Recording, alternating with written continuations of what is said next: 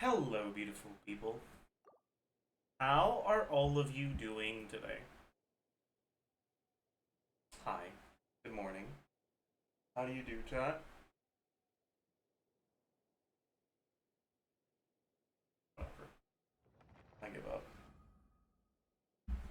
Trying to maintain a proper hairstyle with headphones is impossible. I give up. Whatever. If my hair looks like shit, it looks like shit. It is what it is, man. I'll accept it.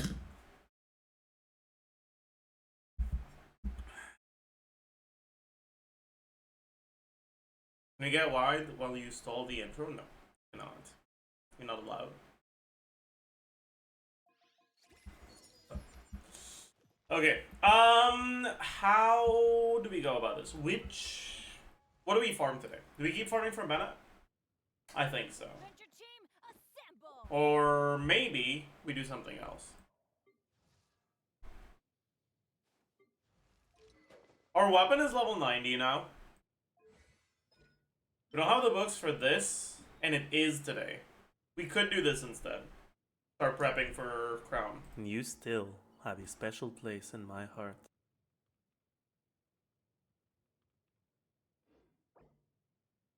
I'm at 2 million more right now, which is not actually enough to properly build Flynn's. So maybe I would be better off going for ley lines. But I could just get a fuck ton of Mora from exploration. Right? Like, I still have a lot of exploration left, and I can get Mora from that.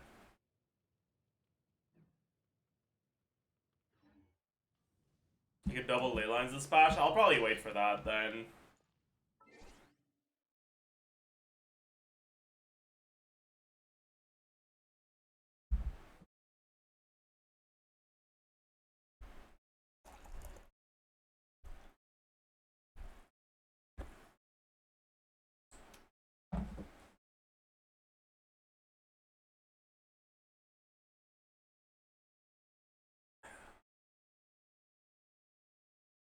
Okay.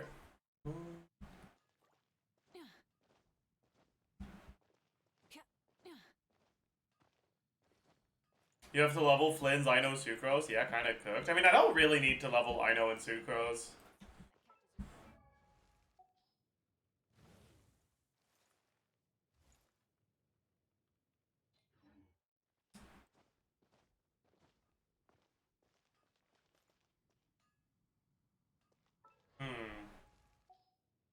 Okay.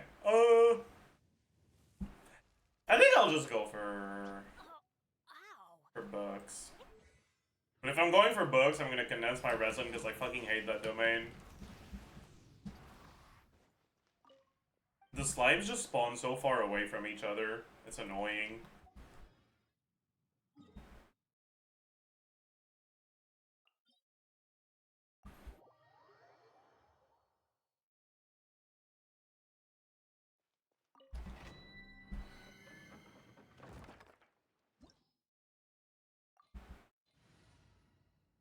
True. Indeed. Condense on a Zajef stream? I know, right? It's a rare event.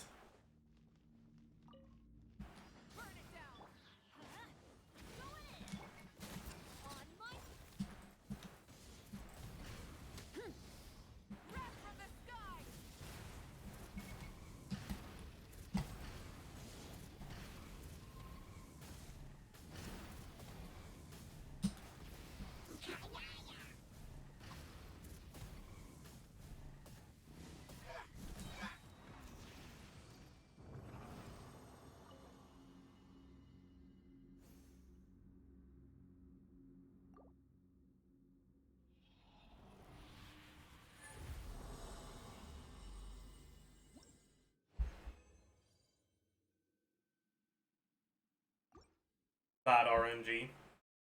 We look at some LAUMA teams before recording pre-release. No, I don't give a fuck about Kinich and all that garbage.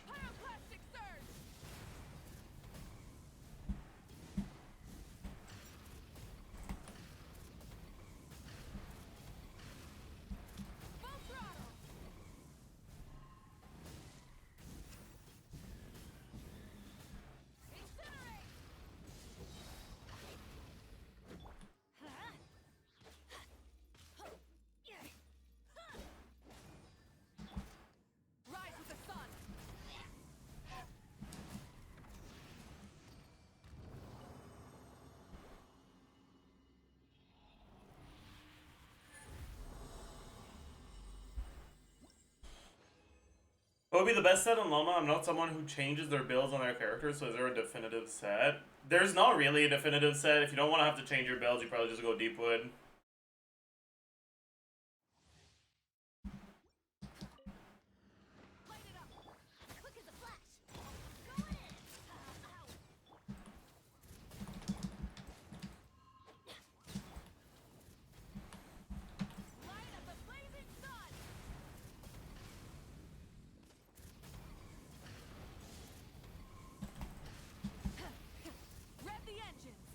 Didn't die? Ah, it's fucking cooked.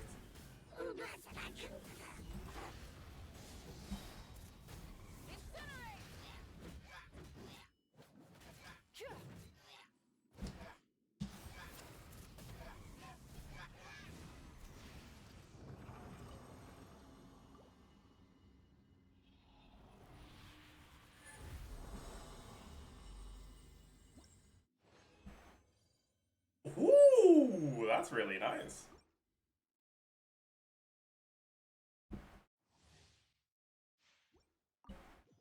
That is what we would call an acceptable outcome.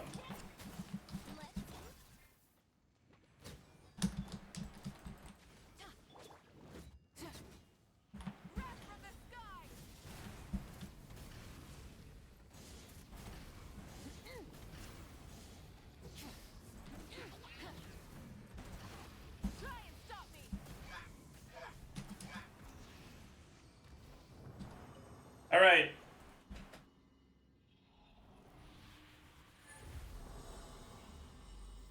Maybe we get a back-to-back double purple.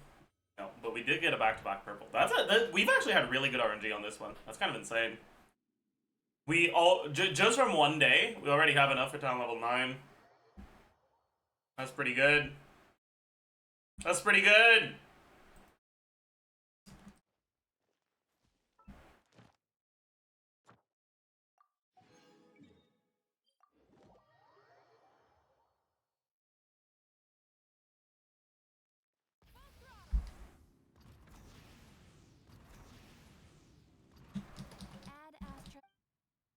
Thank you for add Astra.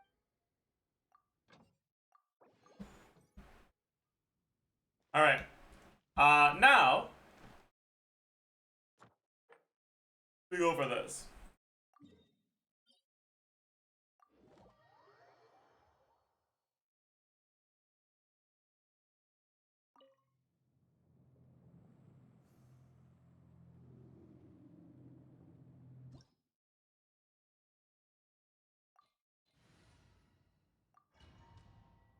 Dvalin in 2025. I know.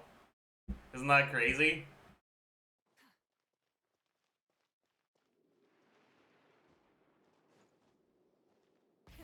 Rev the engine.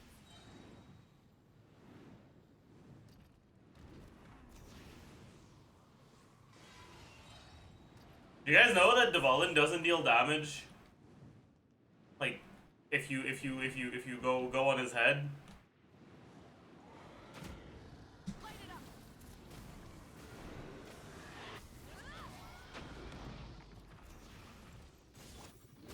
On my mark. I'm going in. No, my sword. Pyroclastic surge. Oh.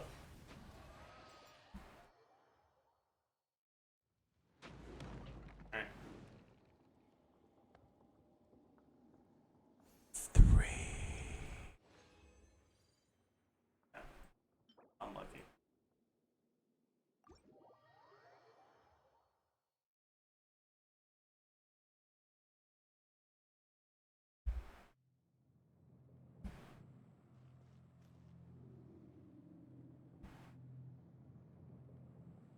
Well,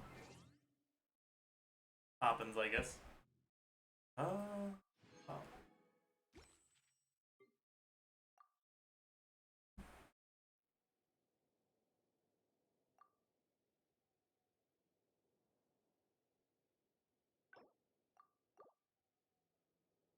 Okay, Asia business.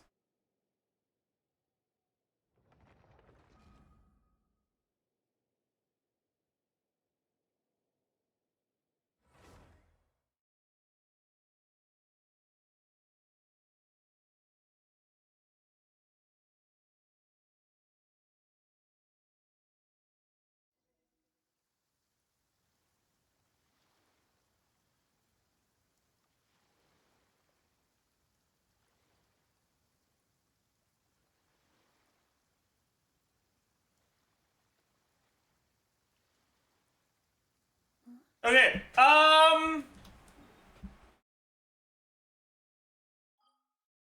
let us go obtain some artifacts.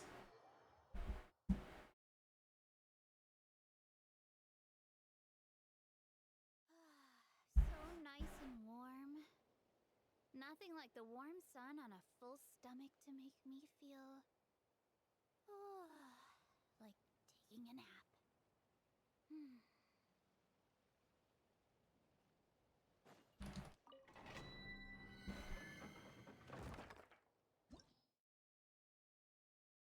That is the new Jello video rage bait.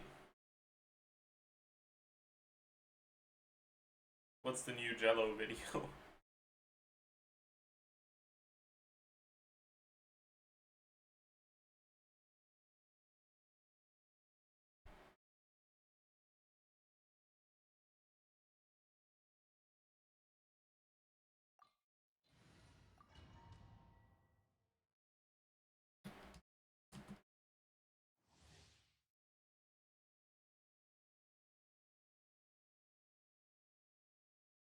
Brutally honest poll value ranking.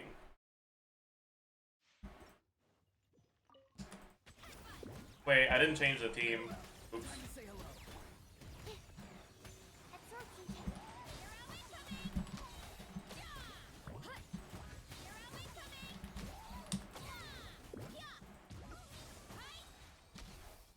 I gotta change the team. Listen. It is what it is, okay?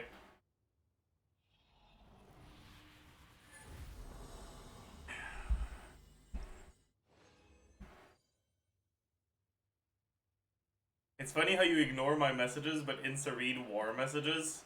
I agree, it is funny. I need a ha for DJ.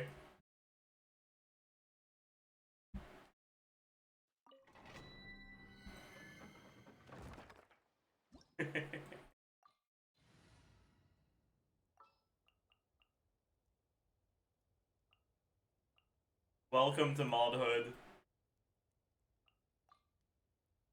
All right, team. Oh my god. It says alright team.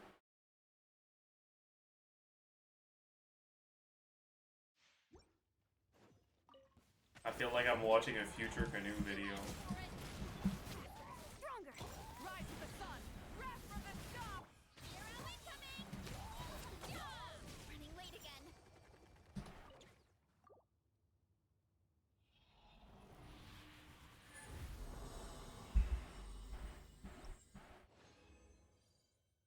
Not gonna lie, the list is actually so rage bait, is it? We'll take a look at it. I'm down.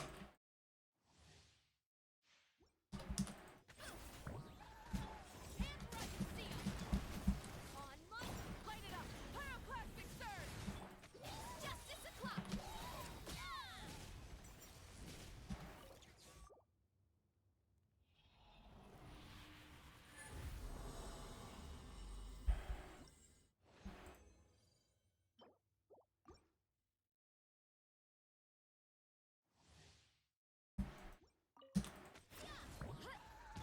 You asked for it.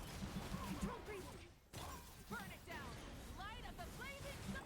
Here am I coming. Time to roll.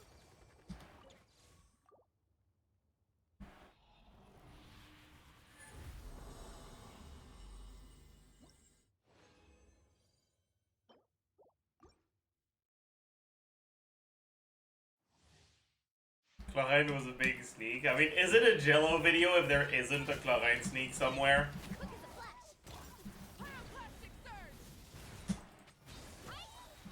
Like, that's a staple.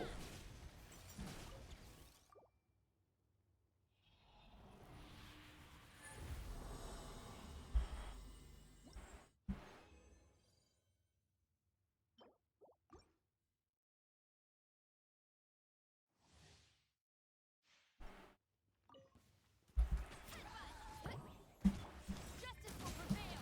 Drop your weapons. Let's rise to the sun. Wrath from the stop. Time to roll. It'd be rage bait if he says Raiden is a great pull. I mean, it would also be rage bait to say Clarine is a great pull. But I ain't that bad nowadays. The biggest problem with Cloud9 is that she's never better than Verissa, so she's one of the worst pulls.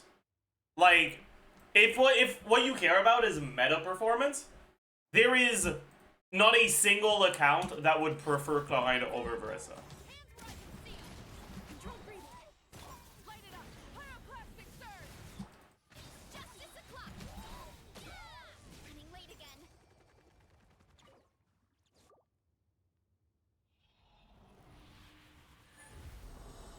And having both of them is kind of... It doesn't help you nearly as much as getting, like, Mawika and Arlecchino, say.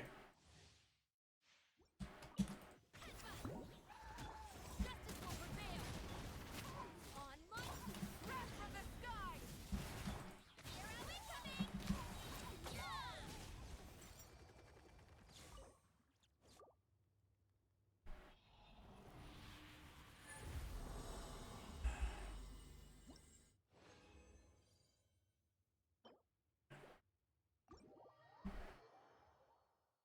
Meh.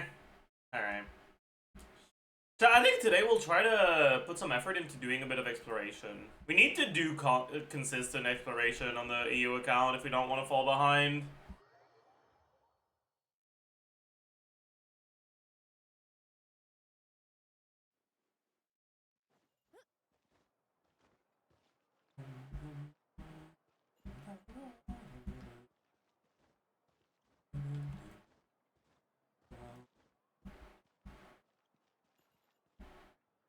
Okay.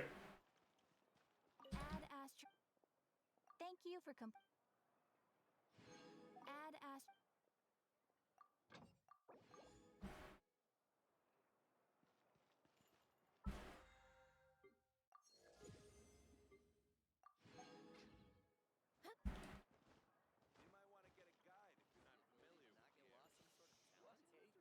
Okay.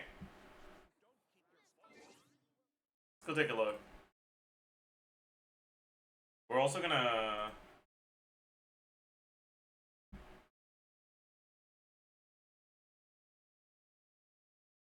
put this back on the VOD.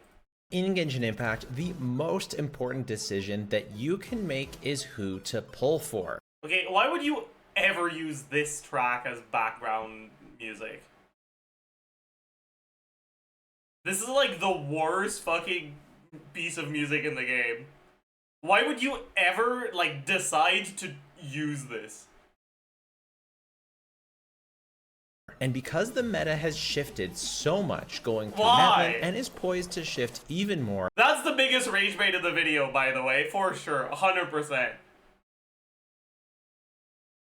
in Not Cry, I wanted to give you a fully updated pull value tier list. Not to tell you who to pull for, but so you can be the most informed about the account value for each character as you decide on the mix of favorite characters and the most basic difficult content. Yikes. Oh boy. Okay, I do feel that putting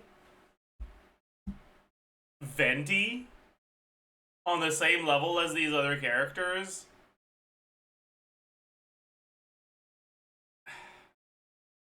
I understand why they'd both be on in Yikes, but like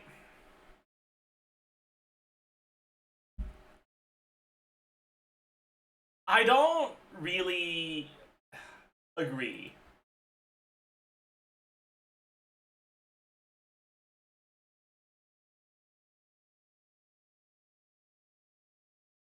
At least Venti has uses, yeah. Also, like, maybe this is a hot take, but like the only reason why Sijuin is considered or is perceived as worse than Kokomi is because she came out after.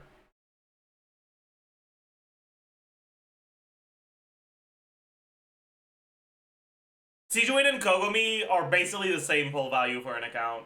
If anything, Sijuin is probably better.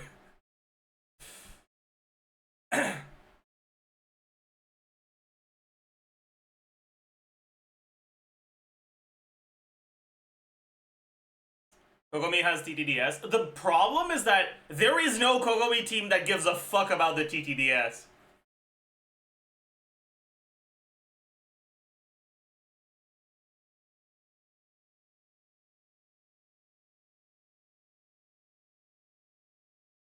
I guess you could say Kokomi has some value because of LAUMA. But I feel like solo Hydro Kokomi is still kind of sus. And if you're gonna play two healers, I feel like you're better off playing Barbara over Kokomi. So you don't have to deal with Kokomi's bullshit.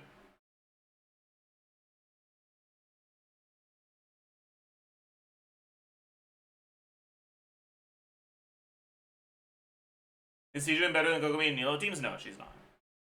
Not in Nilo teams.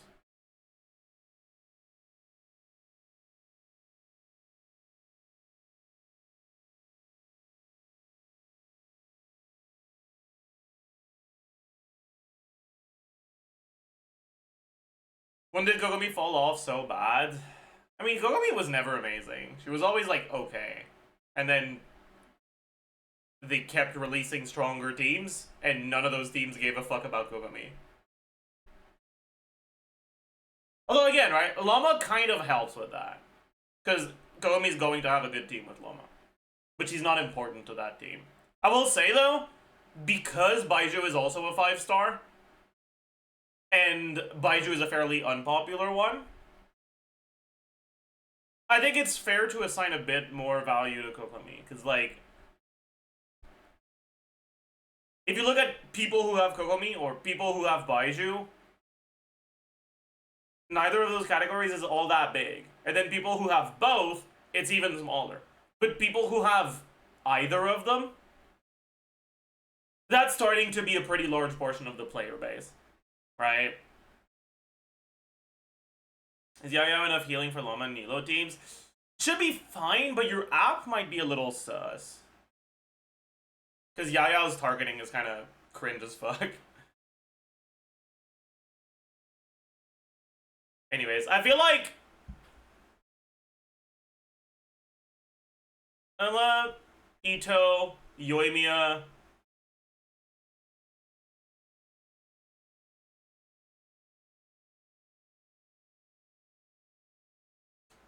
probably Child now.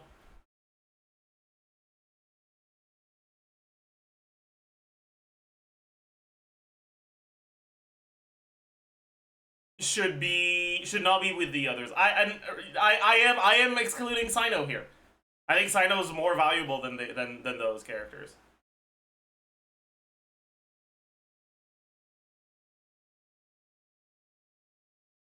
It's a LAUMA effect, right? Any character that can be played in some sort of team that uses LAUMA kind of gains value from LAUMA's release. Sino's still not a good pull at all, but he's not nearly as yikes as the others here.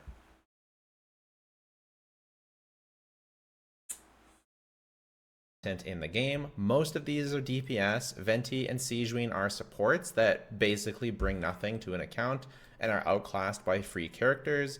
Tartaglia is basically unusable by the majority of the player base. Sino is worse than many free and 4-star characters. Eula is terrible. That's not actually true. Like, there are you can count on one hand the 4-star characters that are like carries that are better than Sino. I don't think that for most players Sethos is better than Sino. Sethos can be better than Sino when played in a team where you play him really fucking well. But it's not by much, and for most people, Sino will perform better. Dory? See, Dory should be better, and she is right now, but LAUMA's release takes the Hyper Bloom teams away from Quick Bloom and more into focused Hyper Bloom. Which makes the value of Dory providing healing to enable Farina so much lower.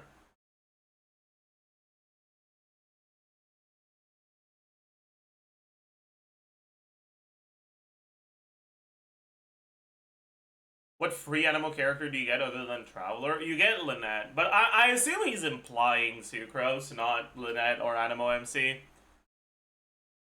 Like, Sucrose isn't guaranteed, but she is a 4-star that most people will get eventually. And if you don't have her, I'm sorry to hear that. We are playing the same game. I'm playing Genshin Impact, you're playing Genshin Pain.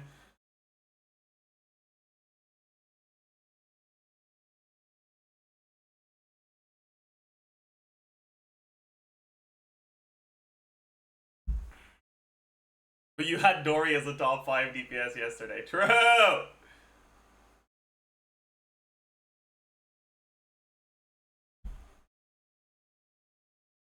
New player here, difference between Quick Bloom and Hyper Bloom. They represent the same reactions, but Quick Bloom teams have less Hydro application, which means that you will end up triggering Quicken and maintaining Quicken on enemies more, which means you will get more reaction from your aggravates and your spreads that your Electro and Dendro units trigger, and less from the Hyper Blooms, because you don't have as much Hydro, so you don't have as many blooms. Right, you trade Hyper Bloom damage for aggravate and quicken. Quick Bloom teams don't need fast Hydro, so you can play Hydro units that have slower application and capitalize on the aggravate damage, but also the talent damage, using units like Farina that give damage percent that buffs both. But with LAUMA coming out next batch, and LAUMA directly buffing Hyper Bloom and shredding Dendro and Hydro resistance, but not Electro, that's a pretty heavy incentive to try to focus the teams more into the Hyper Bloom damage than the quicken follow-up reaction damage with aggravate and spread. It won't be bad for spread, but for aggravate it doesn't do much. Anyways. Terrible. Yoimiya just doesn't do damage. I swear to God, Yoimiya is one of my favorite designs in the game, still top 5 after all these years. But she is really bad, you guys. She's really bad. And Ito is also really bad. Not only is he kind of hard to play, but he's really bad. And he has lots of kit issues. Next is no value, and using them is hard. It's a bit more usable than the characters in the Yikes tier, but using them is difficult. Ganyu, Albedo, Ayato, This is Wanderer. not accounting for leaks, right? Because Baiju definitely wouldn't be here if this accounted for leaks.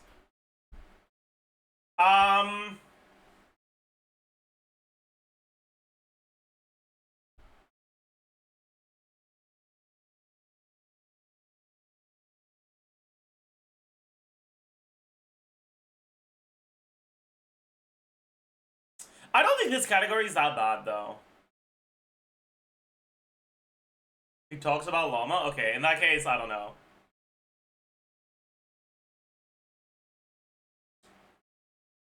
I don't think this category is that bad. Like, there is a difference in performance between a lot of the characters in here.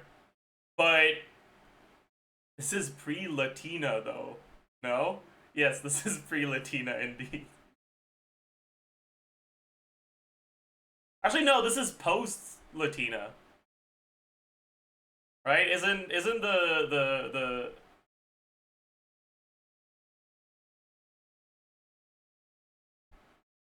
Actually, what is the inspiration for the current region? Like for the summer resort?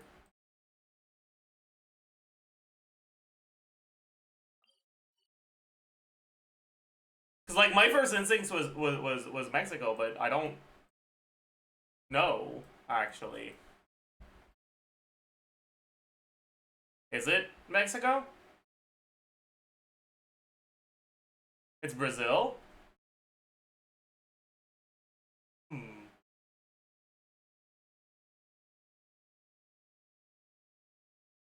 Mexican culture is definitely there, but it's not the only one. That makes sense.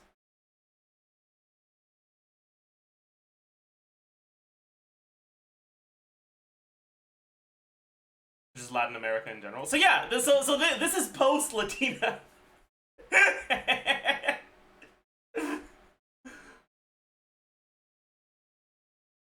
That's what I thought, man. GG. Okay. But yeah, like there is a pretty big gap in the value, but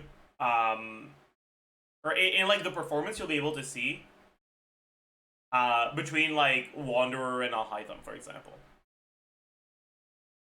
But I feel like unless you just go out of your way to avoid strong characters, both of them will be permanently benched, so it's not unreasonable to put them in the same category.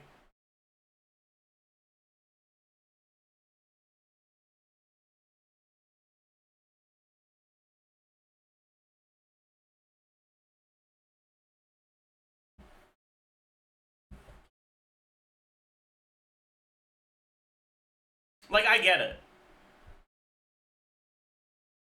Shao, Alhaitham, Miko, Risley, you can use these characters to clear content. I think Risley is the newest character. Maybe if you get some cons on him, people are still doing some pretty cool things with Risley, but Miko is generally outclassed big time by especially off-fielders like Inefa, but even the likes of Fischl, who most people have for free. Ayato obviously bad versus almost every other carry.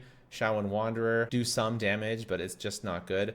Alhaitham, not only has he been outclassed in terms of damage by the newer DPSs, but one of the biggest problems is that Dendro is about to get a revival in the form of LAUMA, but Alhaitham is going to totally miss the boat and not get a buff with LAUMA if he...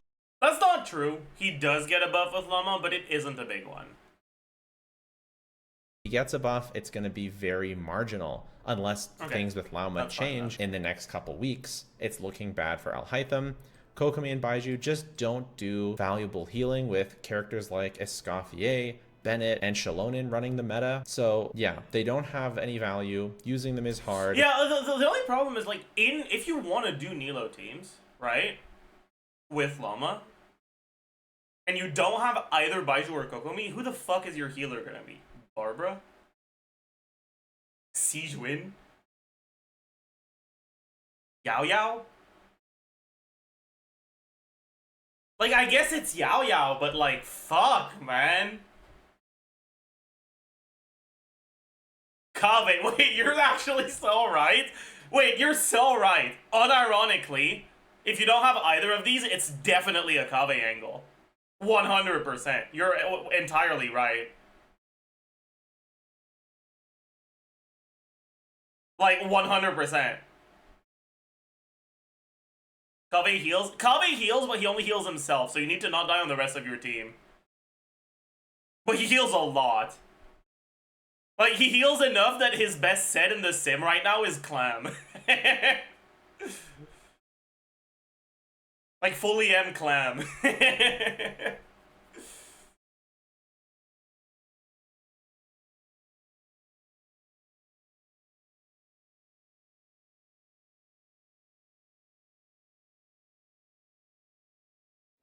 Cause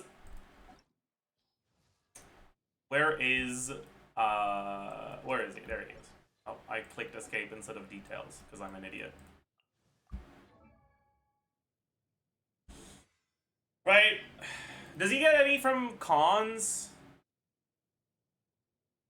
Yeah. Oh, I forgot about this shit, dude. That's crazy. Forgot about the 50% healing bonus from. That's insane, actually. Maybe the cons do matter for this, huh? It's mostly the C1 though, right? Yeah.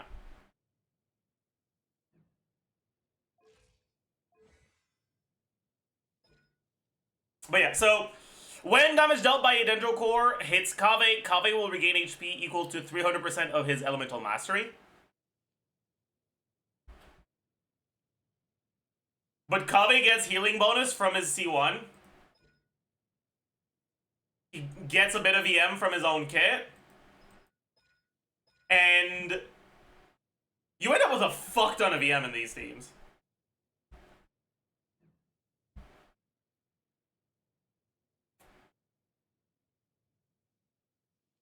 So he's gonna end up healing for like 5k per second.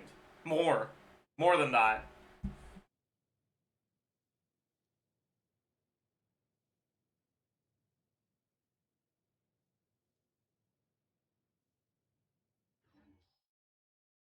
Like, Kabe's self-healing actually pops off.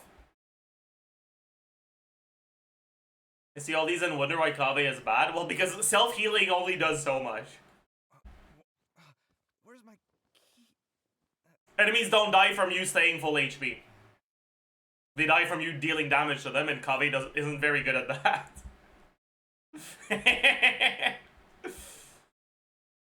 Is a new event weapon his best in slot? Probably, yeah. It's a lot of EM, a lot of energy. Probably is his best in slot. It probably is better than Fav. Maybe not. Maybe Fav is still better. Fav is kind of goated. I'm not sure. Depends on how much bloom ownership he gets. I assume if you're playing with Singto, it is. You probably should be playing with Singto. Kave has to be the one to do the Lunar Bloom to get the energy. It doesn't need to be Lunar Bloom. It can just be Bloom, no? Or am I an idiot?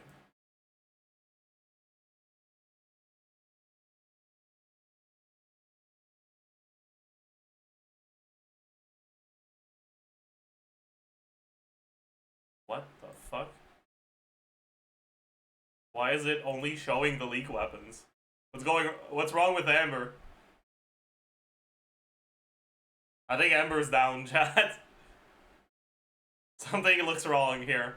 Alright, let's just go here then. 4-star. Yeah, it works on Bloom. So he just needs to trigger Bloom. You'll be fine. It lasts for 15 seconds too. Oh, okay, never mind, it's fixed. Just use Hakushin. The UI is not as good. Amber has the best UI by far.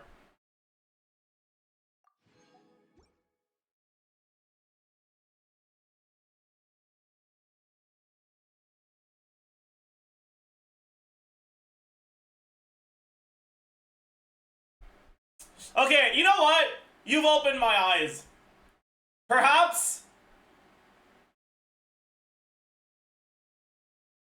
Baiju and Kokomi do deserve to be here because Kave can do his job properly.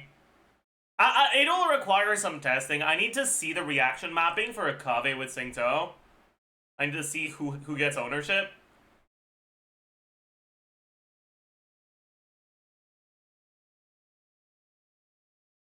And if the cores don't look too bad,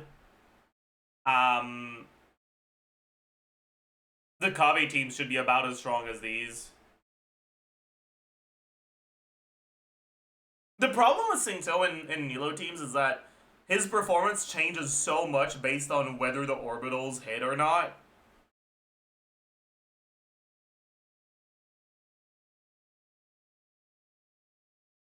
Stop putting two bottoms against each other. Wait, who's the other bottom?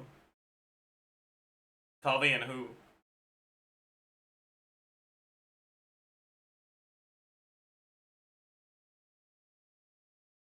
Baiju?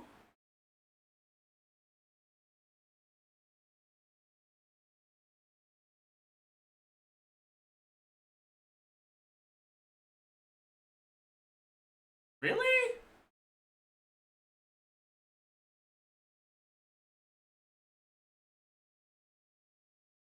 There is no way Baiju's a bottom. You're fucking delusional.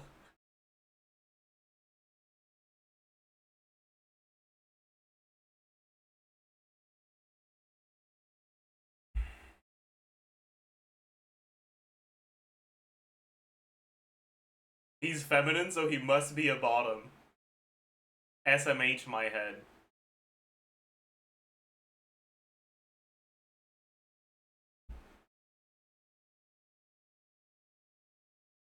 Baiju is 100% a top. He's not even feminine. He's like elegant.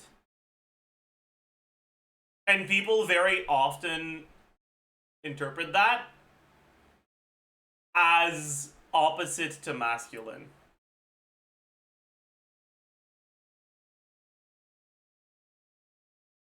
I can't believe we have top-bottom discussions here. This is, listen, it doesn't happen often, okay? This is a rare event. Baiju is like Jinchi? No, not at all. They could not be more different.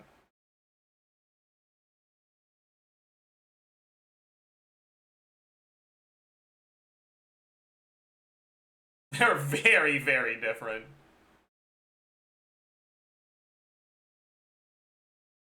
If anything, Baiju's a lot more like Mao Mao than Jinchi.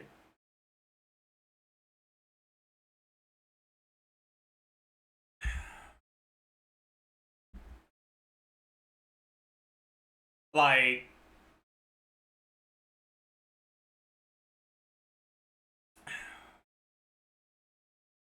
I mean, Baiju is Mao Mao, true.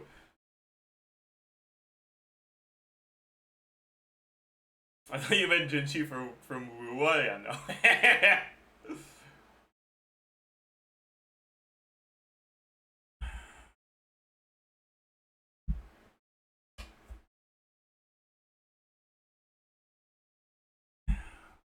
Anyways.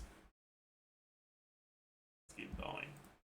This is not a power rankings tier list. This is simply a value tier list. Wriothesley would be a higher value if Ayaka and Skirk didn't exist. But the fact that they do means that he has very, very low value because he's so much worse than they are. Next is the no value, but you can use them category. And I actually struggle to say this because we've got Archons in these categories. You know, Zhongli, Venti, and now Raiden and Nahida. I'm saying that they have no value. What do you mean by that, Jello? Now, if you already have these characters, they have some value. This is not no value if you have them. Like, if you have them, you can't using them. I'm talking about an account that doesn't have these characters, that sees Nahida coming up on a rerun, and they say, oh, people say Nahida's pretty good. I should get her. No, Nahida has zero pull value right now because she's essentially replaced on all of her teams by LAUMA. Nahida does not make LAUMA teams better. She actively just is redundant on LAUMA teams, except maybe, arguably, Nilou Bloom, but even then, that is super debatable, and it certainly won't be the case when Nefer comes out, most likely, and Nilou Bloom likely won't be LAUMA's best team.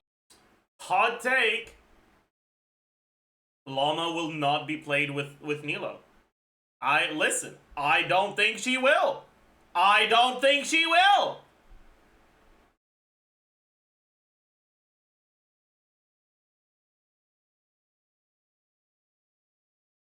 Sorry, I meant Nefer. I meant Nefer, not LAUMA. Sorry. You know what I meant. You know what I meant. You know what I meant.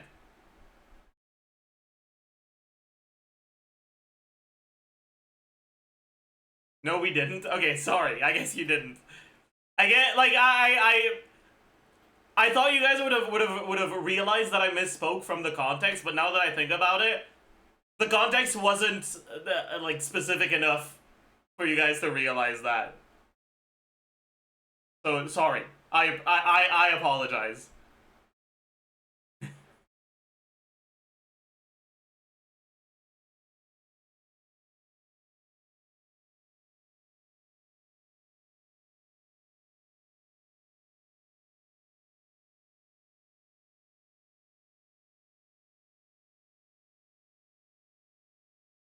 Years of hearing crazy Zajef hot takes, we just believed it? Alright, buddy, calm down. I'm so lost with LAUMA teams, how does she not need Nahida while also replacing her? Well, does Arlecchino need Hu Tao on her teams? No.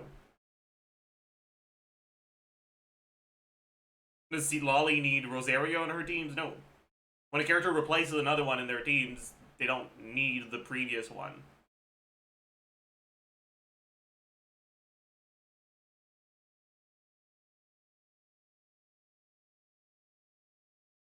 If Never was played with Nilo, Nilo would have a normal banner like Shenhe during Skirk's patch, not a chronicled one. Maybe. Maybe not. Shenhe didn't get a chronicled banner because she had already been on a chronicled banner last year.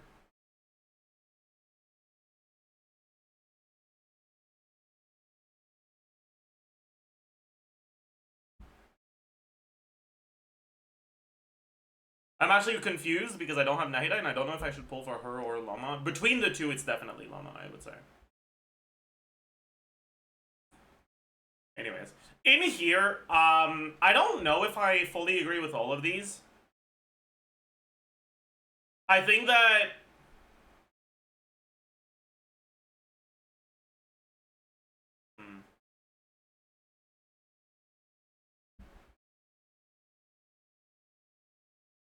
There are still teams where Kazuha is best in slot, although they're getting rarer and rarer.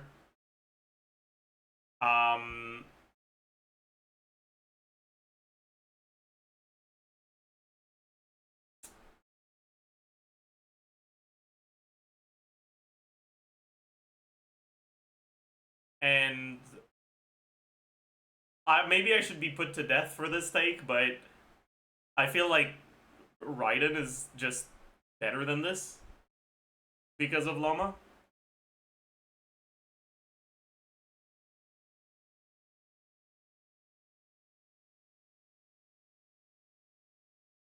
Like, LAUMA's release is gonna bring Hyperbloom back to being top 3 teams, and the best version of Hyperbloom is gonna be with Raiden. So like, so like, you know, listen.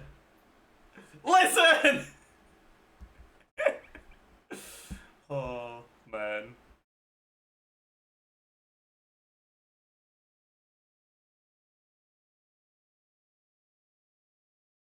Is Cookie that much worse? Yes and no. The biggest problem with Cookie is not that it's worse when both teams are played optimally.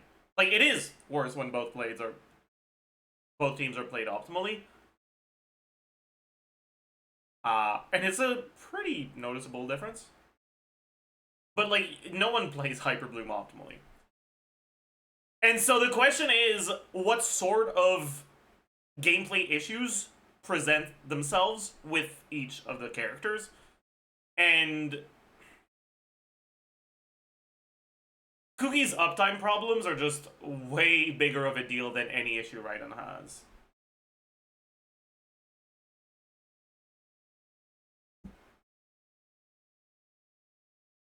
So pulling for Nahida is always bad. That's not to say that you can't have a use for her when you have her. Using her for burning stuff in some of the Stygian Onslaught has been good. Using her for the Tulpa has been good. She has some value. So if I were making a power rankings tier list, what if Inefa was built with full EM? The problem with Inefa is that she only hits every 2 seconds, so she's capped on Hyperbloom damage at 1 Hyperbloom per second. A leaker gameplay Raiden Hyperbloom team generally gets about 1.5 Hyperbloom per second. And leakers suck at the game. An optimized can probably get like 1.7, 1.8 Hyperblooms per second. Also, getting Ascendant Gleam is an actual downside in these teams. Because you lose a crit rate on your Hyperblooms.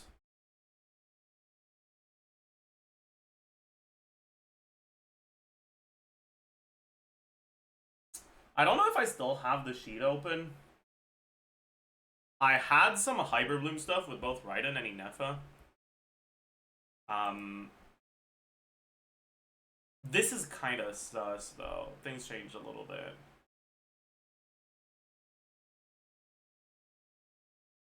And I haven't updated this properly either.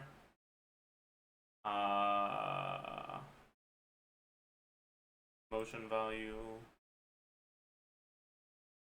Yeah, this was pre-nerf LAUMA. And Hyperloom with Raiden was already better. But because the Inefa version capitalizes less on Hyperbloom damage and more on LAUMA personal damage, it got hit way more by the nerf.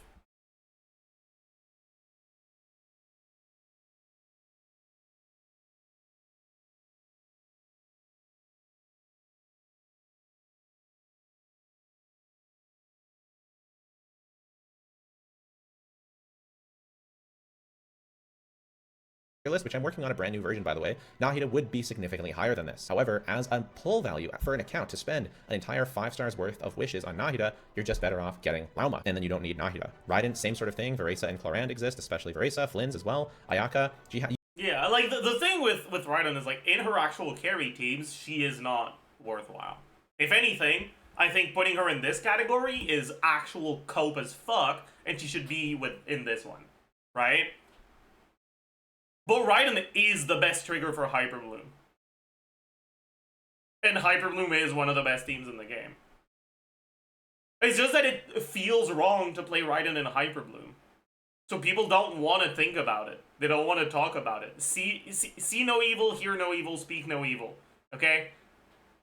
Like Hyperbloom Raiden is the evil in see no evil, okay? You just have to shut up. We don't talk about it. But like you can't. Like it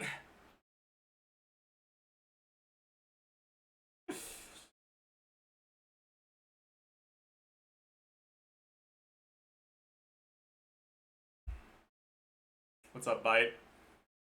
Hyperbloom Raiden is peak. Yes. You can't play Agave with LAUMA, so Nahida's still good there in there. Yeah, but most Agave teams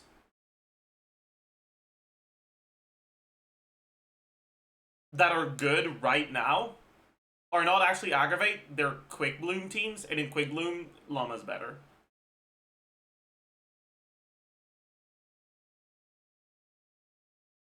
And then for spread teams, LAUMA's also better because of the shred.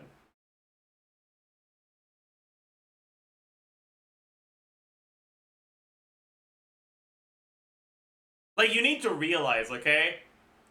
LAUMA's so good that she's actually an upgrade to Kenichi's teams.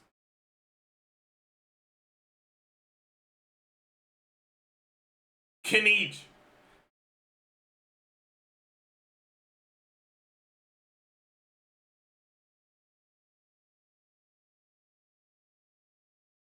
Really? Okay, it's not actually like a strict upgrade, but it's a new alternative, basically. Kenichi's teams go from having 5 characters you can use on them to 6 characters. Right, instead of pick 3 between Yansan, Maoika, Bennett, Emily, it's now pick 3 between Yansan, Maoika, Bennett, Emily, LAUMA.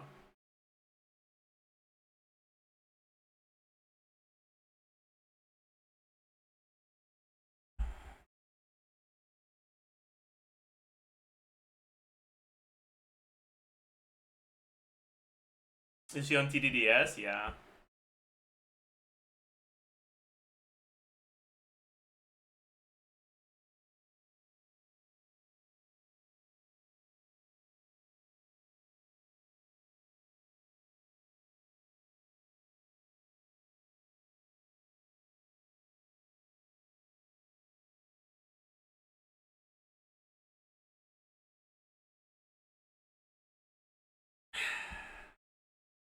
Anyways.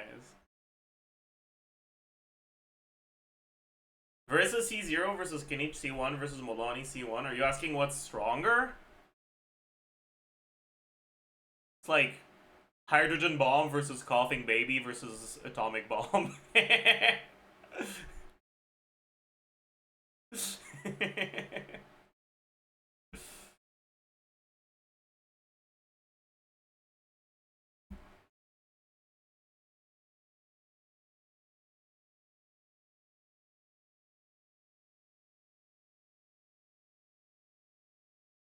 It's C1 Molani, yeah.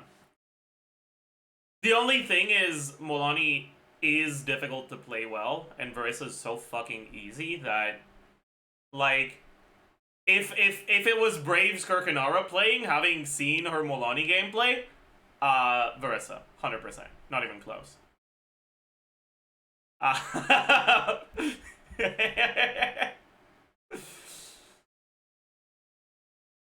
But on optimal teams, it would be Molani. Catching strays, I'm sorry. I'm sorry.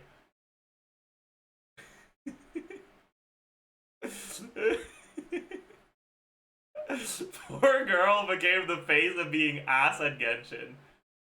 Yeah. GG. Braves Kirkinara would use Verissa normal attacks instead of plunges. Even if you do that, when you use Verissa's skill, it turns your normal attack into the charge attack that turns your normal attack into a plunge attack.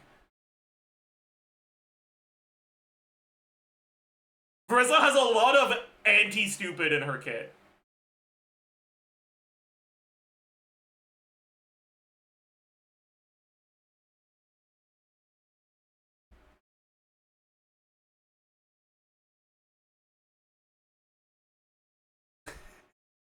Skirkador is how I imagine every casual player playing Maloney now. Aware. Have you seen the double Maloney hit tech with Holy Escoffier? I have. It's kind of sus. It's hard to make work reliably, and even if you can make it work reliably, it's hard to make it so that both hits vape. It's a showcase tech, not an actual gameplay tech. That's how you should think about it.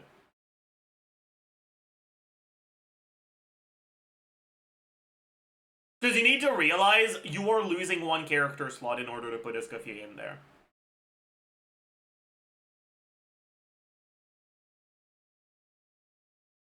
So she needs to be doing her job well for it to work.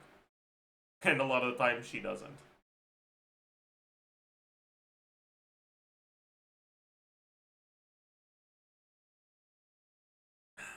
Anyways. You can use her. She is strong, but she has no value because Skirk is so much better. Again, not saying that you can't use Ayaka, not saying that she's trash. She's actually... Maloney Con's good. I already have her at C0. Yeah, Maloney's cons are good. Don't spend money on this shit game, though. One of the solid DPSs right now. She just has no pull value because Skirk exists. Also, if you don't have fun with Maloney at C0, you won't have fun with Maloney at C1 either. So do keep that in mind.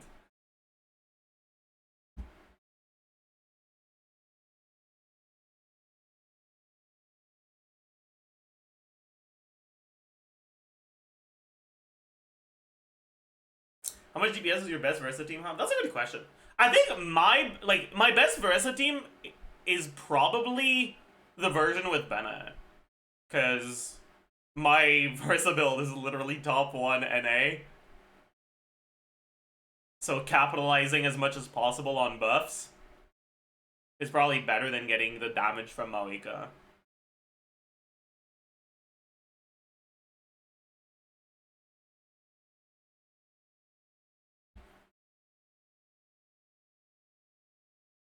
You're saying, Jello, you're being a killjoy. I'm not telling you not to get Ayaka. I'm telling you, if you get Ayaka, I want you to know that you're choosing to grief your account by not getting Skirk. And honestly, base. I respect that and I encourage that. I just want you to know. Shenyun, she's basically just right now on all the good teams, she's basically just always worse than Shenyun. You can kind of, and Suk.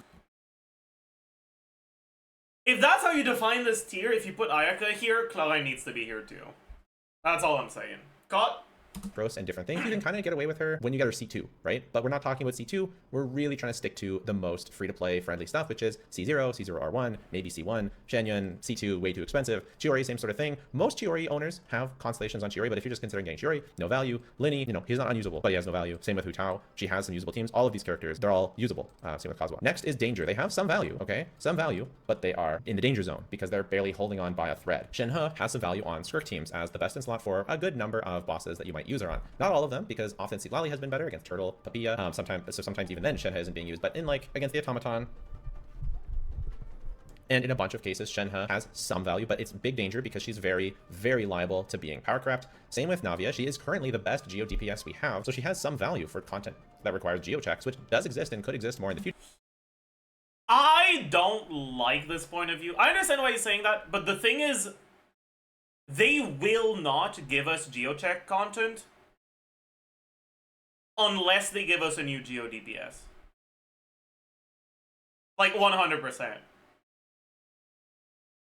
The only reason for them to introduce a geocheck boss in Incident Onslaught is because they're running a new Geo DPS.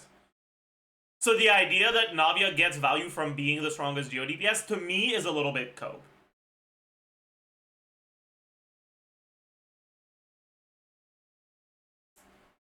future. But I expect that when we get like heavily focused Geo content, there's going to be a new Geo DPS that takes her out to the farm. So Yeah, Navia is in danger. Emily is in danger of value because yeah, she's Okay, at least he addresses that. That's fine. best in slot on Kanichba, and she has some value in other places, but she's kind of outclassed by Kanich's cons, basically. So really don't recommend getting Emily in terms of value. She does have some value though, because although she's outclassed in terms of, but compared to Kanich's cons, she is a team slot for him, which allows you to free up your Eonsan for another team, which is very good in the 3-team meta of the Stygian Onslaught, where a lot of people struggle to have enough supports. So she is good in that sense. But you know, even Kanich, I mean, LAUMA does the same thing, but she's better for your account overall. True! put in the caution category, which is next. I really wanted to put Flynn's here because I know people are really hyped for Flynn's, and I just wanted you to know that he is good with Anefa, but he's not insane with Anefa, and he is pretty terrible without Anefa. At least that's what it's looking like in the beta right now. So if you're considering...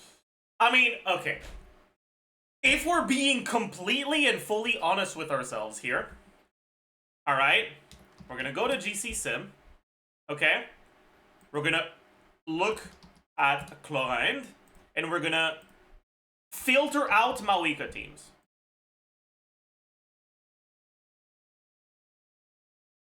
Okay? We're gonna skip fake as fuck teams like this one.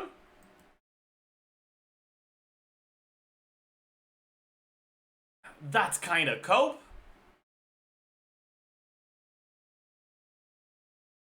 I mean, that one's definitely cope. Let's say Klein, like, optimal gameplay, perfectly optimized bullshit, caps out a bitch high of 90k, like 87k. Sure.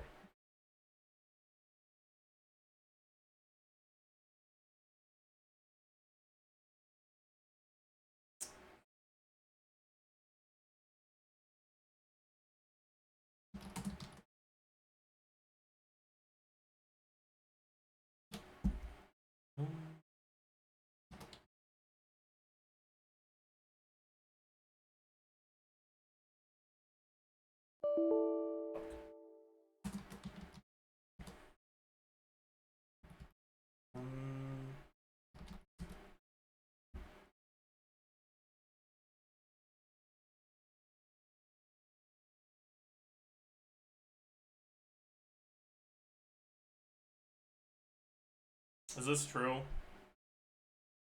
How much did I have the C0 one at? 82. I think something is slightly wrong. My set's probably wrong.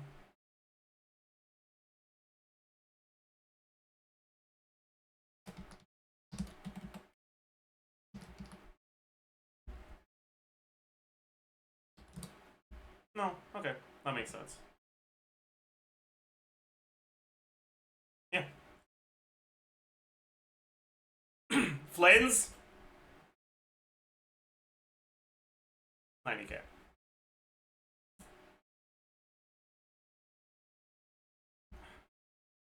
Flynn's without Inefa is better than even perfectly GC Sim optimized Chlorine without Mawika.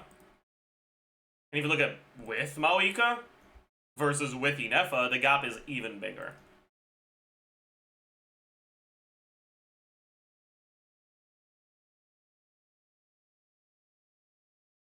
They are in the same category, so just him being better there doesn't necessarily mean he shouldn't be in this category, but I don't know, man. To me, it's like...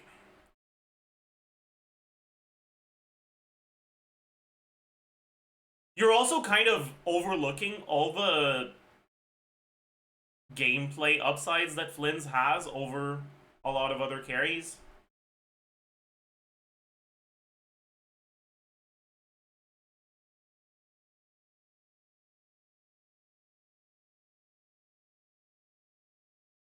How much optimization is there to make the client with aggravate?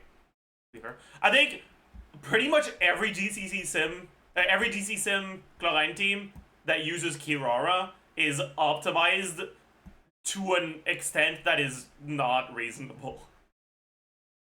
And generally the first few of each iteration also are.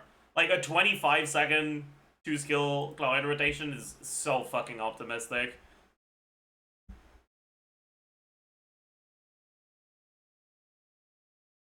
Like, it's so fucking optimistic, man.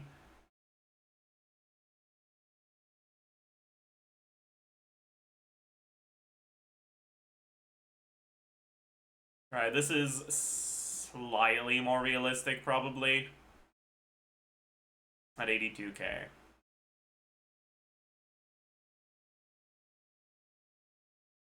How is Kirara better than Nahida? Because Nahida is not that good, and Calamity of Eshu is really good.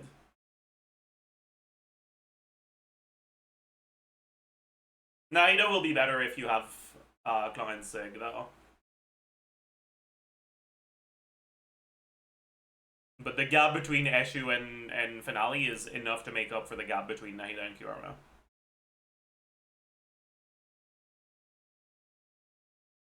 Anyways. Considering getting Flins, you do not have an FA, not telling you not to get Flins. I know everyone's excited for him, and you can go ahead and get him, and hopefully he gets buffed by Columbina, and you can get an FA on the rerun, or maybe not, or you get his C1, which is one of the most cracked C1s in the game currently, as long as they don't change it, and then that almost makes up But yeah, for... also, and I guess, honestly, more importantly, when you look at the other carries here, right, you have Client, you have Chaska, Kinich, right? Client's teams where you're not using the other really fucking strong units that all the carries want are pretty ass. Right? One of Flynn's biggest advantages is that the characters he uses aren't necessarily going to be required on your other teams. And in 3-team content like Siege and Onslaught, that matters so much. It matters so much.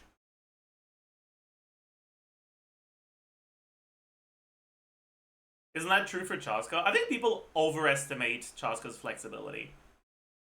Sure, she has a few different archetypes she can do, but there's not that many units that are very good that you want to use in Chaska teams. Right, like if you're playing Malika and Skirk, what the fuck kind of units are left for your Chaska team? No Bennett, no Citlali, no Farina. The fuck are you gonna play, man?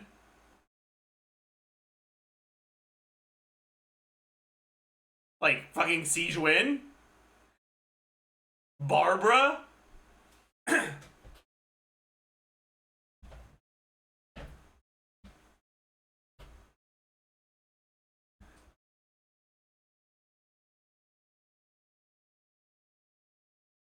That's the biggest problem with Chaska.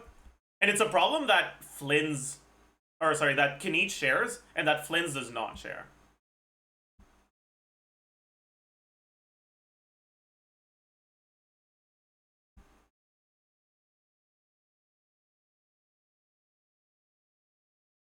For not getting an FA. So you can get yourself a Flins, but I just want to throw the big caution flag up there so that you know the potential pitfalls and shortcomings. It's like Skirk. Potential man. Bro, the potential man meme is so funny to me. I really like it. Without a Scoffy, but even worse because he just does less damage. Cloran, in a pretty good spot. She's not terrible right now. She's just worse than Farisa on overload teams, and she's worse than Flynn's on electrocharge teams, and she's the best at aggravate teams, but aggravate teams kind of suck. So she has okay pull value. She's not that far from Farisa, but she's strictly outclassed by Farisa, so I don't know. I don't know. I kind of just want to put her, I don't know, maybe it's like, according to the strict rules of my tier list, I almost want to put her here. Because, like, what value does she bring? If she's just worse than Flynn's, worse than Vrisa, why would you ever pick yourself up a Cloran when you can just get Vrisa? But I do think she's a better DPS than something else. I don't know. It's kind of really tough. Tough little situation. Nilou is looking quite good. After being buffed by LAUMA. My caution is that we don't know where the future goes with LAUMA. Nilou is looking like the second strongest LAUMA team. Will Nilou work with Nefer? Will you need C1 LAUMA to use Nefer with Nilou? Is that even all going to work together? She's good, but also blue. This is actually a very good take, by the way.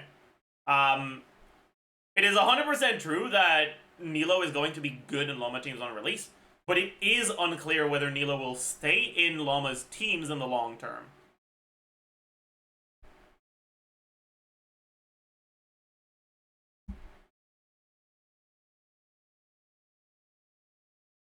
Let's quickly look at LAUMA's C6 to understand why, right? LAUMA's C6, when the Frostgrove Sanctuary attacks opponents, it will deal 1 instance of AoE Dendro damage equal to 185 of LAUMA's EM. This is Lunar Bloom damage. That does not consume any Pale Hin and will provide 2 stacks of Pale Hin. This effect can occur up to 8 times. Additionally, When LAUMA uses a normal attack while she has a Pale Hymn stack, she will consume 1 stack to convert this to deal dendro damage equal to 150% of her EM. This damage is considered Lunar Bloom damage. Here's the thing, okay?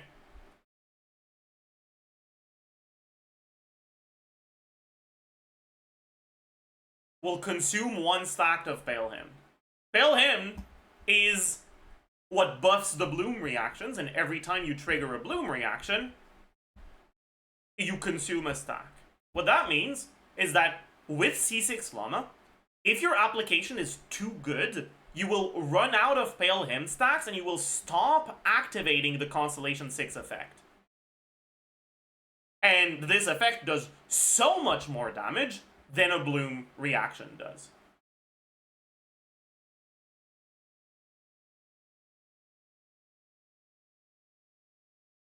I feel like this is kind of an indicator that there's a very real possibility that Lunar Bloom focused characters don't want to trigger Bloom too often. And if they don't trigger Bloom too often, Nilo's not very good. Because all Nilo does is she buffs the damage you get when you trigger Bloom.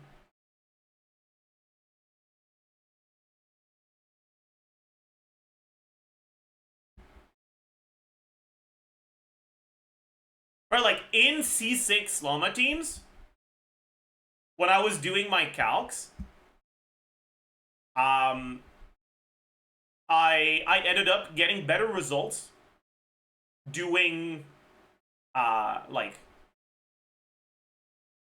the like on-field dance Nilo instead of the off-field dance Nilo. Like just doing the on-field dance Nilo and then immediately swapping out, because you don't apply Hydro and therefore consume your Pale Hymn by triggering Bloom, the team dealt more damage. But like at that point, what the fuck is Nilo doing for the team? Pretty much nothing, right?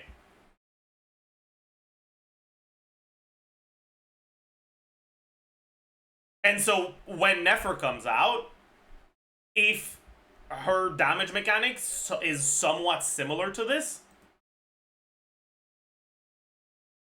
you will want to minimize the amount of blooms you're getting. And Nilo won't be very good.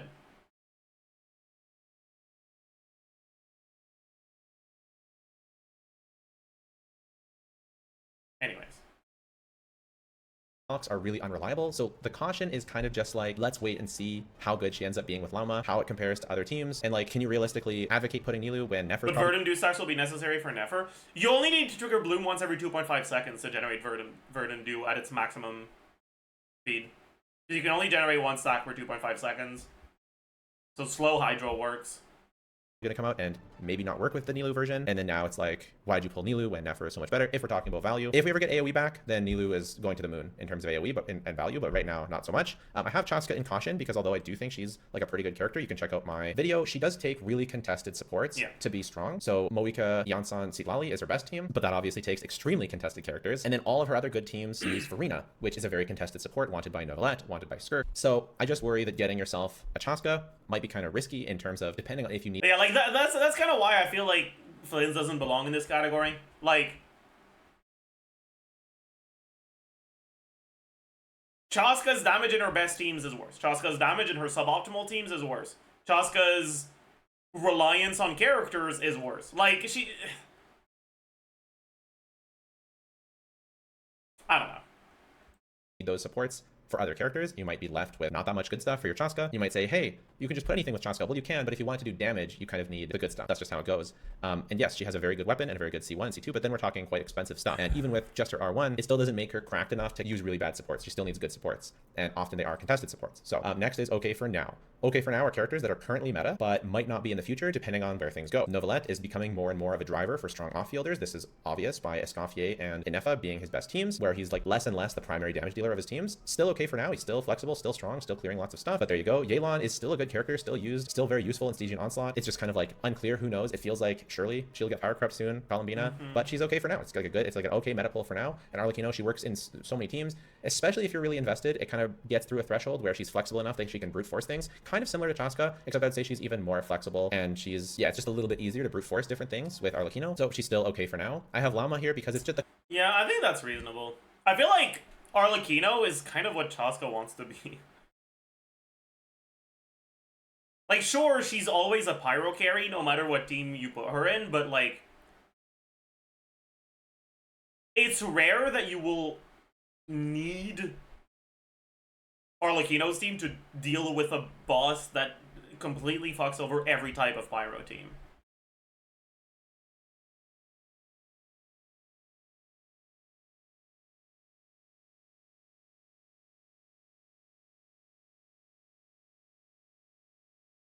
calcs are just very unclear as to how strong she's really going to be on release. There's a huge variation depending on whose calculations you're looking at, so we'll have to test her and see. And then we have the final 2 tiers with a good pull, and it depends. So it depends. Is there that huge variation in LAUMA calcs?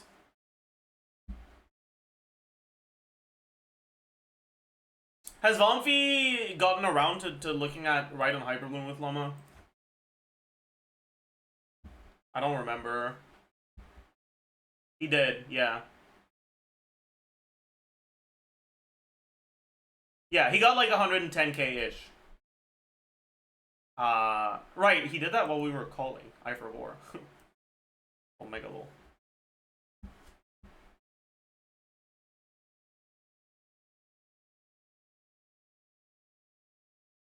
Zajef has different results than you. I think I talked to him about it. His initial calcs were like way too pessimistic for the assumptions.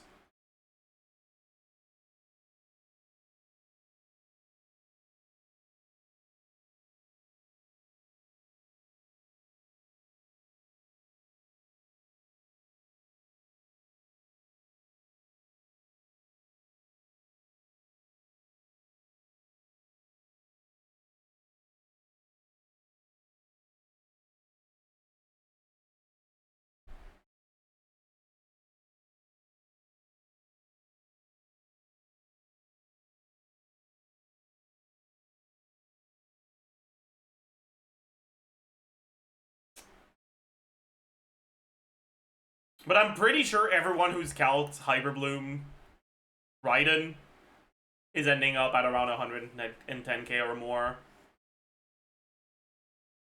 Is exactly what it sounds like. These might be a good pull depending on your goals, your needs, your account. And then Moika is just basically a good pull because she's so much stronger than the rest of the cast that basically no matter what else you have, she's a good pull. By the time she next reruns, I hope she's still in a good pull. That's what made me kind of want to put her in. It depends, but I think she is basically the meta. She's warped the entire meta around herself. Mav Overload, Mav Melt, Mav Vape with Sing Cho clears the turtles. She has a lot of flexibility. There's a lot of stuff you can do with Mav. She has free to play stuff, especially if you ended up getting Yansan copies. So she's the only character going in good pull. And I'm not saying she's the only good pull in the game. It's like, but I can pretty much say any account, if you pull Mav, it's going to be good for you. Like, I can basically say that. I don't think I can say that about the rest of the characters. Like Skirk, second best DPS, but she kind of needs a Scofier, and she also really wants Farina. So, you know, that's kind of expensive. If she just worked by herself, she'd be a good pull for everyone. But, you know, she needs a Scofier and Farina, so it depends. Are you willing to get those characters? If you are, that's a great pull. But that's kind of...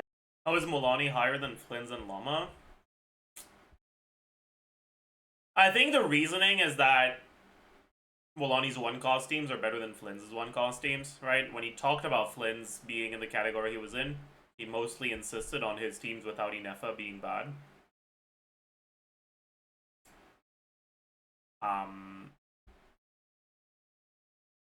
Mulani doesn't have a character she relies on like that.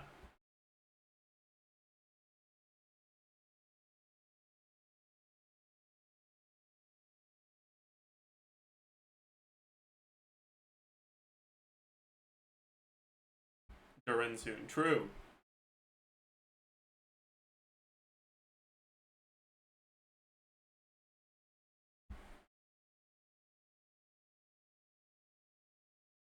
Be expensive if you're coming in brand new. It might be worth it. You might be planning on getting some of those characters anyways. It depends. It might be a good pull. Might not. Mualani, very good pull as she is so cheap to build such a great team. 4-star Widsith, add Shalonen, and then Sucrose plus Pyro Traveler, and you've got a top meta team, or at least a very high meta team, that is so cheap to build. So cheap to build. And it's basically like, as long as you can enjoy playing Molani and you can get around the jank and figure it out, then she's going to be a great pull. If she was I have a friend going back to Genshin for Flints. How do I best help her so that her one-cost Flints team doesn't feel ass?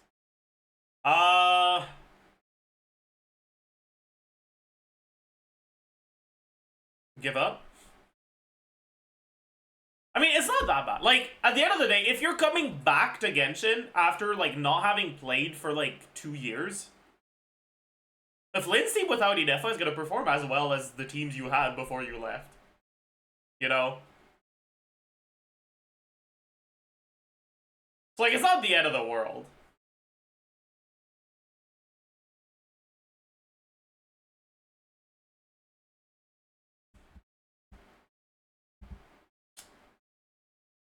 Yeah. Tell her to play Sucrose Ino and then just use a healer on the Electro slot or some shit. easy to play, she would probably go in good pull, to be honest, and then Shalonen probably would too, because she also works with Moika. But the thing is, so many people don't in good pull playing Molani, and you can get around the jank build. So cheap to build. And it's basically like, as long as you can enjoy playing Molani and you can get around the jank and figure it out, then she's going to be a great pull. If she was easy to play, she would probably go in good pull, to be honest, and then Shalonen. I mean, I don't agree with that.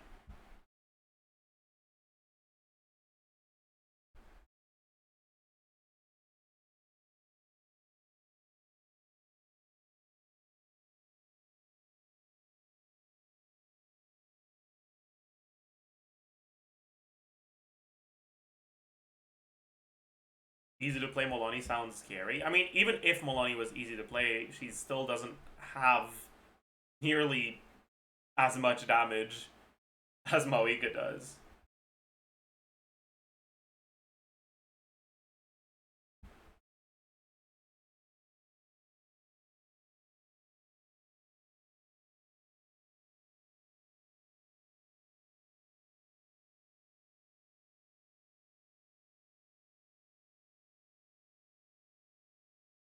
Her being very cheap to play is a good reason to put her there.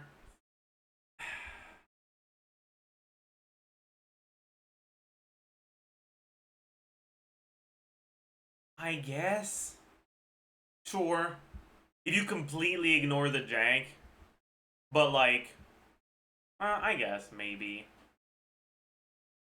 But I feel like so is Verissa, right? And like, T0 4-star supports Verissa versus like well-played Molani, they're fairly similar. So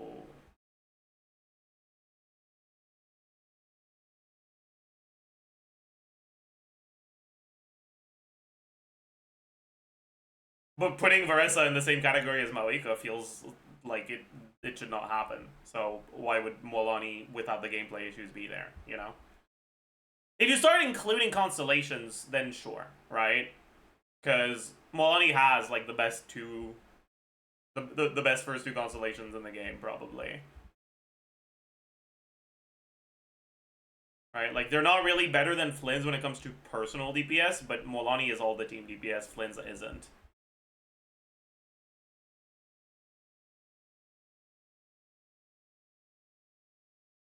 Probably would too, because she also works with Moika. But the thing is, so many people don't like playing Molani that it goes in it depends. And for good reason. I also am annoyed every time I play Molani. You might be thinking Shalonen should go here, but the reality is there's a bunch of accounts and a bunch of teams that might not really need to go for Shalonen. It might be more impactful to go for other stuff. Sure. Shalonen is...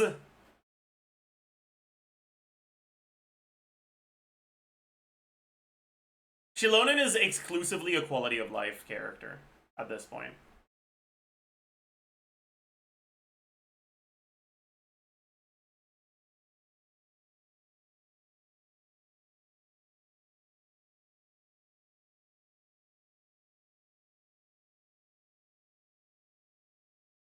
She's a privileged pull. True!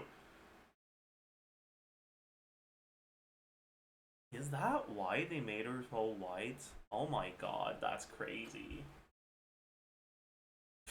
They were ahead of the times, man. Holy.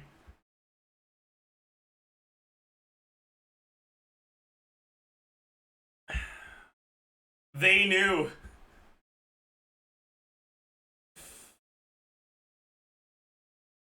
Shilonen is never getting removed from my overload teams. See, if I didn't have Verissa, I'd probably agree with you.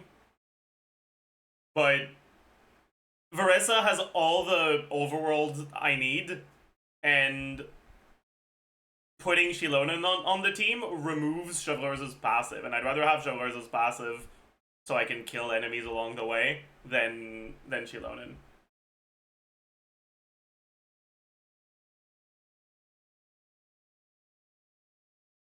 Verissa climbing? I have Mawika on the team, and you don't need to climb that often. Ain't no way bro's running meta teams on the overworld. Okay, this is like not rage bait at all. This is 100% what I believe. Verissa overload with Mawika is by far the most comfortable overworld team in the game. It's not even close.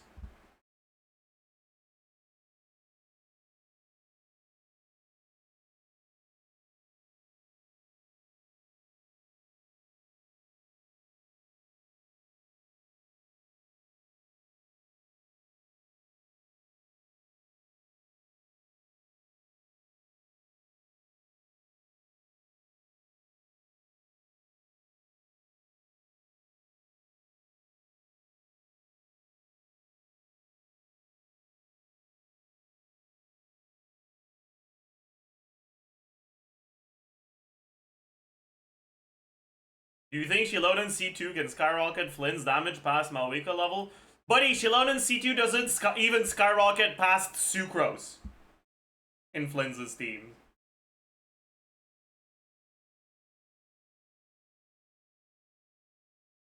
Oh no, actually that's not true. It does slightly.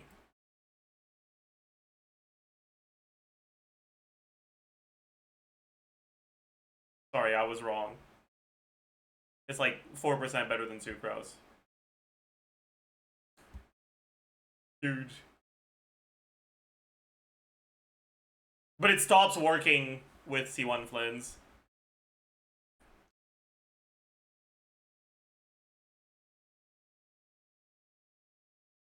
And you also start having the potential gameplay issues of relying on Big Burst to do your DPS.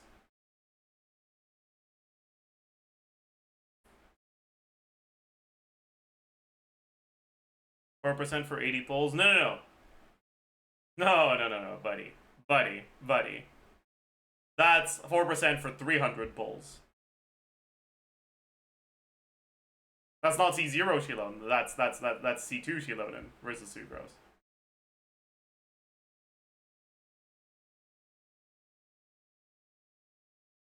She works great with Mawika, but you might already have Mawika stuff that's very good that doesn't use Shilonen. You might be using other stuff. You might have a Skirk team that you don't need Shilonen. You might be planning on getting a Flynn's team or a Chaska team, doesn't need Shilonen. A Verissa team doesn't need Shilonen. There's a bunch of teams that don't need Shilonen, so she could be a great pull for you. You know, a Kanish team as another example. But there might be accounts out there that don't need to hear the brain dead advice of just pull for Shilonen because you might be building teams that don't need her. And in Nod Cry, she might be less valuable as well. See Lali, same sort of thing. If you're playing Melt, you should get her. If you're not, you should not get her. She's actually, you know, I recommended not pulling her for Skirk. I kind of regret saying that because she's very good with Skirk this Stygian Onslaught, and if you have her, it's like very useful to have her on your team. So I kind of think that she's like better with Skirk than I said. So I made a mistake, right? So see Lali is sort of like quite a good pull, but again, not for everyone. And Verissa was an amazing pull. If you got her on her last banner, boy, that was a great pull because Janssen and Chevrus was on that banner. So getting constellations of those 4 stars is so OP, and it makes up a team core that stands on its own. She doesn't take any contested supports. Sure, she wants Mav, but she can use Bennett at a 7% DPS loss. She can use Zhengling at a similar DPS loss. Power Traveler at a similar DPS loss. 7% is not crazy.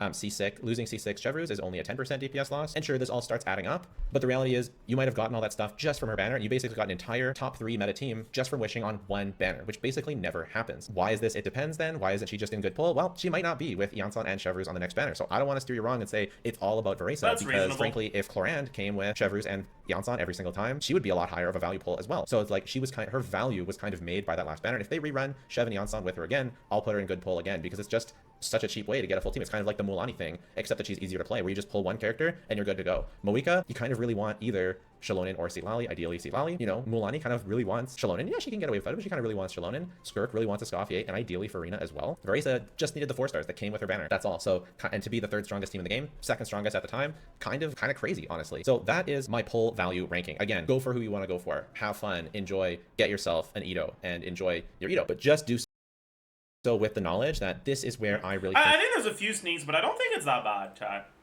You guys baited me. This is not that bad.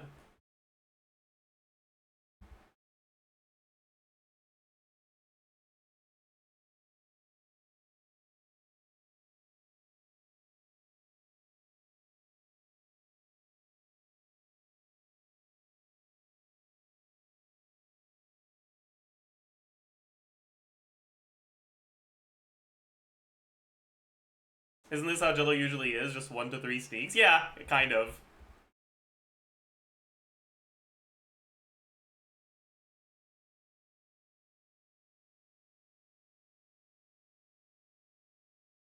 Which here was the worst take?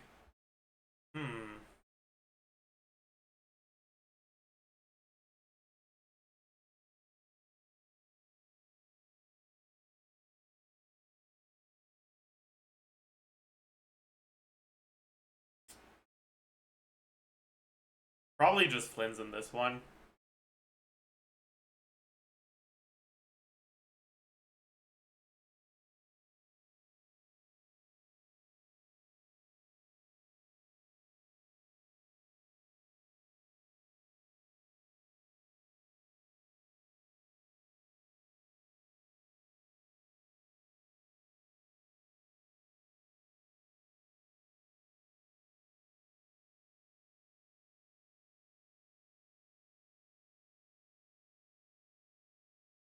Maybe Nefa too, actually. I don't know. I think this tier list was bad. Hi, Bumpy. Did you? I thought it wasn't that bad. Like, I thought there were a few things that I disagreed with, but overall, I didn't think it was that bad.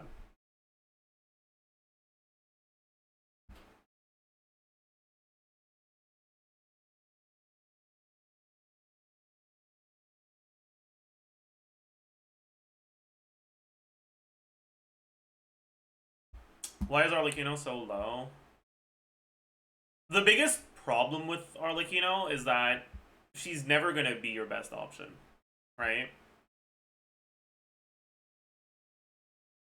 It's like pseudo impossible to design content or that will make it so that Arlecchino is the best possible option. But she's very, very often going to be in your top 5 best possible teams for content.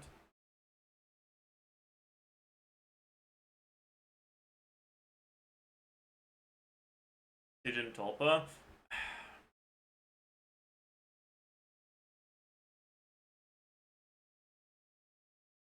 But Arlecchino wasn't even the best one. It's like the perfect content for Arlecchino, and she still wasn't the best possible thing. Right, like a team focused on Maoika was better. And then on top of that, if Flynn's was out when Tulpa was here, you would have rather play Flynn's. Anyways.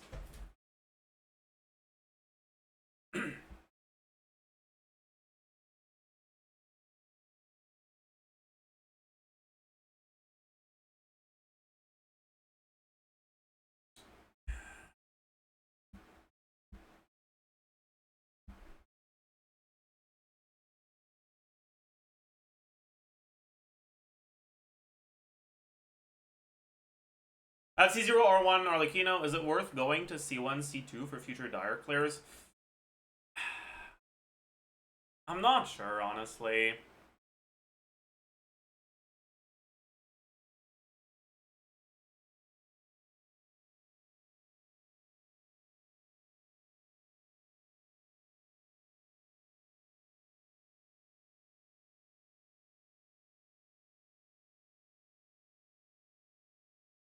I don't know if she'll keep up.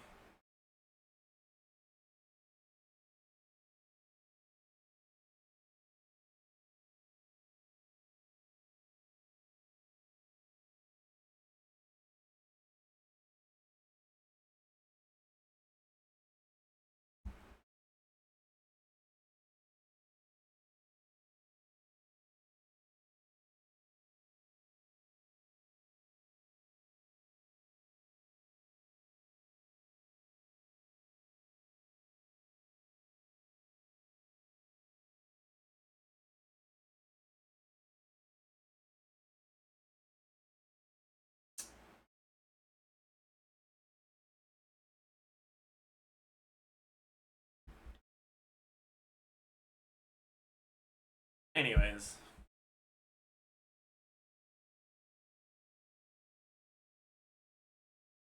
I doubt Durin, a pyro character, would help these pyro characters do more damage. I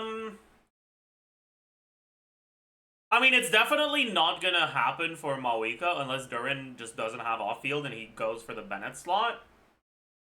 But for Arlecchino, it could. Because Arlecchino's not really dependent on reactions. I don't think Durin will mainly be targeting Arlecchino teams. But I do think it's possible for Durin to be an upgrade to Arlecchino's teams.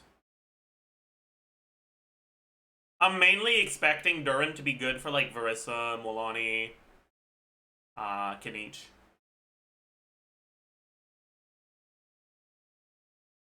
Chaska, maybe.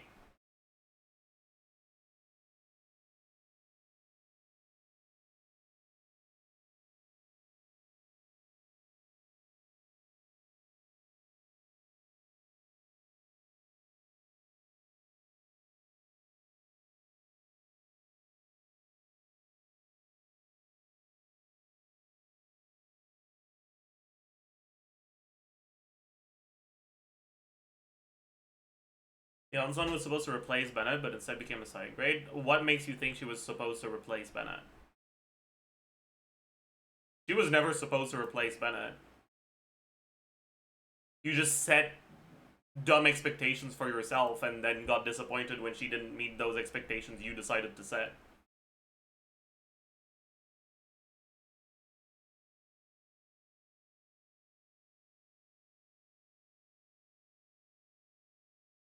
Yeonsun competes with Shilonen, not Bennett. Yeonsun's release was huge for Mawika, by the way.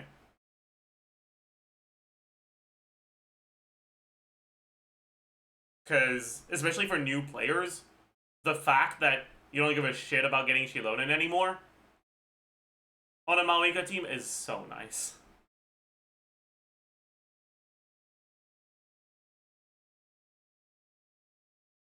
Like, you can get Shilonen for quality of life if you want, but it's not even increasing your DPS.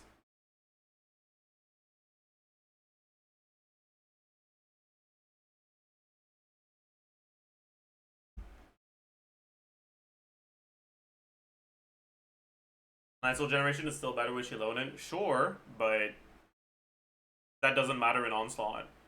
It only matters if the enemies die from your initial burst. But the enemies don't die from your initial burst.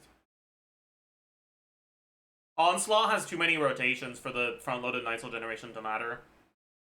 The first rotation is going to be slightly weaker, but not even by much.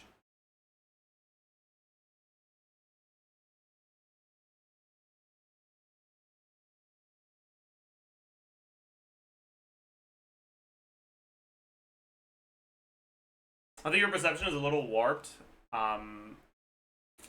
with C6 Yeonsun early on your account, because I played with both C0 and C2 Yeonsun and the damage was slower. Yeah, but people that started playing recently started playing on a banner that had Yeonsun on the banner. So they have Yeonsun and probably C2. And more importantly, the upgrade from Shilonen, like from obtaining Shilonen if you're starting from C2 Yeonsun, is fucking nothing compared to the other 5 stars you can pull for your Mawika team. Right? And also, you can clear your content without pulling another 5-star for your Mawika team.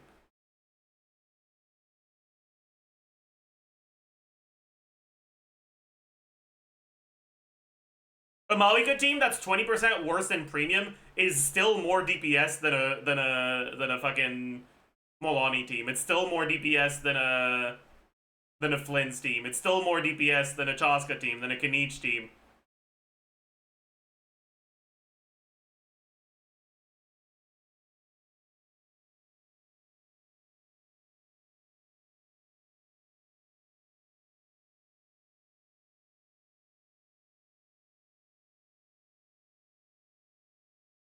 Named everyone except Varissa, because it's not more DPS than a Varissa team.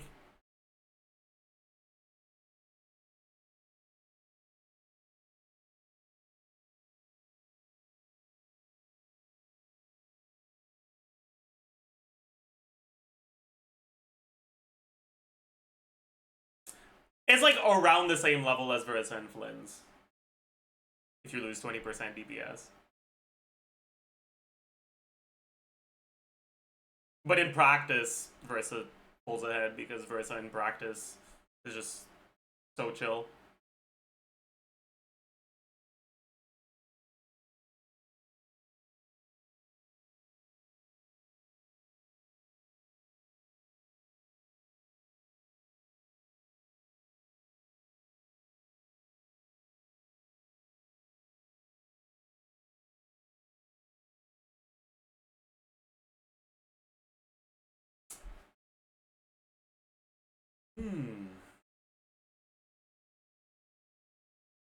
I'm so hyped for Hyperbloom to be back. True. Very true. How is Baiju in the no value when he's LAUMA's best teammate? You know, initially I had the same thought, and then I remembered that Kaveh exists.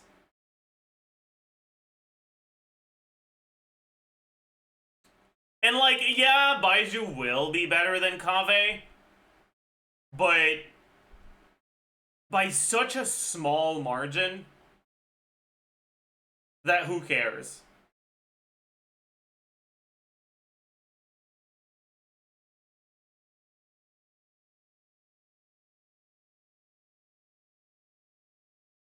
Nilo, LAUMA, Kaveh, Sing. So yeah. Like, if you have Nilo and you want to play a LAUMA Nilo team and you don't have Baiju or Kokomi, it's time for you to level your Kaveh.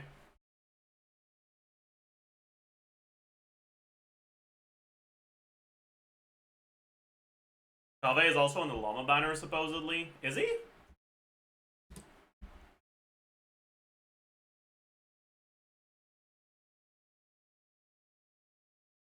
Oh, yeah.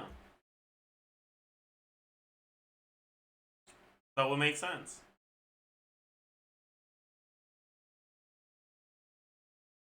I really hope the banner is I know Kaveh Sucrose.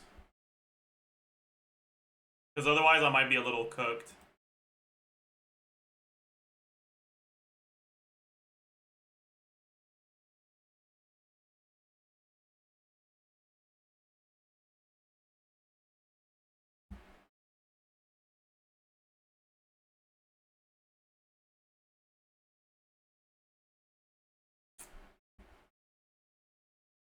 Because Kaveh makes a lot of sense with LAUMA. Like, it actually really does. But Sucrose makes a lot of sense with Flynn's. I really hope that's the banner.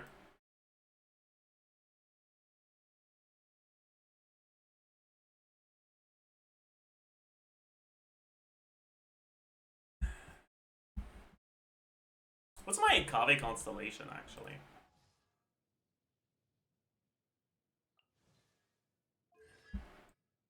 C0. Alright, bet. That's good. That means Kaveh cons are useful for me. Bet.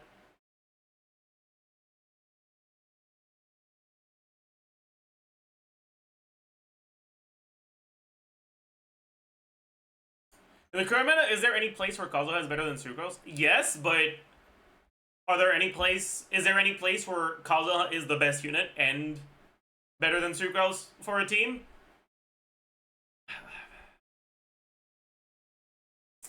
Some aggravate teams, I guess. That's it.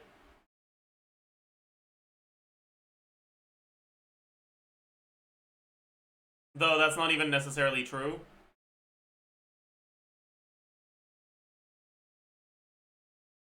But this probably assumes that Sucrose's burst it does infuse, so it's probably a bit too optimistic.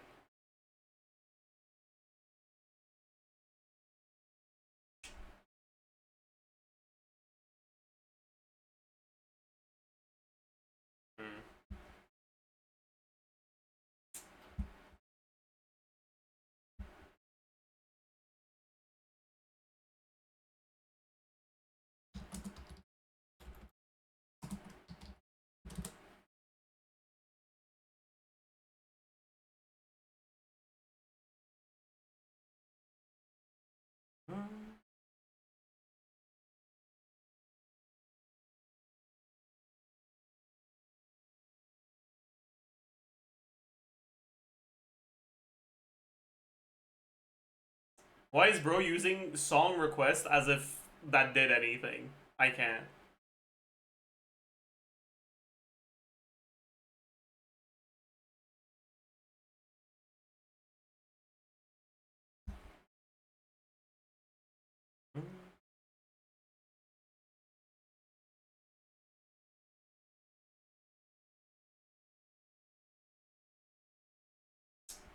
Should I make one of these of my own? I'm kind of down. Fuck it.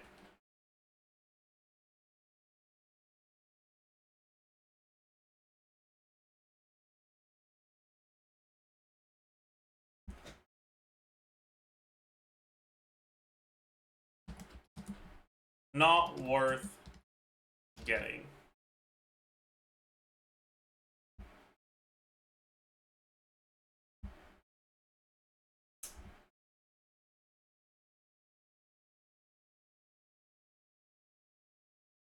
Use the same tiers now. Because, like, in my eyes, for something to be actually useful for meta players, I think all 5 of these categories should be merged together.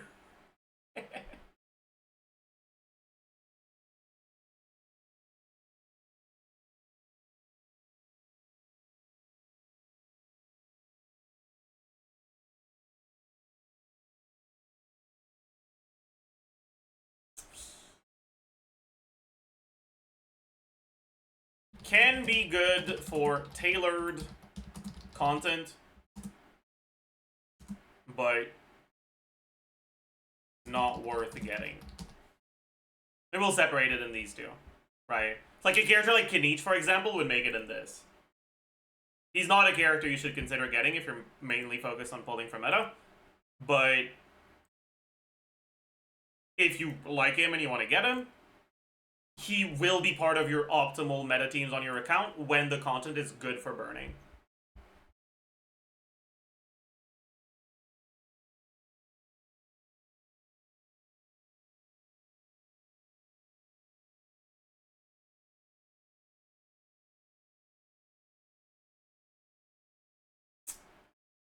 AKA only the lava dragon? Kinda, yeah.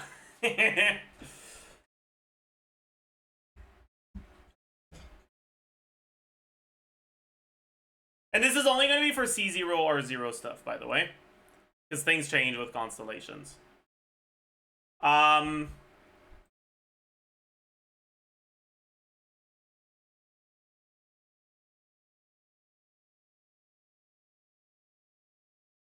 Carried by... How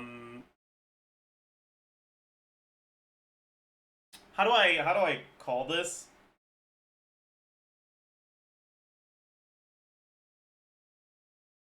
Like, for characters that are carried by the fact that the supports they use are not very contested.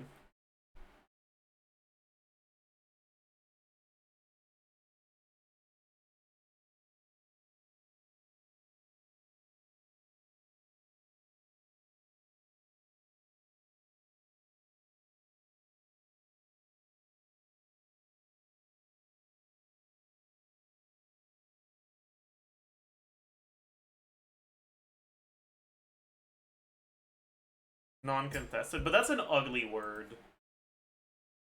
Uncontested is also kind of ugly.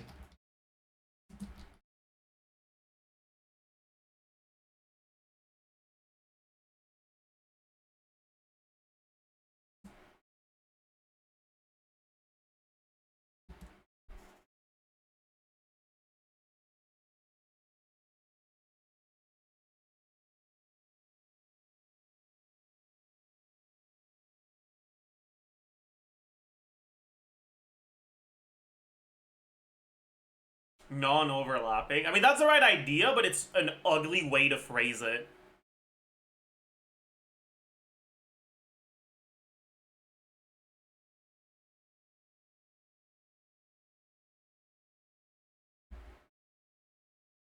Parallel. Parallel could work.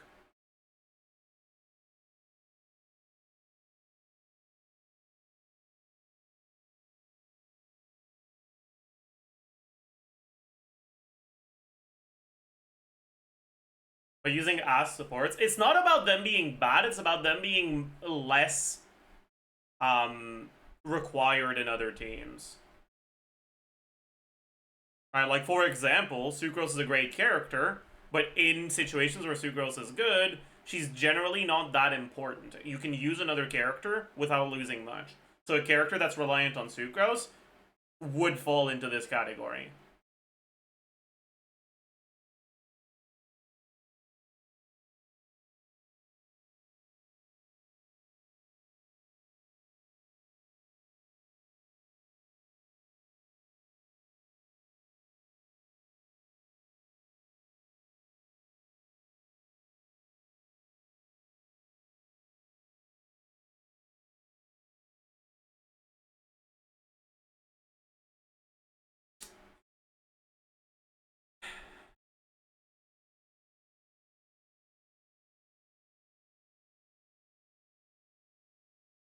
Maybe disjointed would be the best word.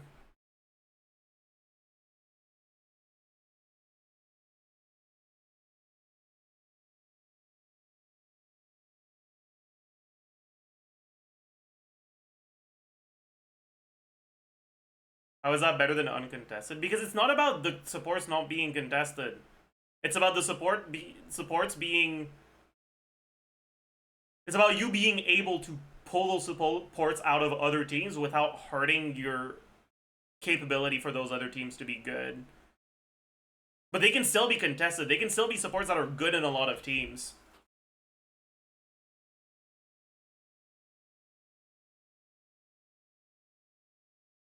So it's not really disjointed, it's like disjointable, but I don't know if that's a word. And it also sounds ugly, so I don't like it either.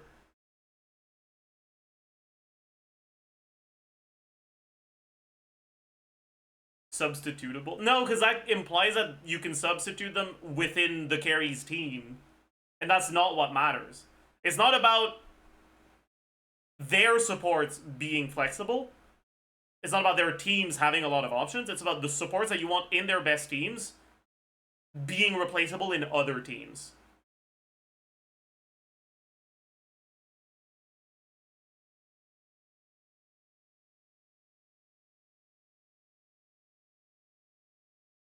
It's also not about the support. It's not about the supports being versatile. Again, like, no.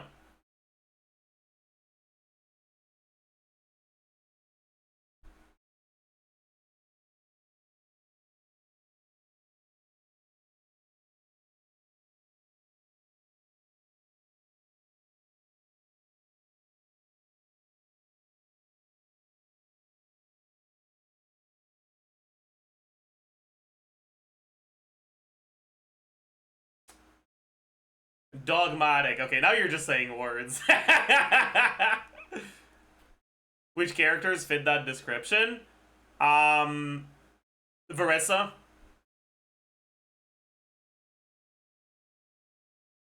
Flynn's. Molani.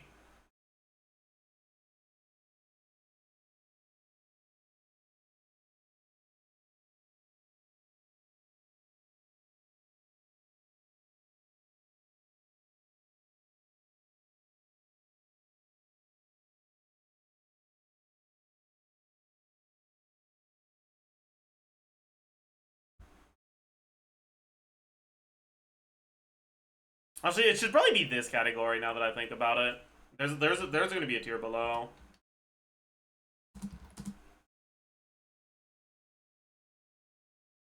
Don't compete for high demand support.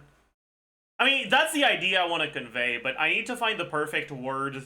Like, we need one adjective that conveys that idea.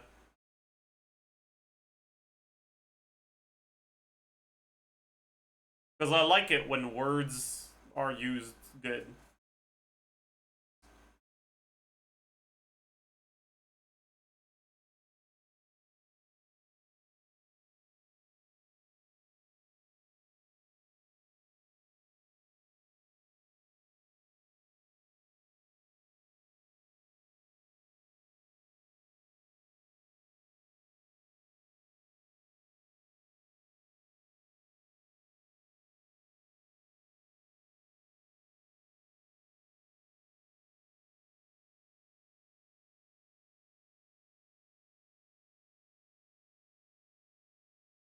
It's hard for a word to convey the idea that the supports are replaceable in other teams without implying that the supports are replaceable in this team.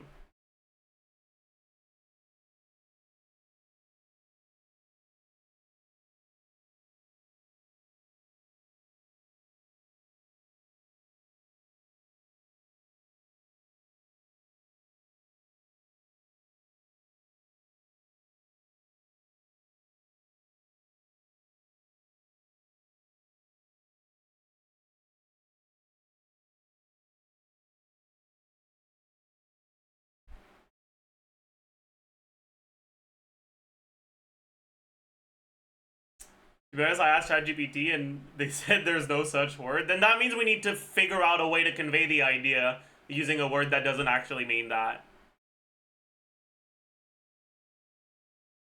Vocabulary is a lot more mutable than you guys think. Like we can use a metaphor.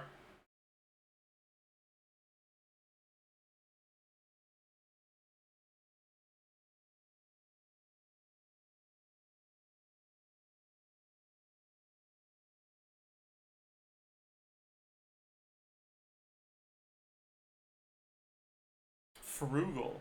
I don't hate that. I don't hate that at all. That is a good word to describe this concept. I quite like that.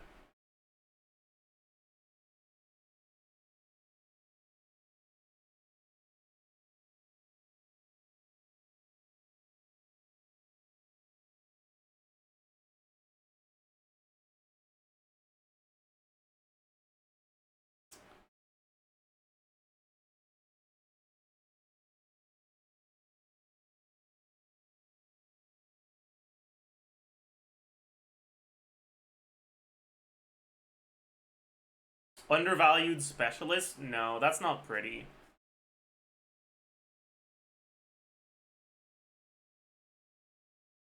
Chat, I don't want essay language, I want poem language here, okay?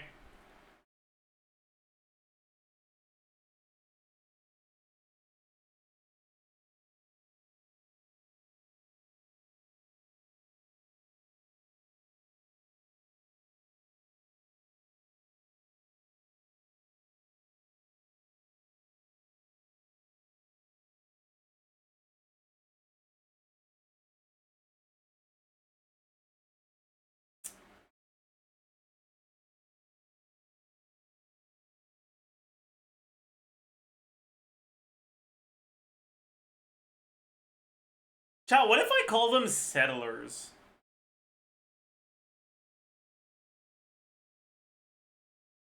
Not like settlers as in like imperialism, but settlers as in like people who settle for things.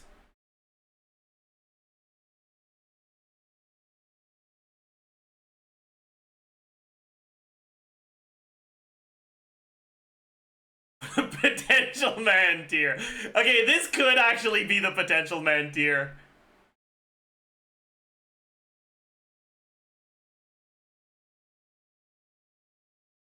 Like, okay, you know what? You're right. This is the potential man tier.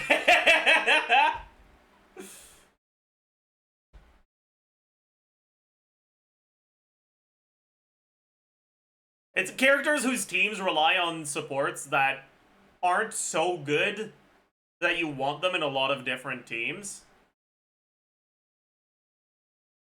That obviously means that if we do get a specialized support that is good later on, they'll get a lot better.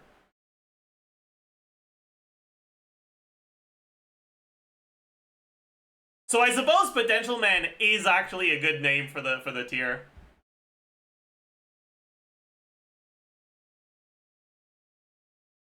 I don't hate it. I don't hate it at all.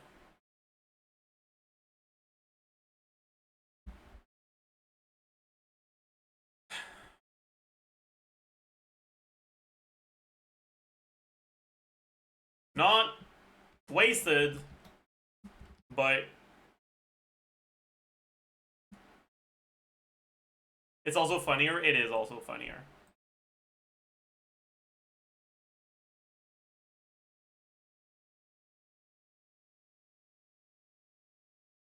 "2024 worthy."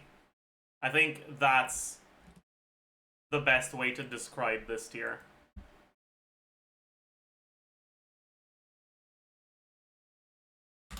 Just that.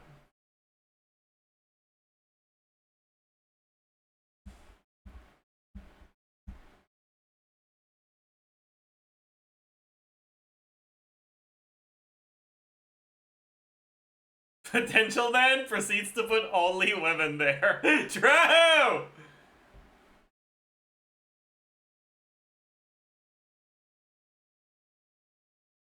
You know, I wish there was a gender neutral term that worked as a replacement for man and things like this.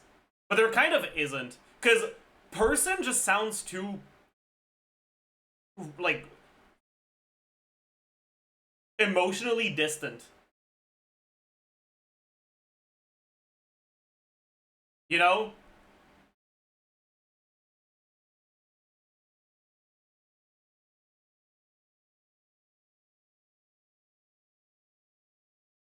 But also, like, potential man refers to... It's supposed to, like, project the idea of a superhero. Right? A superhero whose superhero name is Potential Man.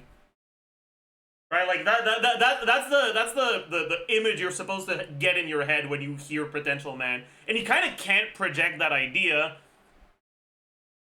with another word. Can you? Maybe you can. Potential Lantern.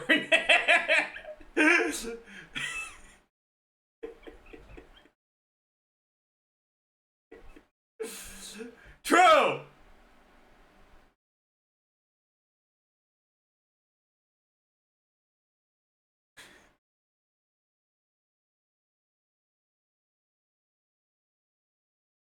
Like, it needs to be, it would need to be a gender-neutral superhero name.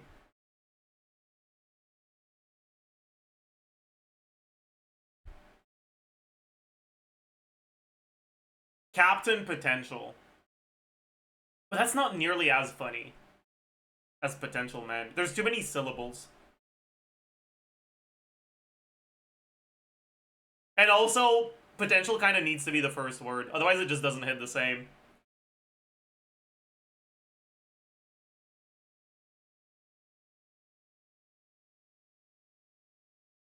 Potential guy, but that's still not gender neutral.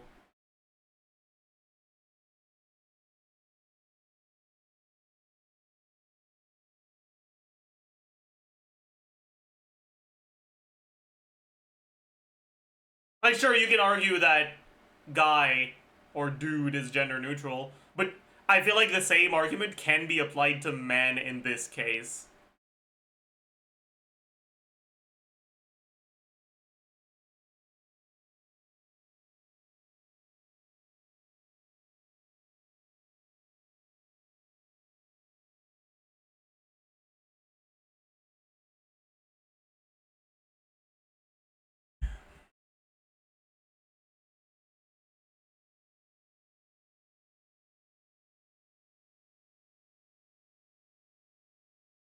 Anyways, I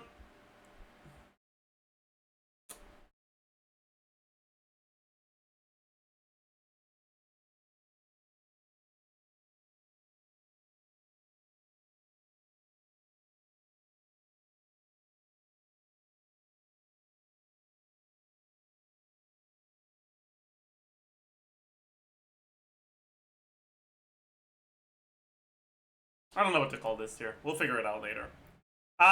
So we want to do this only for 4 stars, so let's bring all the or only for 5 stars, limited 5-star characters. Let's bring all the non-limited 5-star characters to the bottom.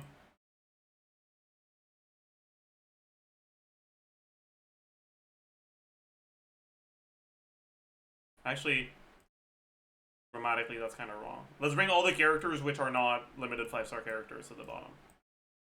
That's better.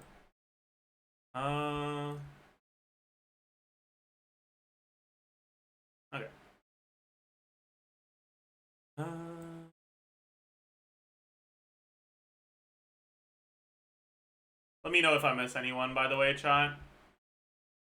I'm resisting so hard. I'm resisting so hard the urge to make this. But yeah.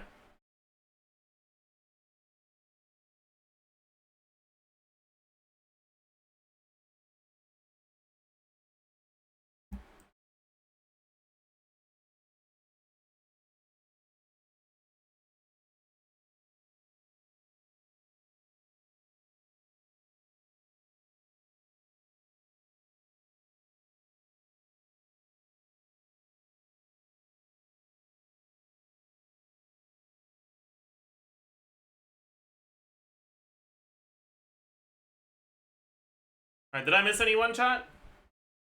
Oh yeah. Telkneti is not limited, Day is not limited. Humaglorp Glorp is not limited. Did I miss any 4 stars? I don't think so.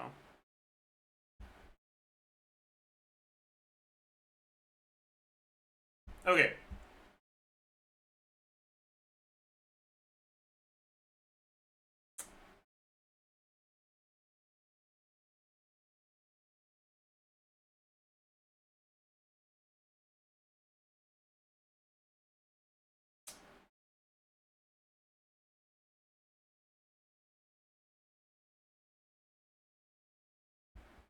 Alright, so Venti goes here, Klee goes here, Child goes here.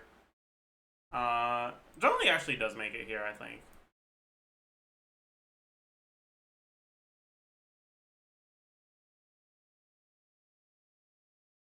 I need to think about this a bit more.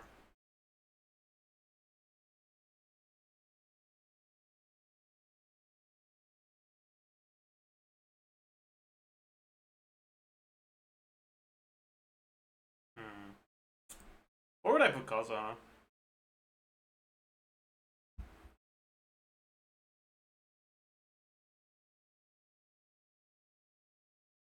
Honestly, I'm putting him in here.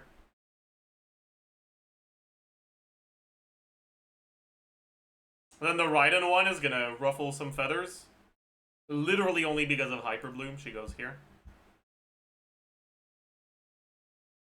That's just not true. Okay, describe me the state of one account where Kazuha is actually worth getting.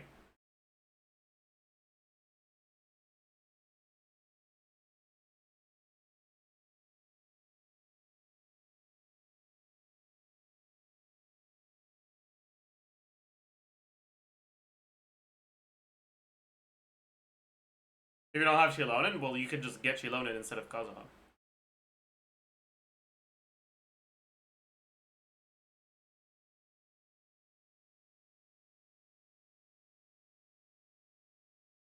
You should check my C6 Kazuha main DPS build. That's not even better than C0 Mawika, man.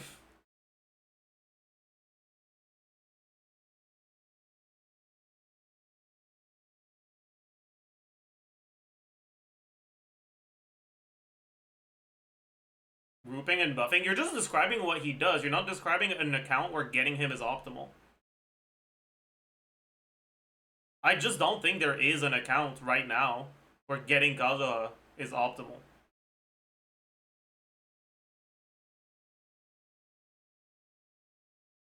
Biggest argument you can make right now is Neuvillette, but it's not better than getting LAUMA. In 2024 it was. A character being in this category doesn't mean they were good in 2024. It means they're a character that is good, but definitely does not feel like they came out in 2025. Alright, like, this is where Neuvillette goes. This is where Arlecchino goes.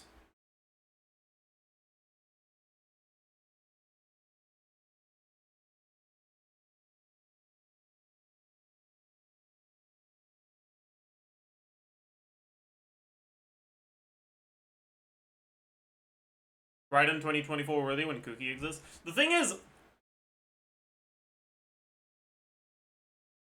for Abyss level content, Cookie meets the DPS check, so the healing that Raiden doesn't have actually matters. But for Siege and Onslaught level content, there is going to be a lot of situations where Raiden meets a DPS check that Cookie doesn't. So the difference between the two is actually much bigger in Siege and Onslaught, in my opinion.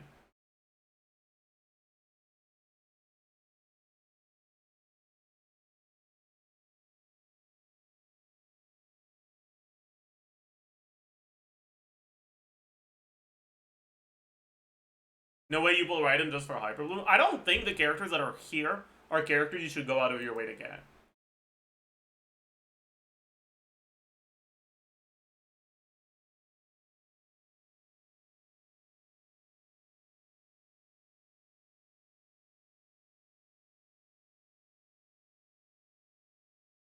You generally think that Kazuha fell off because of so much boss content?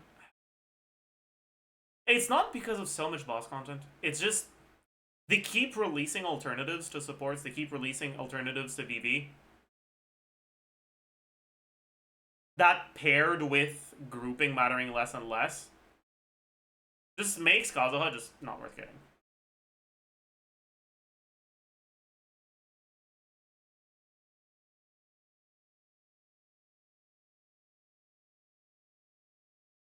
Why is Venti higher than Kazuha?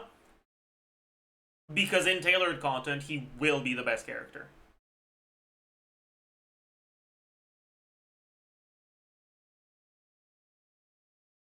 He's not good. You shouldn't get these characters that are here, right?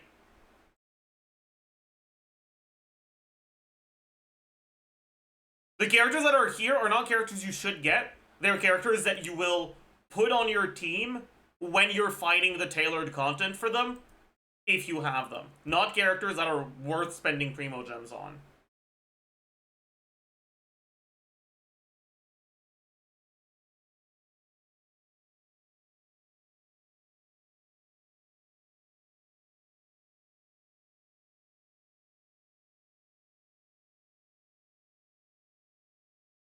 If content is AoE, then Kazuha is better than Chilonen and Sucrose.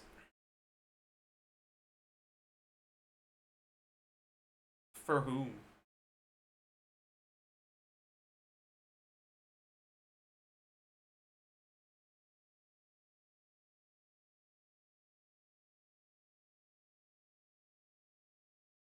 Anyone that uses those two? That's not, like, give me a fucking example. For Neuvillette, there is no difference between having a grouper and not having a grouper in a Neuvillette team.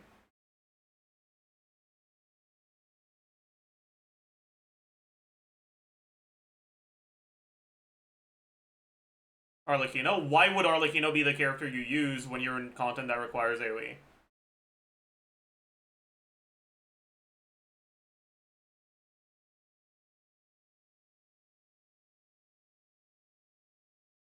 Theater?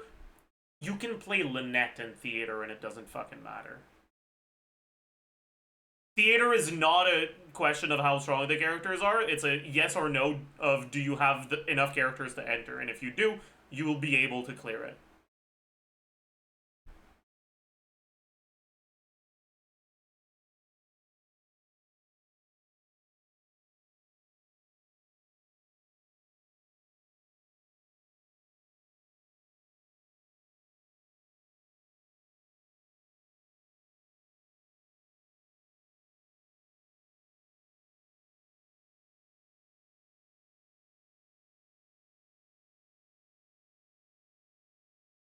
So grouping has no value? It's not that grouping has no value, it's that when grouping has value, you generally aren't playing characters that want Kazuha on the team.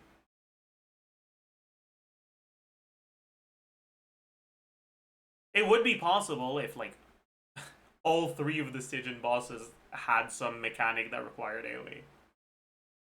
Sure. But, like, that's not gonna happen.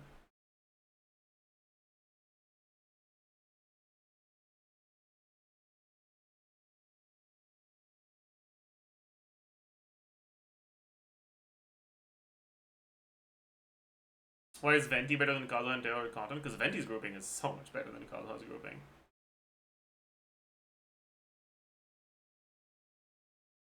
But again, right, like, there's no real difference between these two categories.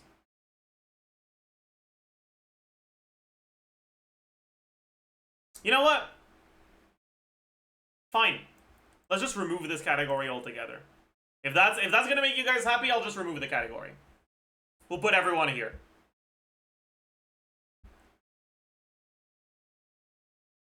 Right? But just understand that this outcome is entirely a result of your decisions, chat.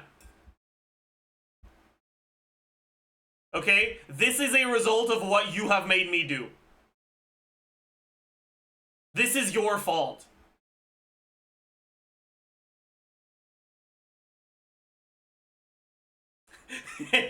Please no, can we go back? It's too late. It's too late. We can't go back from this. Anyways, yeah.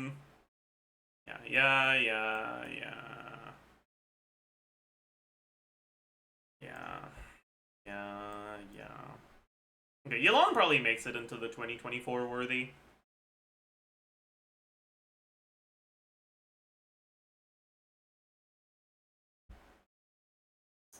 We're just gonna put 90% of the cast in not worth. I mean, yeah!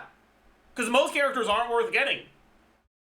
If you're pulling for optimal things, there are characters that are optimal, and the characters that aren't optimal are not optimal.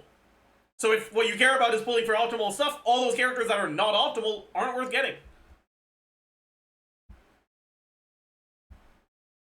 All the primos you spend on getting them are primos that could be saved for future characters instead. Most characters will go in here.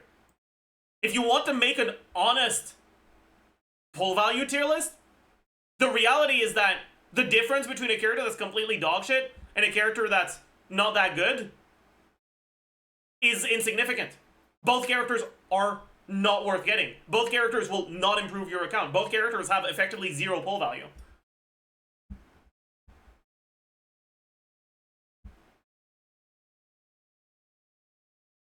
Kanish is like top 10 DPS. Okay, but you don't need 10 DPS.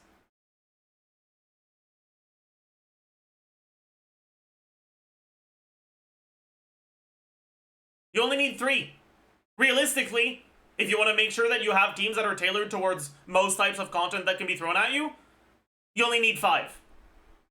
You're never really going to need more than 5 different carries.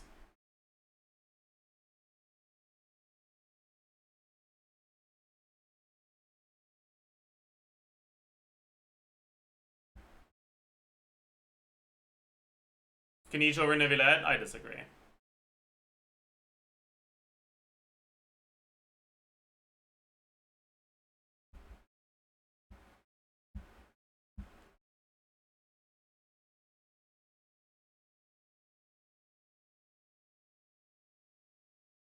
Two reasons. One, Neuvillette is just better than Kanish.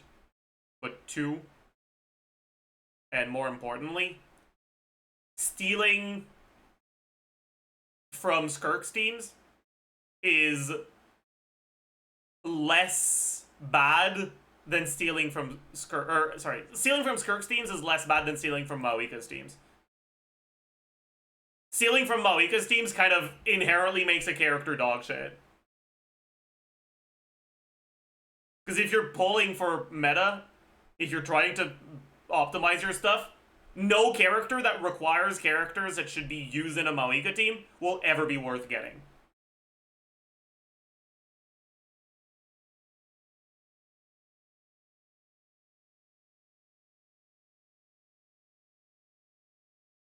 Doesn't each 5e pass the Neuvillette check? It passes the pre-6.0 Neuvillette check. It sure as fuck ain't passing the LAUMA Inefa DPS check, though.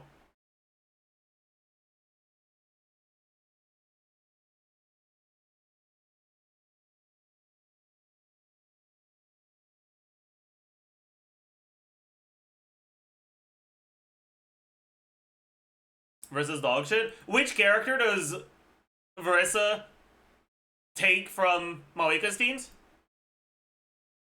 that absolutely needs to be used for Verissa to be at the level where she's considered powerful. Maoika, she doesn't need Maoika though. Eon-san doesn't need to be used in a Maoika team.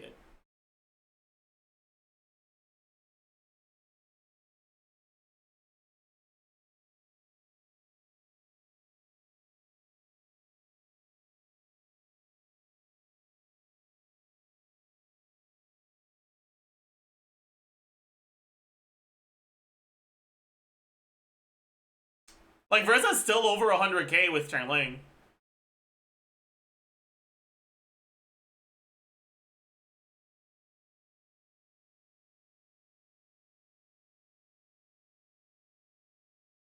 Versa won't make the highest tier, though, don't get me wrong.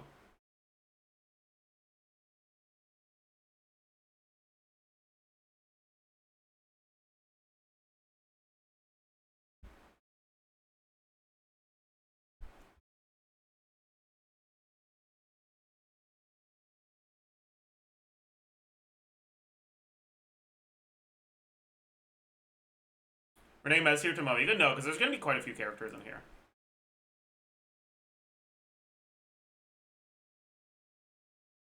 Anyways, Sino is, yeah, good one. Nilo is kind of interesting. I think it's just...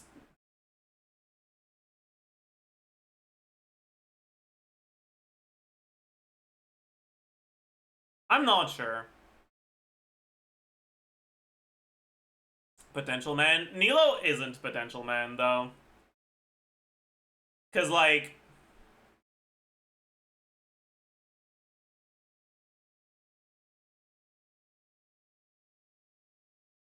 Yeah, I think Nilo's more in the 2024 worthy.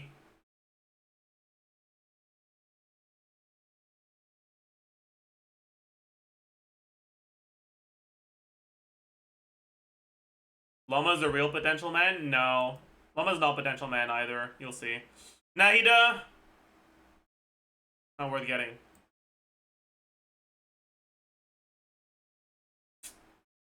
And the Kavi realization has made me decide that Baiju is not worth getting either.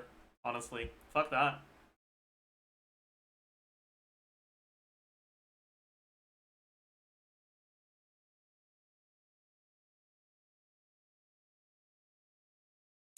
Neuvillette is potential man, for sure. No, that's not actually true. Neuvillette is not potential man. Neuvillette is 2024 worthy. He kind of fits the, like, basic meme of potential man, but...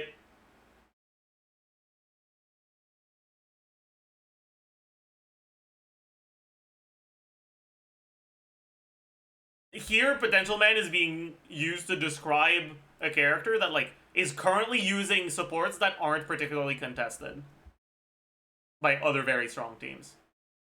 Effectively, right, it's you can play this team when your other two teams are Skirk and Maoika. And it's real fucking hard to do that with Neuvillette.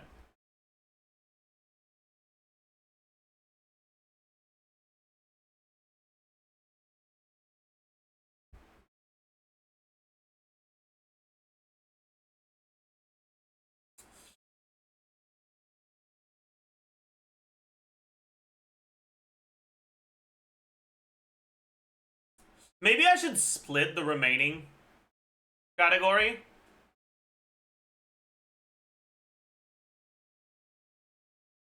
For the characters that are actually important part of the best teams, between the most important and the least important ones.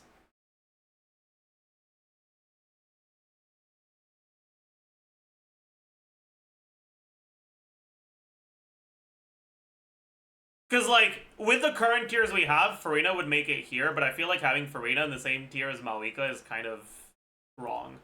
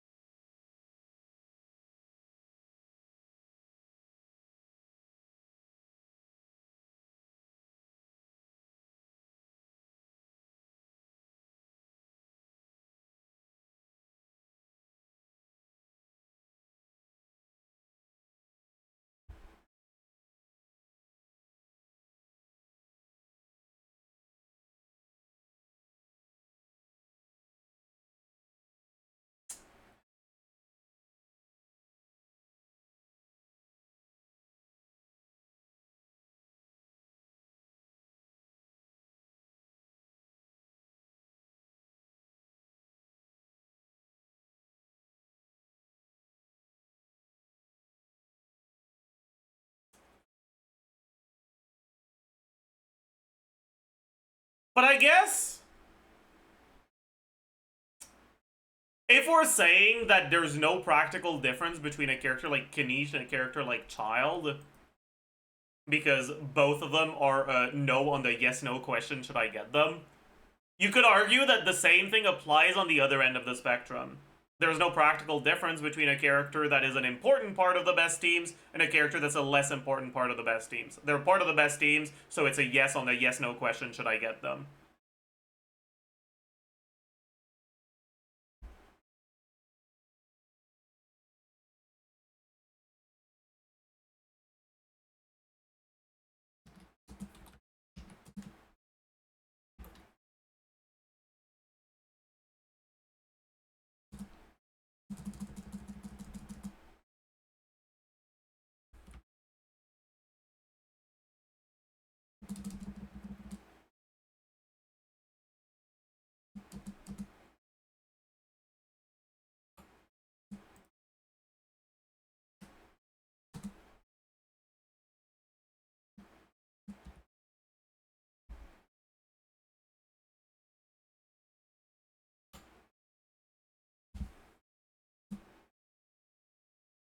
There we go.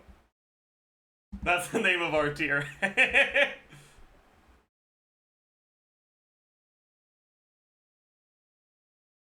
Ah, fuck. Can I not just copy the letters? I cannot. Okay.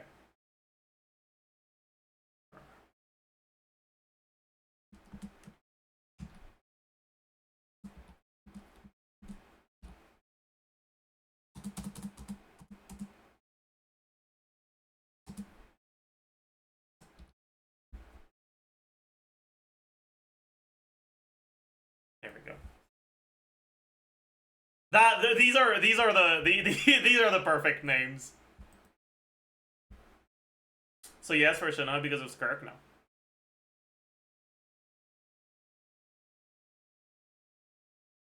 Bombi suggested to separate DPS and supports. Meh.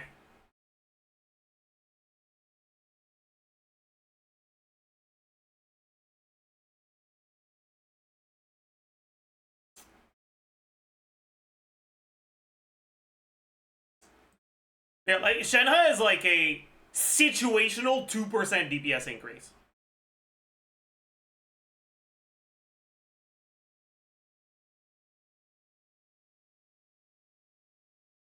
Like, she brings you less value than getting one more substat roll on your Skirk's artifacts.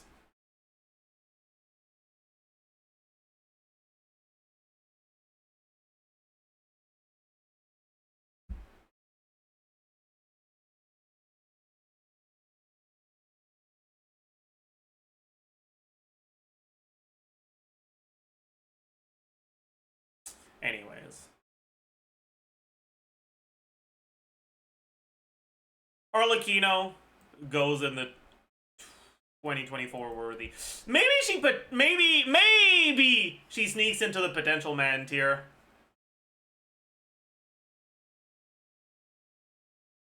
Because of her team versatility. I think she does.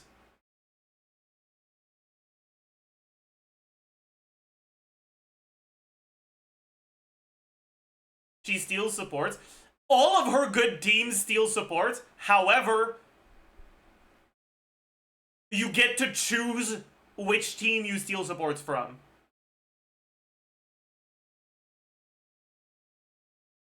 Because she has a lot of different, like, ways to build a team. And they require stealing from a different team. Isn't that the same as Nevidette? No, because Nevidette always wants to steal Farina from Skirk. Or, like, doesn't always want to steal Bennett from Moika.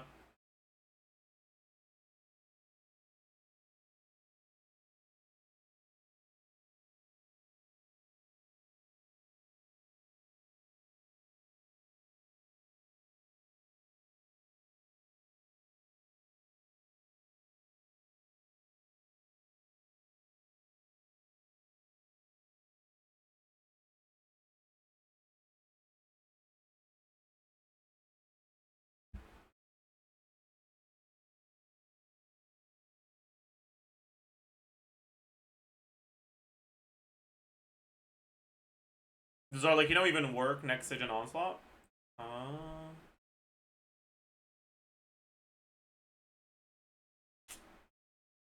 Yeah. You can use her here, you can use her here.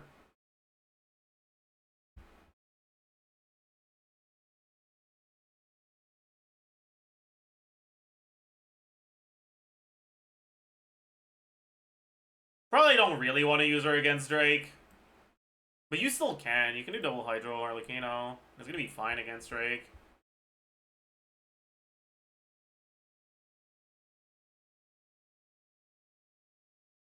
Overload with Fischl? No. You don't have enough electro damage on that team.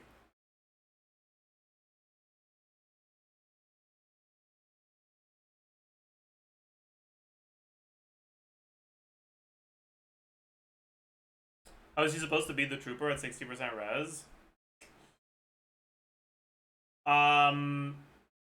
It doesn't last for that long if you have enough on the team.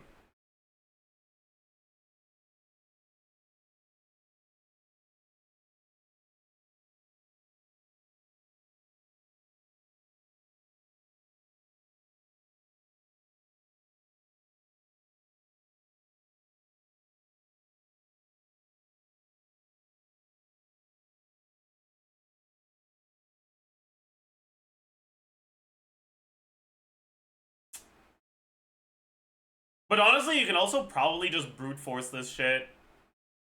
They nerf the shield a lot. You can probably brute force it in Overload.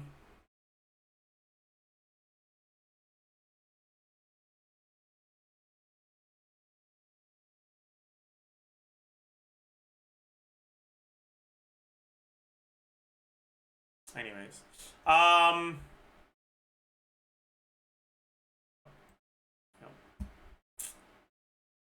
Milani goes in Potential Man.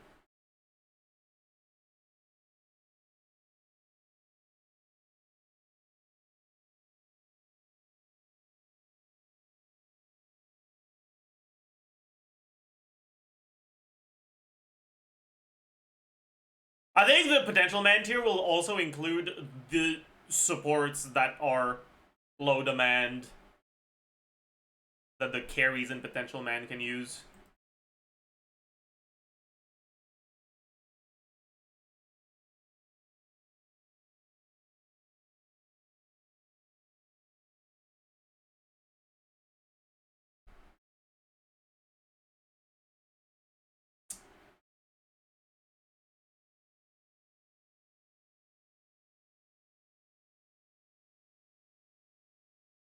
I think this is it.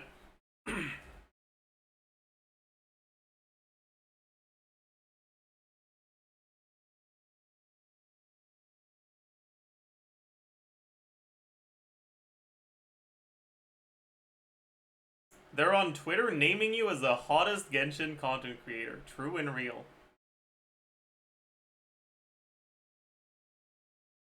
Not entirely sure what brought this on, but true.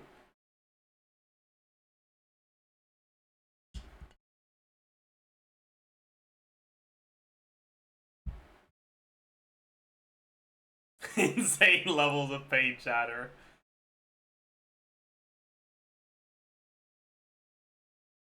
Can you please explain LAUMA and Flynn's placement? Sure. On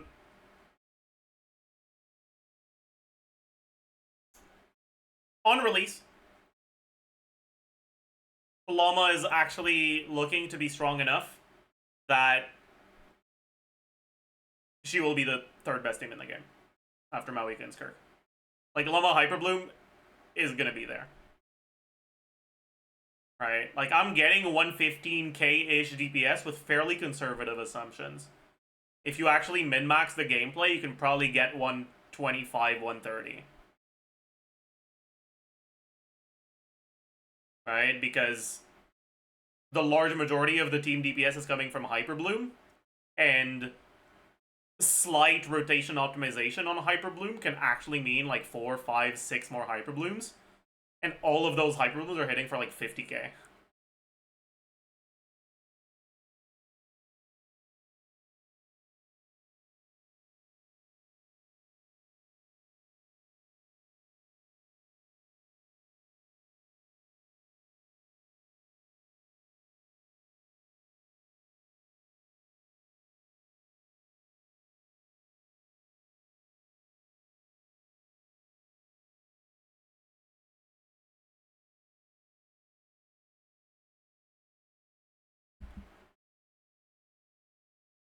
I can't.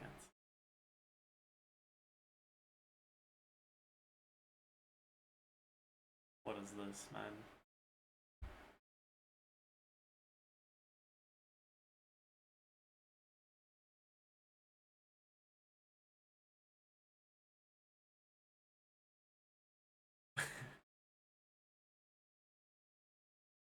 What the fuck are these comments, man?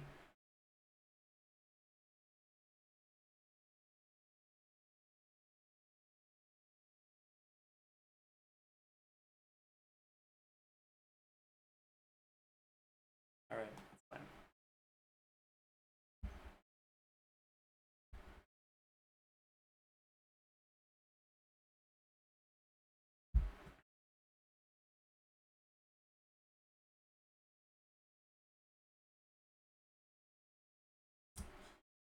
I don't understand the 2024 worthy tier. They're basically characters that are going to be part of your best team options, but that are like omega replaceable. Like, if they released a character that did something similar to what they do in 2025, they would be significantly better.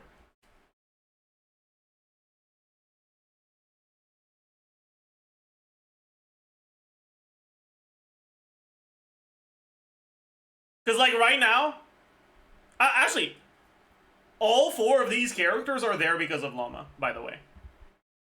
Because right now, the best third team in the game is pretty much, in my opinion, LAUMA. Once she's out. But LAUMA has multiple team options, right? You can do LAUMA with Nevilette, you can do LAUMA Hyper Bloom, like focus on Hyper Bloom damage, and you can do LAUMA Nilo.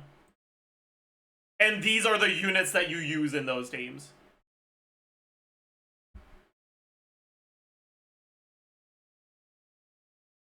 But also, this is assuming C0 or 0 stuff. As soon as you start considering constellations, things change. LAUMA has access to 0 good early constellations. No character in LAUMA's teams has useful early constellations. Maybe you could say that Nevilette does in the Nevilette LAUMA teams, but the Nevilette LAUMA teams don't have that much damage from Nevilette himself, right? This is pre-nerf. So we would have to actually change a couple things. It's not actually 125k. But like you can see that Nevilette himself was 30% of the team DPS. Right? So getting a Nevilette constellation in that team does fucking jack shit, man.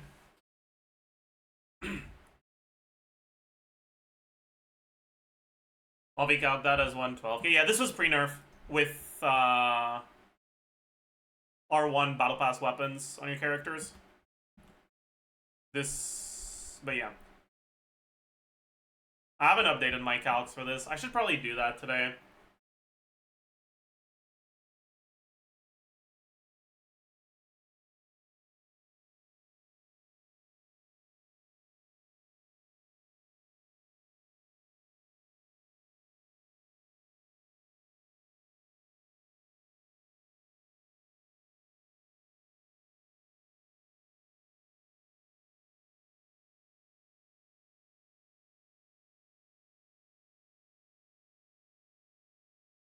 Why is Flynn's the only male character in the top 2 tiers? Is that true?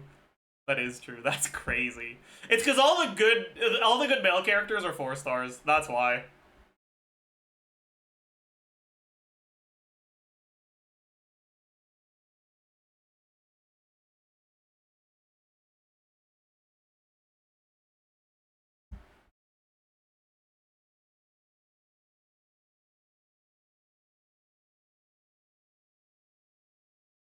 I mean, I say that, but really, it's kind of just Bennett, but it is what it is.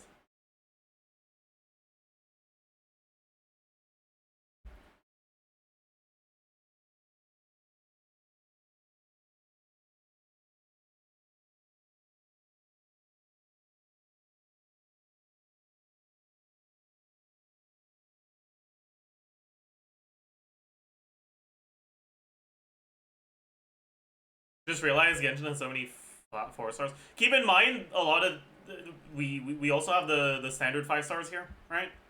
But you're right, Genshin does have a lot of 4 stars compared to a lot of other gacha games. ZZZ. Sorry. Sorry.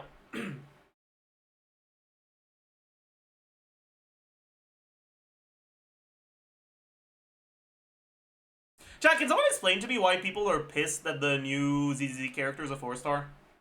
Haven't they been asking for a 4-star for a long ass time? Like for more 4 stars? And now they're getting angry that the character is a 4-star? Because he's a man? Did they not give 5-star men?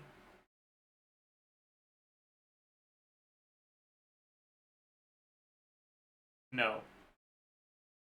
I see. I guess that can be kind of annoying.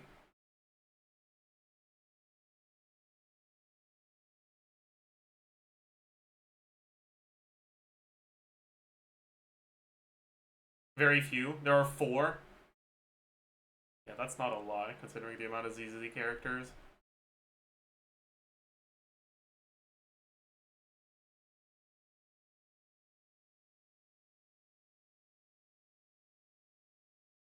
And one is a furry. Damn.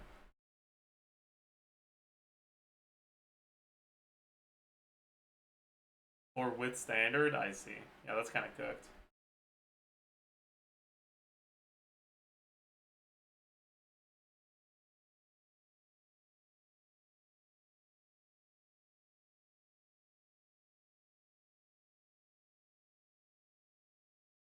How replaceable is Yelan in LAUMA's teams? I'm not sure, actually.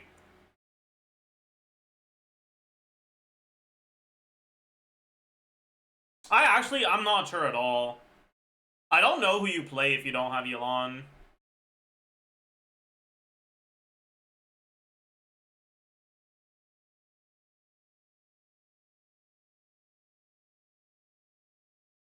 Candace? I mean, you could, but it's not gonna be that good. I mean, Singso is already there. You can't play 2 of them.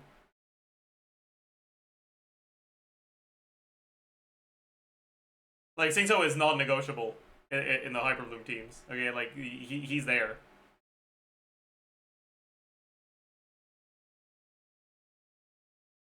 Ayato? I mean, you could do Ayato. You could do Kokomi.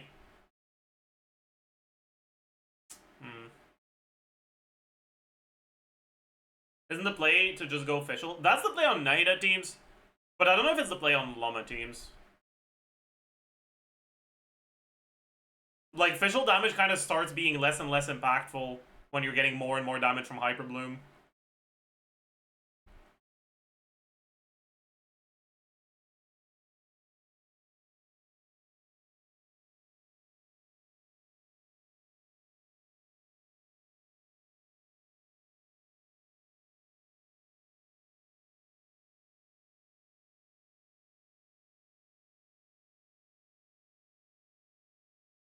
I need help for Cactus and Fearless. You know what? Fine. Actually, no. That's a Google Drive link. I can't be bothered.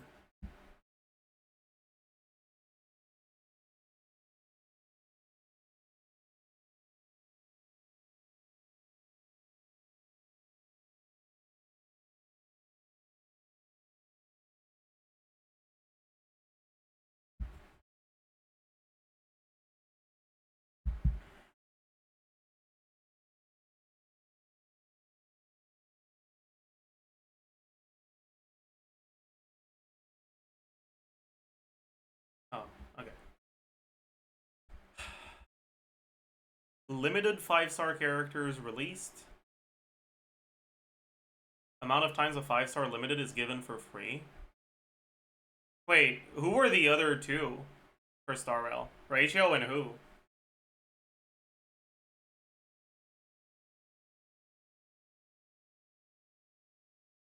Archer? Is Archer good?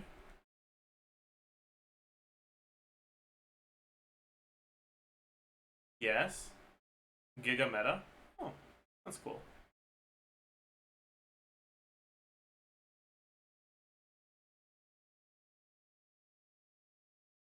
It's written on the side, I see.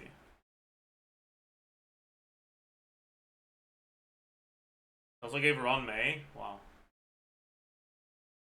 That's crazy.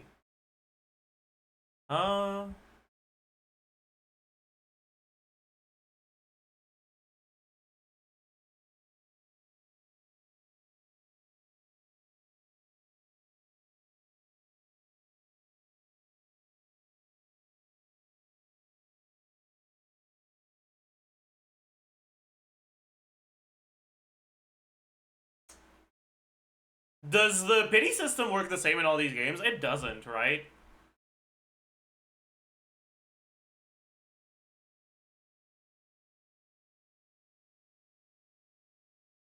Like, the pity numbers are different, no? It's the same? Is it? Weapons are different, I see.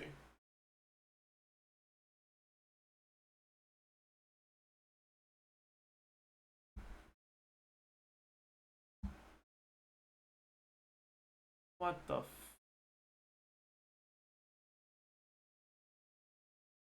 I see. Cooked.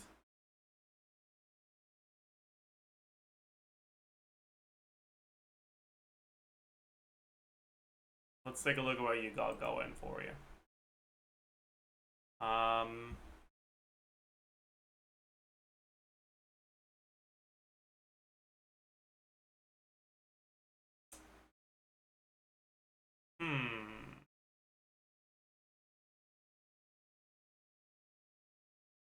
Yeah, you're a little cooked, aren't you?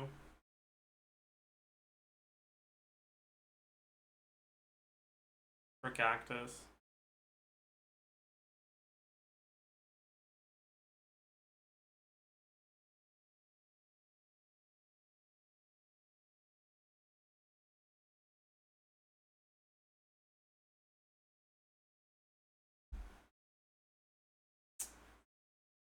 Try Fischl over Farina. It's probably doable, but it's gonna require really good gameplay. Oh, you don't even have C2 Cookie. That's so cooked. It's probably it's probably just barely doable with perfect gameplay. But I don't know how good your artifacts are, so maybe you don't have the investment. And it's C0 official, man, and she's not level 90. Yeah, maybe that's too much. Damn.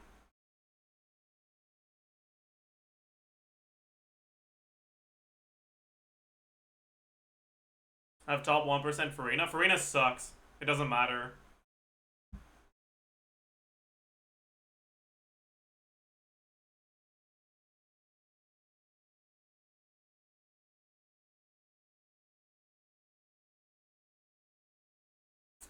Maybe you could get away with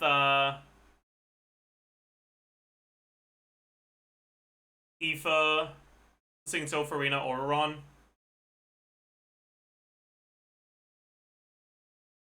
But you should level your Farina to 90 if you do that. Because that's a team that would actually focus a lot on Farina's damage. And you want to do, like, as little ER as possible on Farina, sack Singto, and battery the Singto particles into Farina, so her ER requirements are basically nothing, and you can build as much damage on her as possible.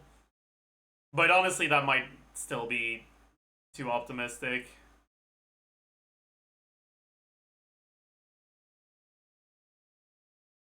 Farina's just not that great in Taser teams, unfortunately.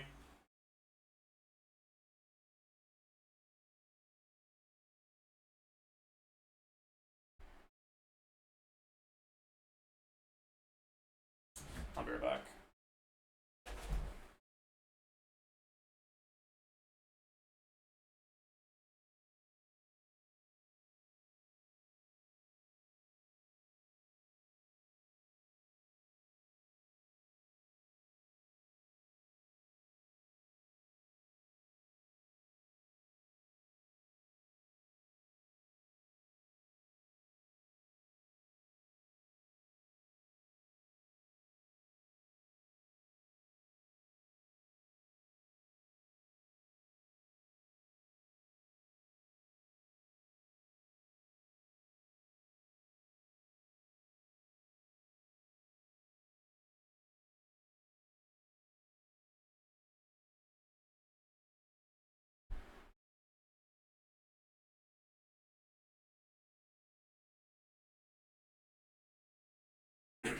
I'm back.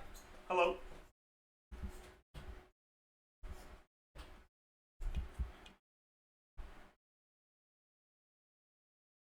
Guards. Anyways.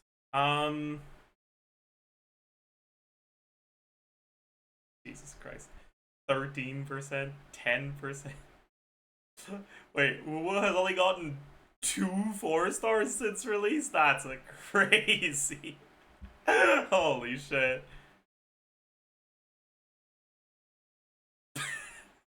HP increase per patch. 3, 3, 3, 30!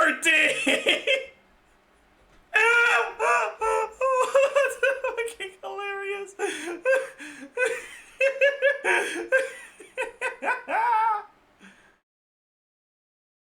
Oh, that's fucking hilarious.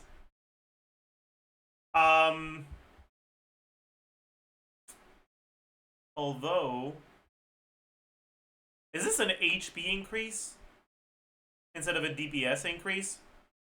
Because you have 1 less minute on Siege and Onslaught than you do in Abyss.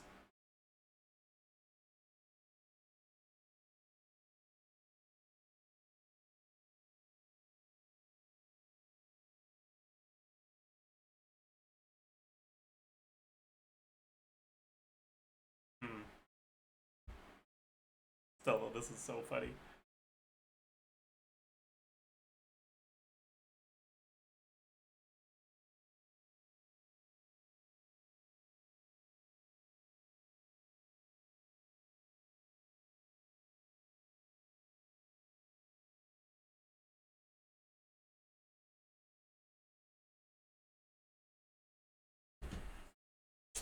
Anyways, do we have anything we needed to? Anything else we wanted to say about this? I don't know.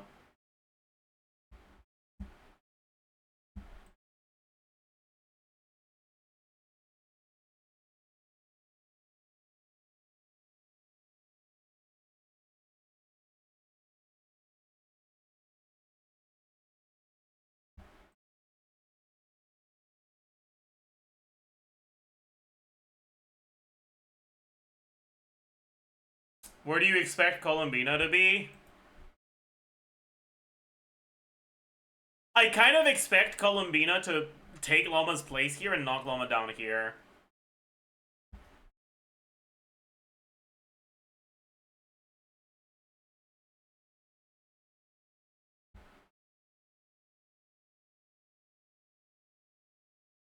Why? Because I expect Columbina teams to make LAUMA teams better, but also Flynn's teams.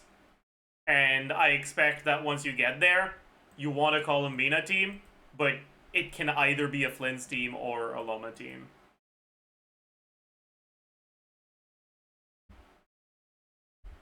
Or a team for another character that gets released before or after Columbina.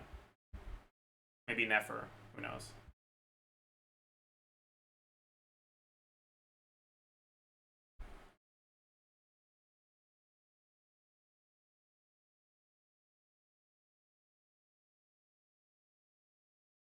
Since LAUMA is mainly focused on bloom damage, do you think Nefer could be a completely different DPS that doesn't need LAUMA? No. LAUMA is not focused on bloom damage. She has a kit that lends itself well to focusing on either bloom damage or lunar bloom damage.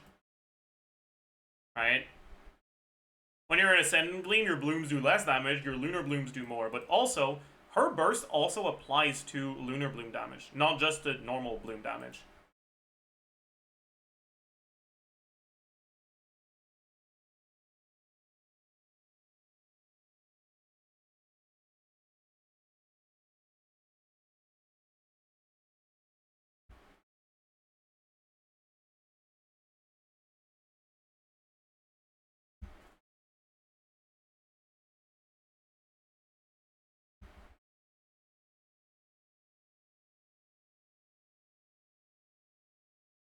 Why is Verena top 1? The tiers aren't ordered.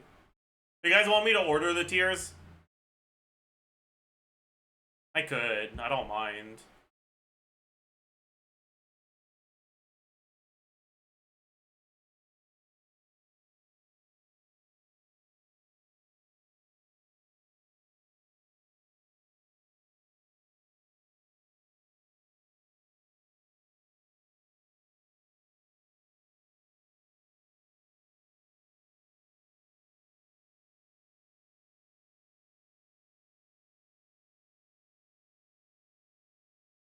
Sure.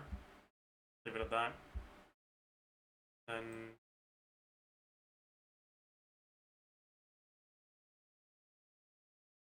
And... There you go. I've ordered them.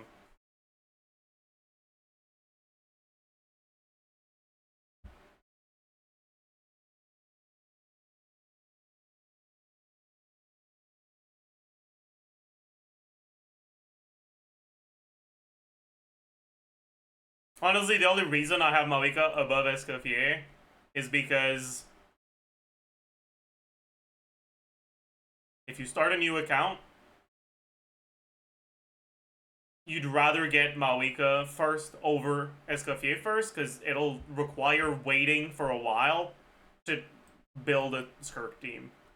You need to wait for an Escoffier rerun, a Skirk rerun, and a Farina rerun. Right? Whereas with Malika, you can still get a pretty solid Malika team, but like even if Citlali doesn't get a rerun immediately.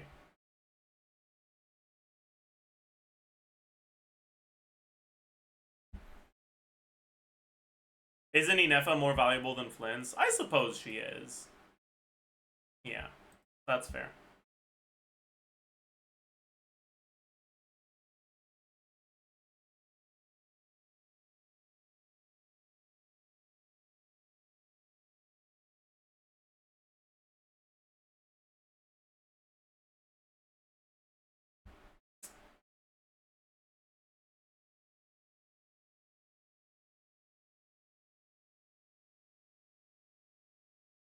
Which will be stronger? Flynn's plus Inefa bundle or LAUMA teams? So the thing about LAUMA teams is that all of her good teams require at least one other 5-star. It's just that because she has a bunch of different teams, she'll be able to fulfill that other 5-star condition on a lot of different accounts. But for a new account, you don't have that other 5-star. So she's not as good, right?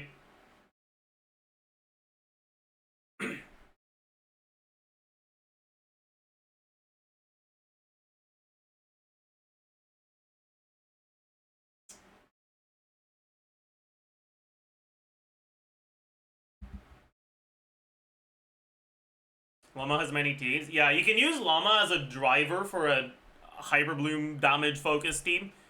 You can use the LAUMA plus Inefa support core for Hydro carries. Or you can use LAUMA in a Nilo team.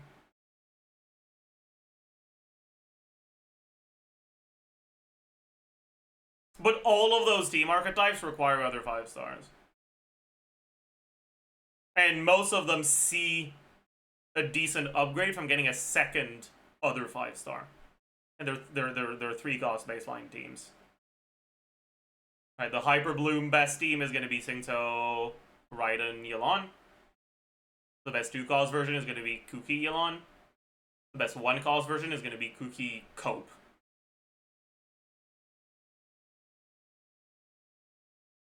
The Nilo team obviously doesn't work without Nilo, and then wants a healer, and you're better off with Baiju or Kokomi, but if you don't have them, you will be fine with Kave. But it outright doesn't work at 1 cost, right? Like, you need Nilo to make the team work. And then for Hydro carries, well, shit, that's a 4-cost team baseline, man. You need LAUMA, Inefa, Farina, plus your Hydro carry. You can do it with Raiden instead of Inefa too, at least. So at least there's that. That's nice. It's not gonna be bad, but yeah.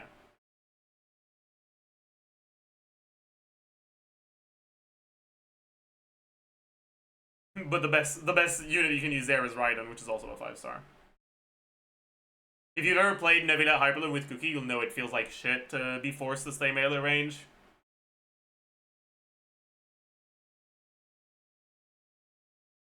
Cost system is so fake.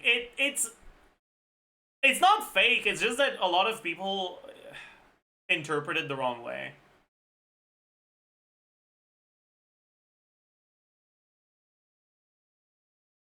The cost system is a good indicator of how easy it is to build a team on a new account.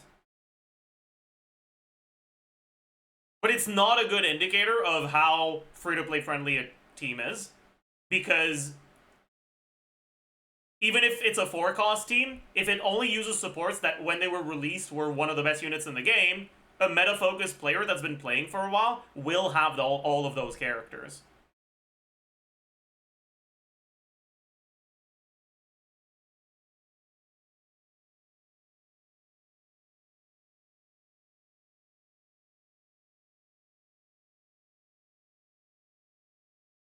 Right? Like, Flynn's best team by far is a 2-cost team. His 1-cost team options are so much worse, right? LAUMA, most of LAUMA's good teams are 3-cost teams. But LAUMA's 3-cost teams use 5-stars that were released a while ago and that a lot of people got at the time because they were considered strong in meta. And so despite the cost being higher, I think there's more people that are in a situation where they could make the best LAUMA teams than people that are in a situation where they can make the best Flynn's team. But for a new player, someone who just started playing the game recently, the cost system is very helpful. It tells you how far away you are from being able to play this character in their premium teams. It's just, if you try to extrapolate that to older players, it starts becoming misleading. But I do think it's a helpful metric.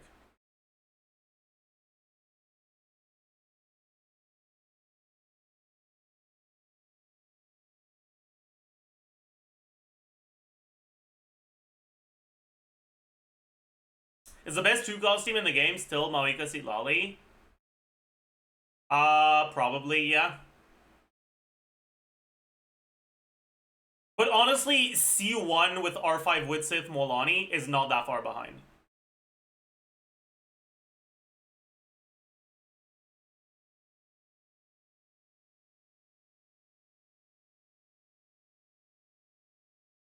But like, have fun, buddy.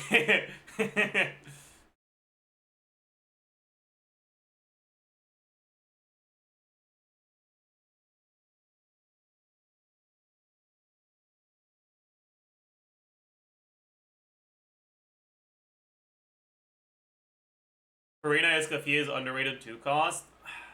I don't think it's as underrated as you think it is.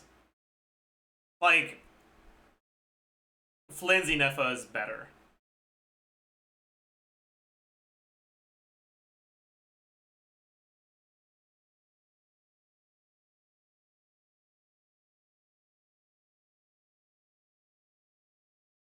Molani is underrated? I don't think Molani is underrated at all.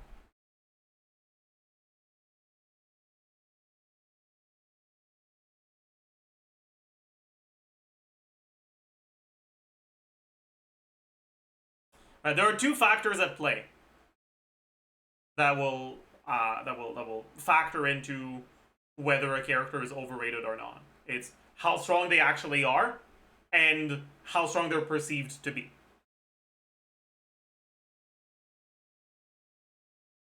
I think you're under the impression that Molani is perceived to be weak. She is not.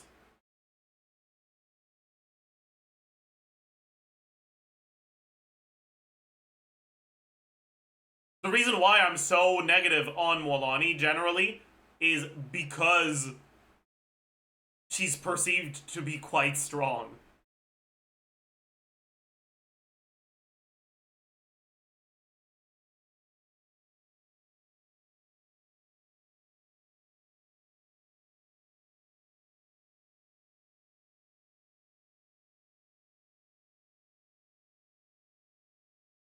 I think her actual power level is pretty average when you look at C0 or 0 stuff. But Molani is the character that gains the most from her first 2 constellations.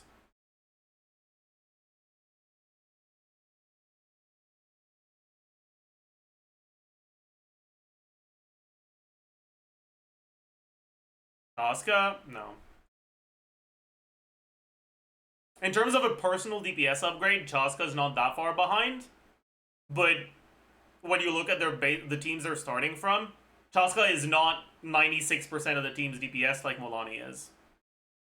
So in terms of a team DPS upgrade, Mulanni's early constellations are much better.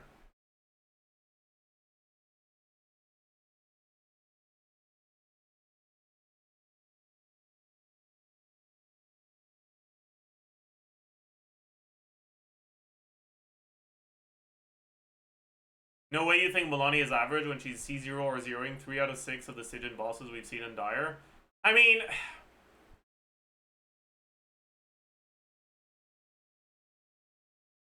Witzith is just fucking...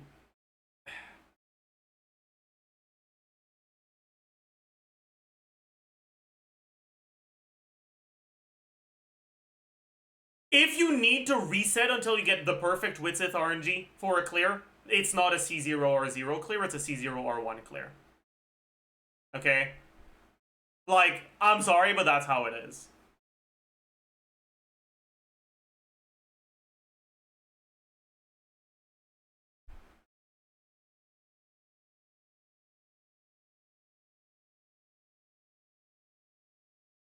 No, it's a C0 RNG clear. True.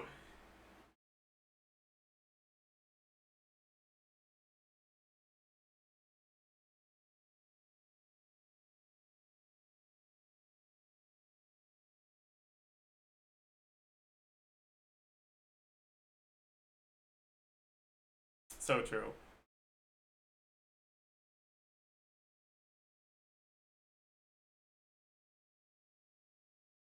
Would you say Flynn's best team is 2 calls, but isn't Farina his best Hydro option? Farina is one of his Hydro options. There's a 1% DPS difference between the best 5 Hydro options.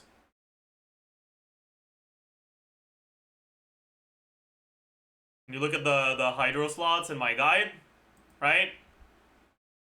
I know C0, 107. Yelan, 106. Farina, 107. Candace, 107. Singto, burst every other rotation, 105.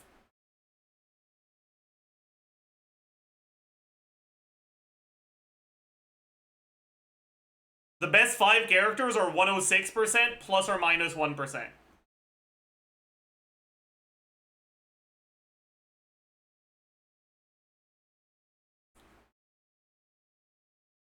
That's so funny, actually. It is, yeah. It's kind of like Skirk last slot. No, it's even worse than Skirk last slot. It's the same idea, but it's even worse.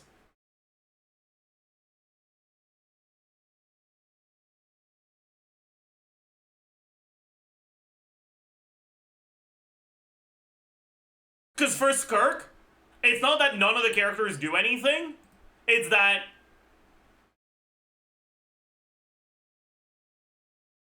none of the characters are like Escoffier level of good. For Flynn's, it's that none of the characters do anything.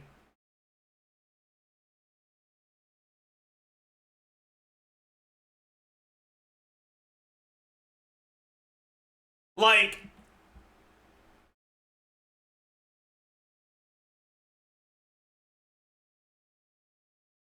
I need to make you guys understand, okay? Hydro Summitral. We're gonna have Hydro Summitral as a Hydro option, okay? And all the Hydro Summitral will do is deploy a Hydro field that doesn't do any damage, okay? So 0 base attack, 0, 0, 0, 0, 0 of everything. But we're going to assume that it has base HP, so that, you know, it gives you the lunar charge damage from the racist resonance. Let's say it has 10,000 base HP, which is fairly average. You build it triple HP. I don't know, 25%, whatever.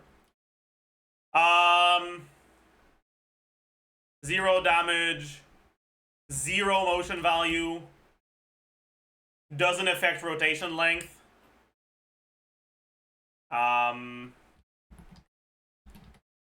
not like the crit value matters, but might as well include it. Hydro.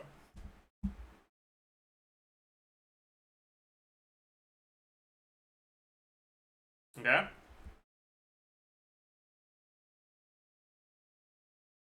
Let's put this back on Inefa, Etane, TOM, Serenade. Although, you wouldn't be able to use Serenade on Hydrosometril, because Hydrosometril doesn't deal damage. So this would be Serenade, and this would be nothing on the artifact set. And then we have Hydrosometril.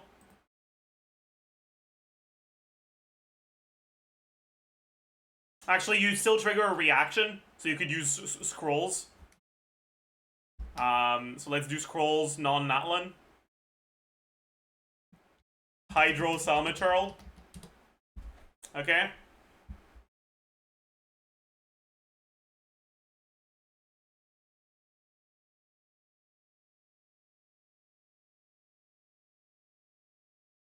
It's 2% behind INOC0.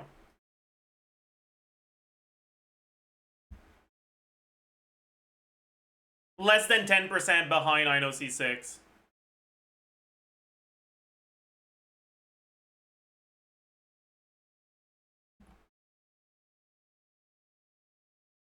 If literally all a character does is apply Hydro once every 4 seconds.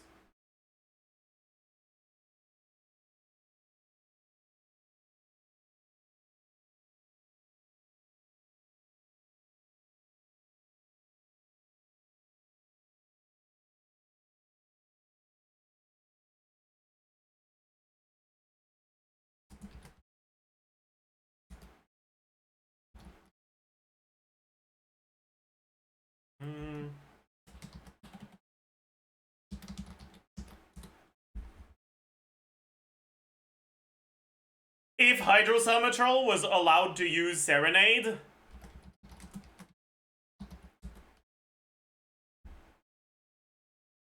it would actually be better than INOC0.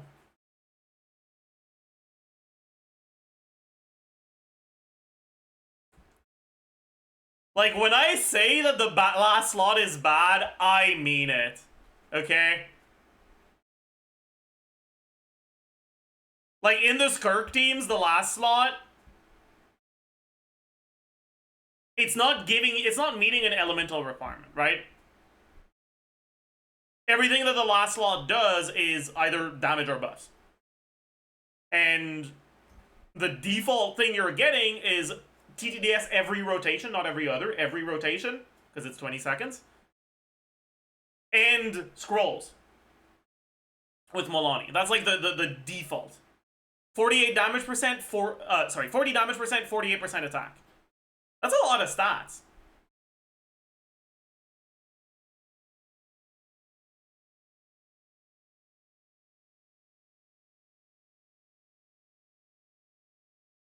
No, wait, actually, how is it better? Because Ino's whole kit is worse than having a non-Nodcry character that can proc the DEI resonance.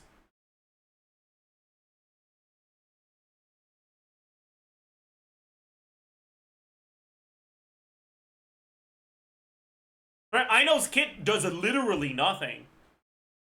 It has no damage, and all it does is apply Hydro. And she's from Nodcry, so if you already have 2 Nodcries, she doesn't contribute to the DEI resonance. Can you max it out with Sucrose? Not really.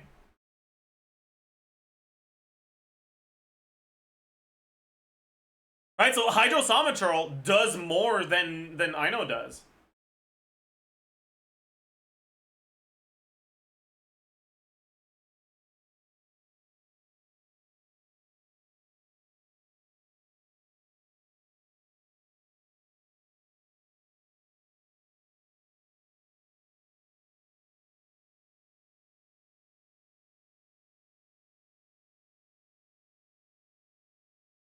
Like, that's the extent to which the Hydro slot doesn't matter, right?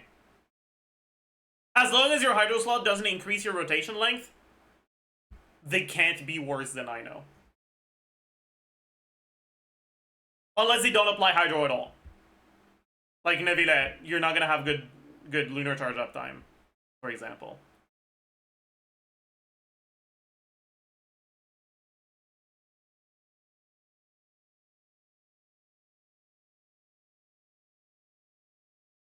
Or Dahlia, sure. But if your character has literally any off-field hydro ability and is not from Nodcry, they're better than I know C0.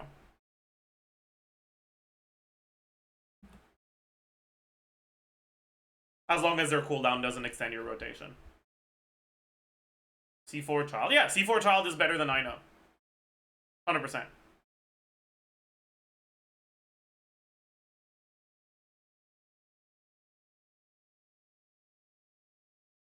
Barbara's better than I know, yeah. I know C0 again, right?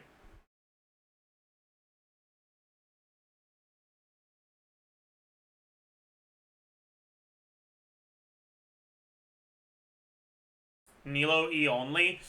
The biggest problem with Nilo is that her E animation is pretty long, so you might extend your rotation because of that. Also,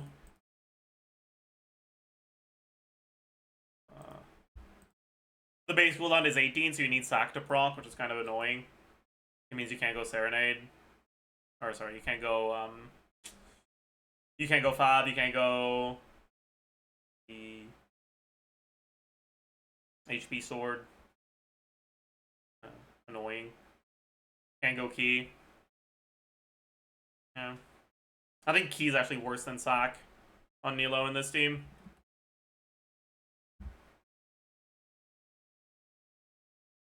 Yeah. Is Mona the best hideout? No, Mona has uptime problems.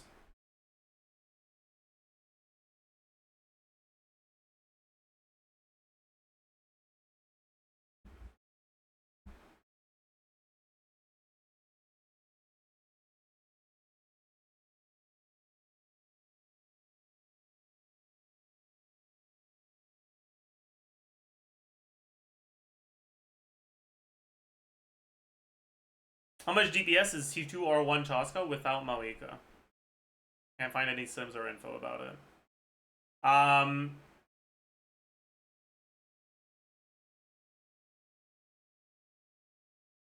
C2R1, I think. C2R1 without Malika, Chaska, I think is around C0 or 0 Malika level. I think a little bit higher.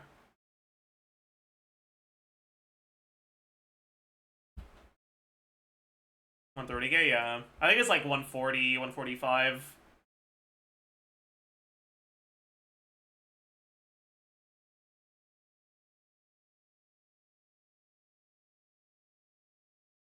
Maybe it's a bit more than that.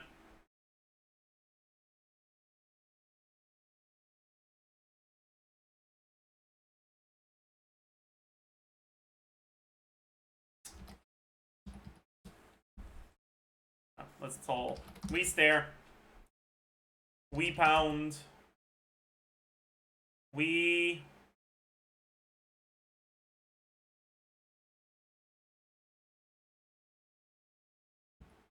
No.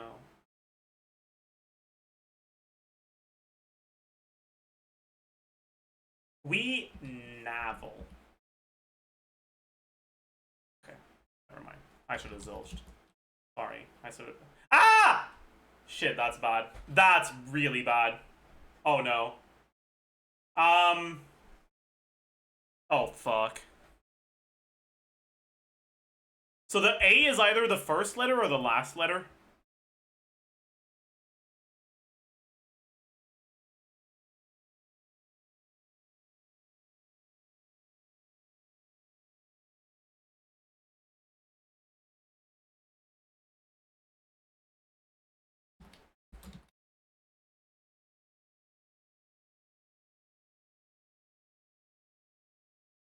I feel like it's not the first letter.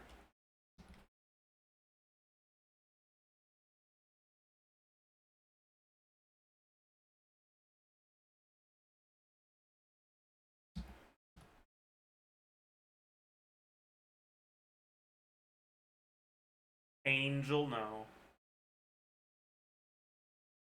Annex.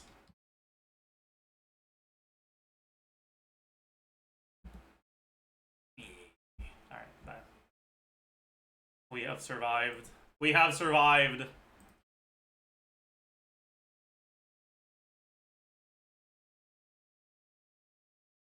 Jug? Maybe? Dude, where the fuck are the 2028 Olympics? What the fuck? Black suit.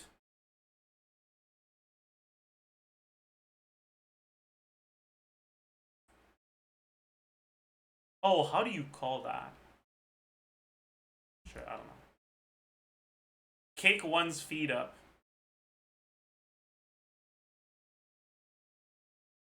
What the fuck? Sign of life. Okay, maybe it's not jug, because I feel like this is... No, it can't be breath. Fuck. Usual. Okay, it was jug. Loaf with a chocolate swirl. Maybe it wasn't jug. What the fuck?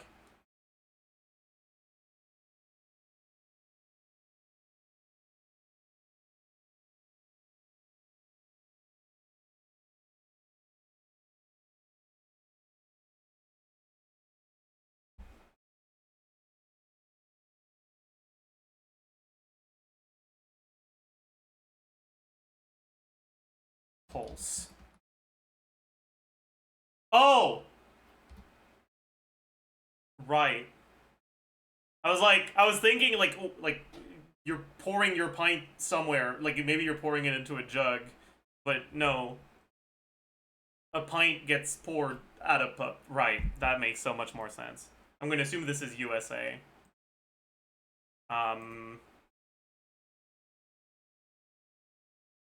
Skill practice on dummies. Like,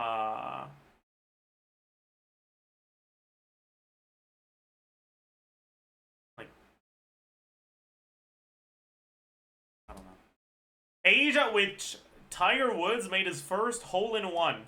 Well, it's a number that is 3 letters, so I'm gonna assume it's 10. But it could be 6 also.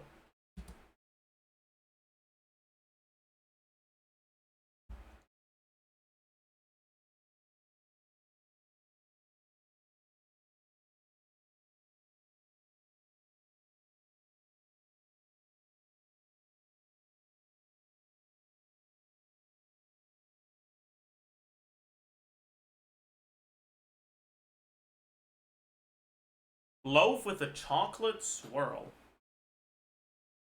What? The fuck?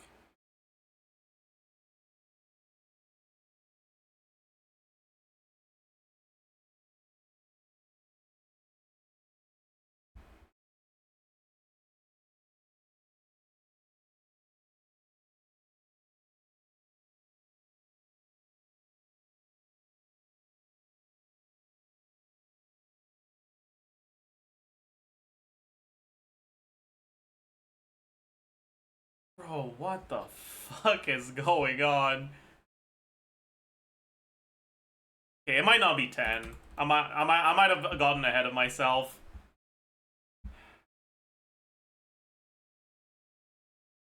If it's 6. Relax.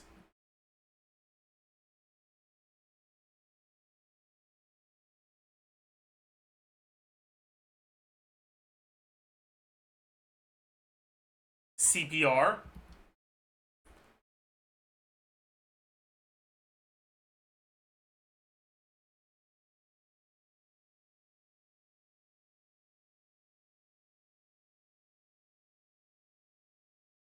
feel like the only word I know with these letters is clubs. What do you mean, black suit? I mean, maybe, I guess. I don't know this. I don't know this word, and I don't know this person.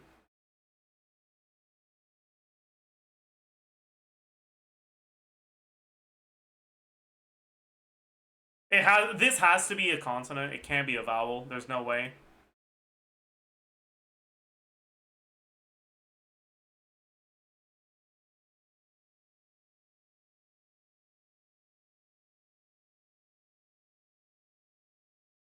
Sabi, baba. No, that can't be a word. Sadi, babda. Maybe a babda is a thing. It's not. Babra. Sorry. No. Babka. Saki. What the fuck is a babka, dude? Like, is that a reverse kebab or something?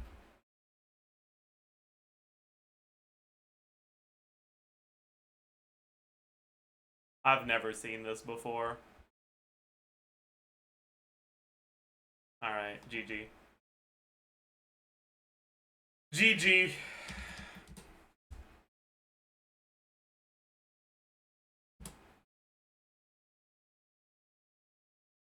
Okay. It's a good day today. My tail's getting wet. Let's find a fire and dry off. Who has a tail? Shilonen has a tail, I think. But I feel like maybe she would say that. She does not. Okay. Kirara has a tail. Diona, wait. Is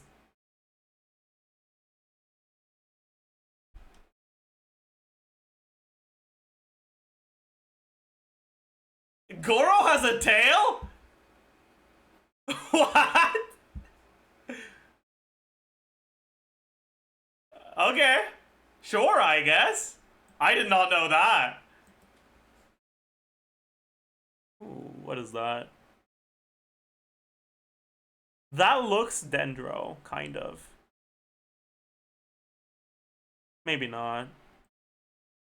This icon is either the crit icon or it's like a sparkle from a cryo ability. Oh wait, is this not Candace? Yeah, it is. Yeah. But it was neither of them, but still. It was just a normal ass sparkle. Money. Castle.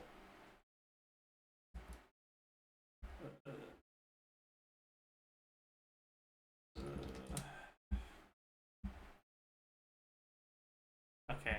I hate the fact that it could have been either of those three with the first three emojis. Actually, no. With the first two, but still. Anyways. We kind of ruined our insane Kaya start, though. I feel bad. Not bald. Ooh. We're cooked. Let's hope it's not an Amphorius character.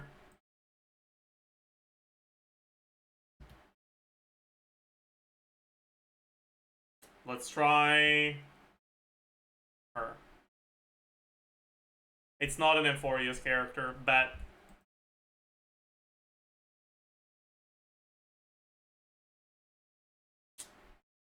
So mid to late Penacony. She's Remembrance. Mid to late Penacony. Robin.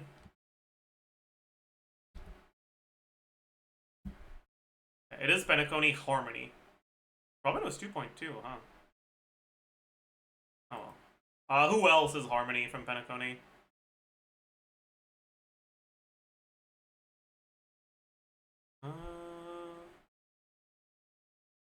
Was she Penacony? No, right?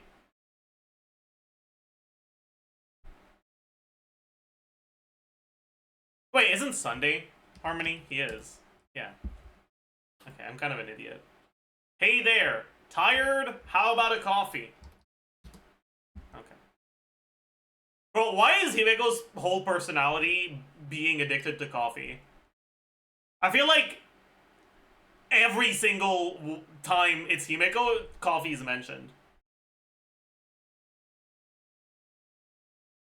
Like, is she a millennial or something? Like, what's going on here, man? The fuck is that? Kind of looks grandiose.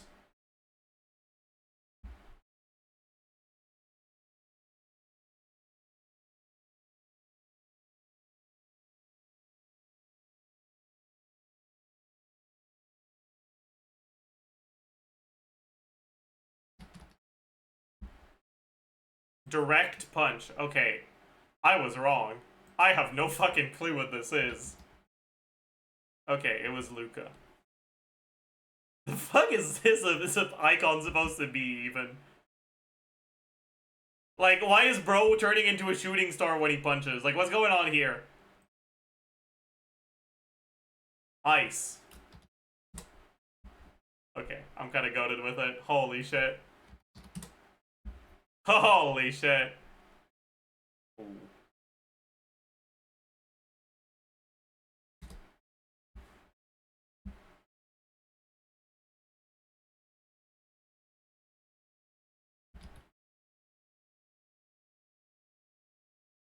I fucked up, chat.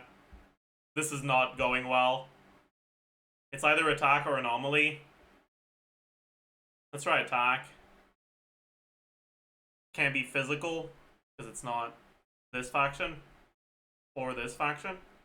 And the only physical attacks from 1.0 are Nekomata, Korin, and Billy. So if it's attack, it can't be physical. What are the other elements?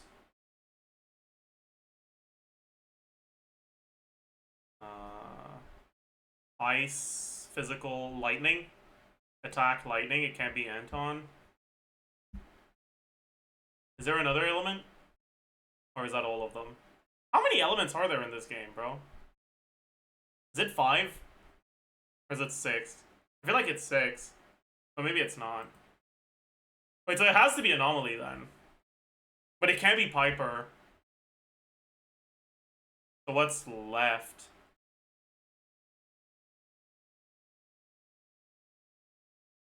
Lightning anomaly, but it's not Grace.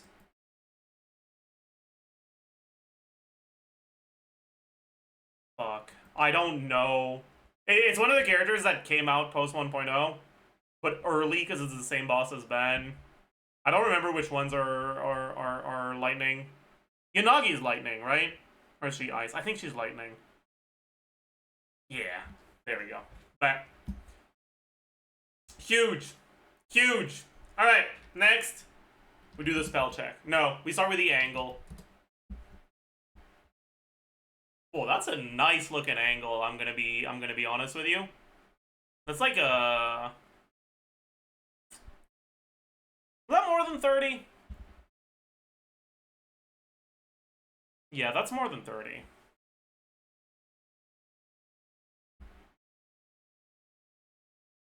It's like 32.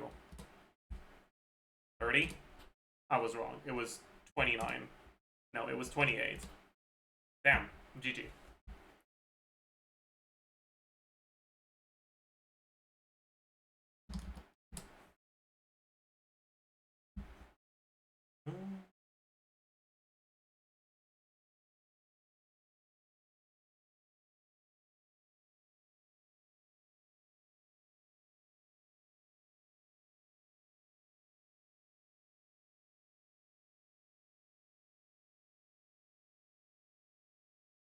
Okay.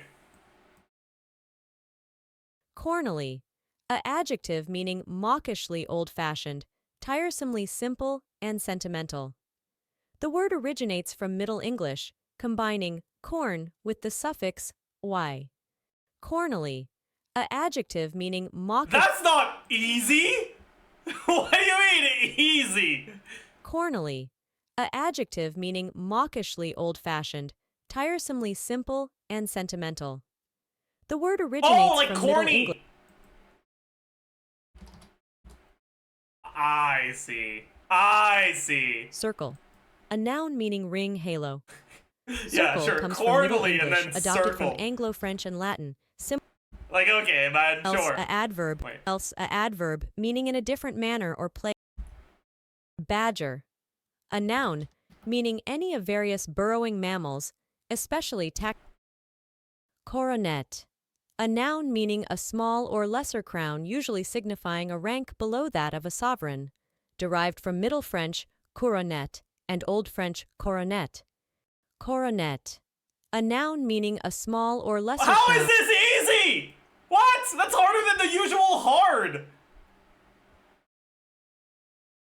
So, okay. Coronet, a noun meaning a small or lesser crown, usually signifying a rank below that of a sovereign, derived from Middle French couronnet and coronet. Dude, it could be so many ways, right? Because, like, the word it's derived from is written like this, right?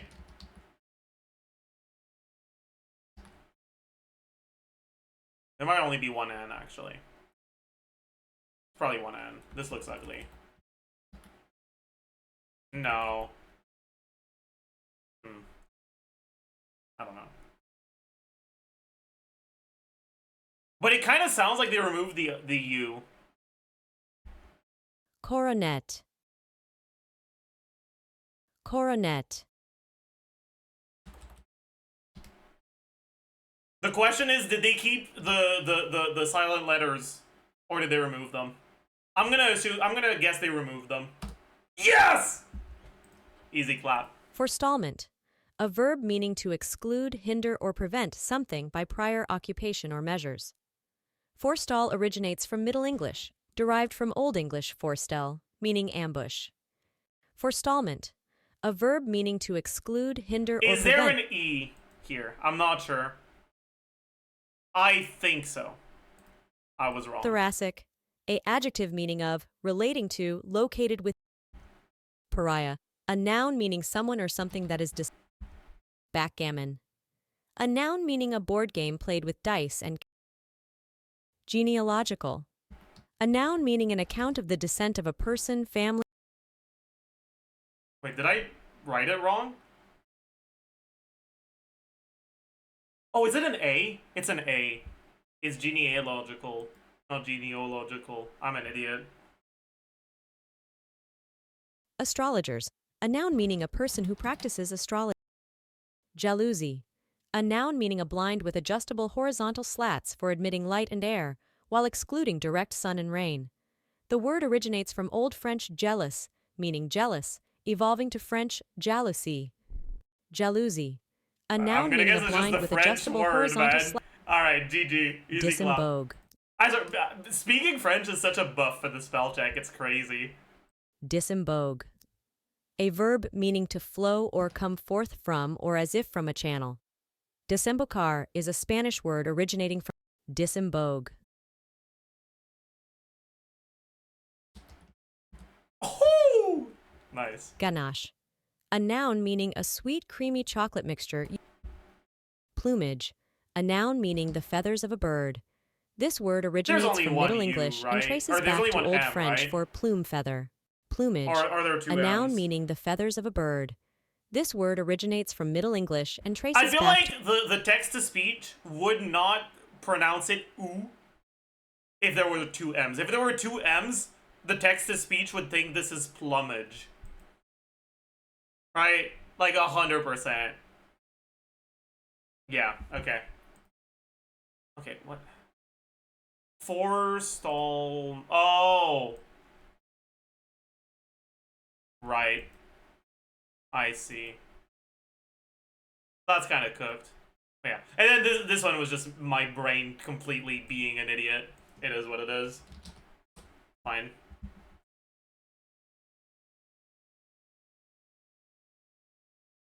Okay, well... I'm pretty sure it's this one. Yeah. Ah, right. That show where characters have a phone. Wait, actually?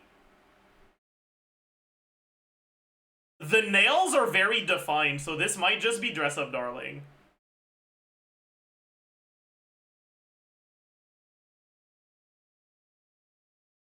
There's not that many shows that actually bother defining nails. But they also don't look very good. So I feel like it can't be. Okay, I don't know what this is.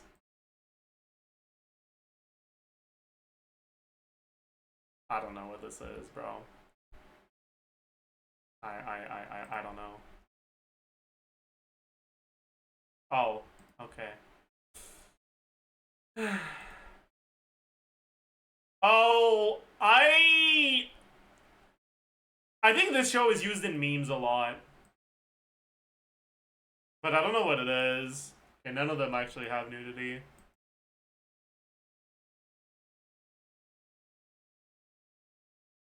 I don't know. This ugly yet beautiful world. Wow.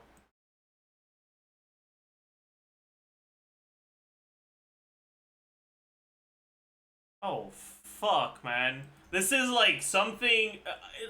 it kind of sounds like Aoi. I remember the vowels, but not the consonants. It's like Leoshi something.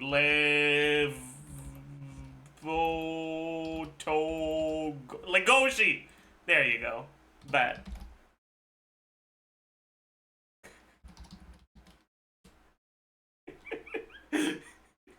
I feel like I sounded like such an idiot, man.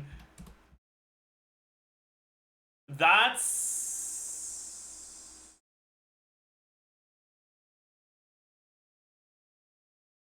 I don't remember who this is.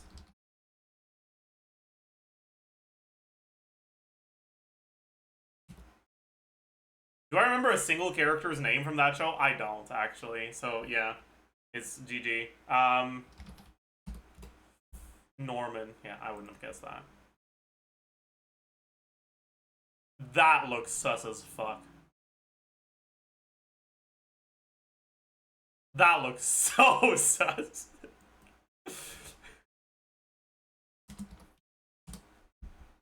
I don't remember her name. Oh, yeah.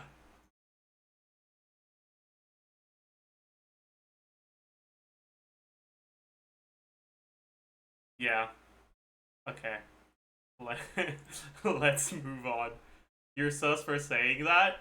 I'm not sus for recognizing that something that looks sus is sus. If I knew what it was from, sure. Dude, this character has a name, but I don't remember what it is. I know this character has a name. I'm sure she does. I'm sure she does. Like 100%. She has a name. Probably. Bro, who is this? Even. Like, that looks like the uniform from FMA, but who the fuck is this? I have no idea who this is. This is probably like I feel like this is a one-syllable name. Maybe Kai. I feel like I vaguely remember this character's name being one syllable. I was wrong. Alright, GG. I was very wrong. That's okay. Didn't get Kiana? Who the fuck even is Kiana?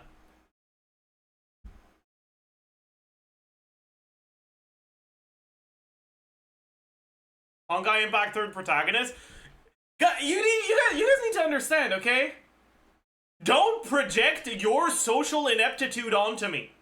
Alright? You're the weeb. I'm not that bad.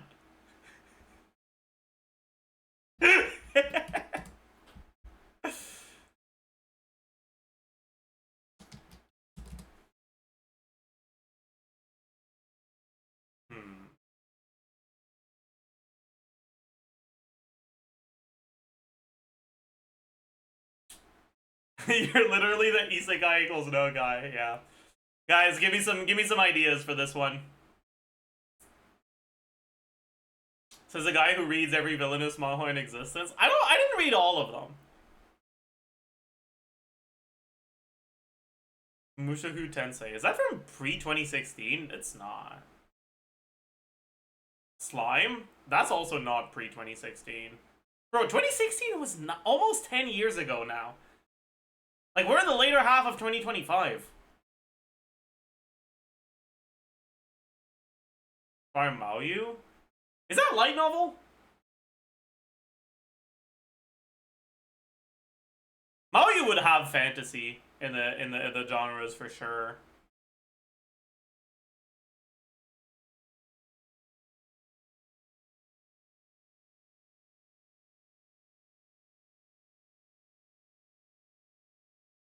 Rigaru? Maybe. No. Older than 2013, comedy, not romance. Comedy adapted from a light novel is kind of rare, I feel.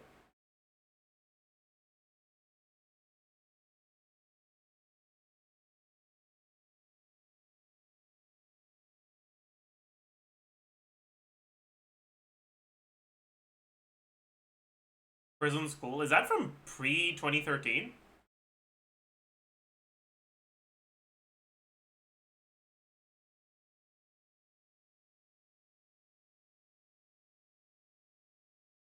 Haruhi?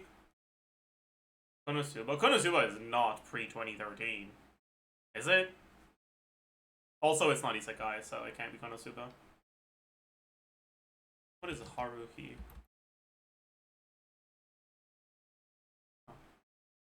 Oh yeah, no, I haven't watched this. Damn. Well done, chat.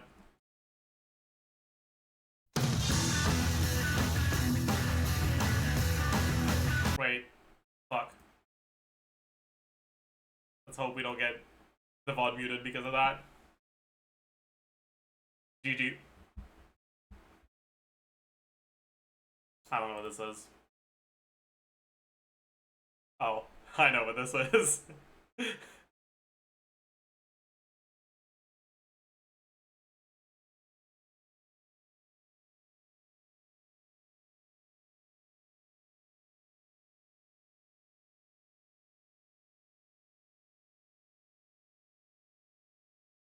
I would not have recognized this without the visuals.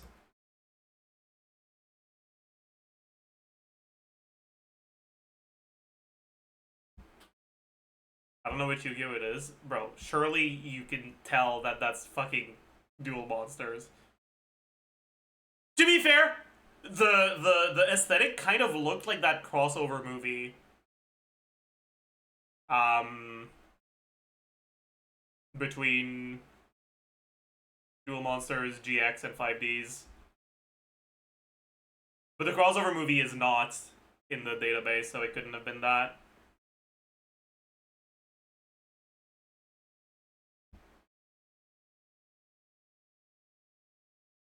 This sounds very isekai, but I don't know.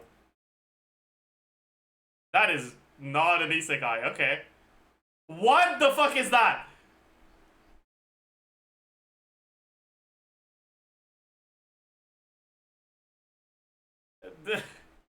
Okay, I don't know what this is, man.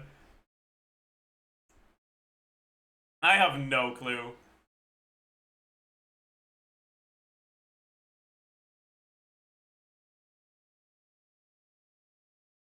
I don't know. Gamers, yeah, I haven't watched that.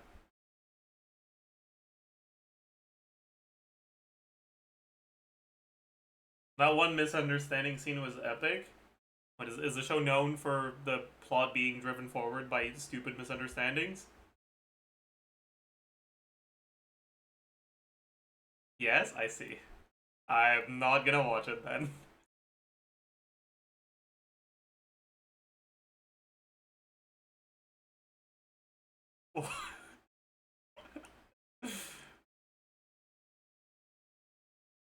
What is this, dude?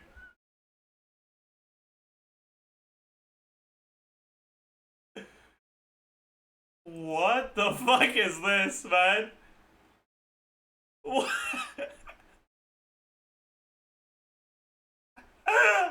What is this, man? I don't know what this is, bro. What the fuck? 1981. Okay, man. Alright. Sorry. I guess I didn't know that, man. Global. Should we do the global? Sure. Let's hope it's not an island.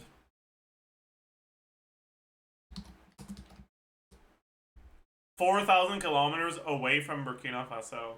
Okay, chat.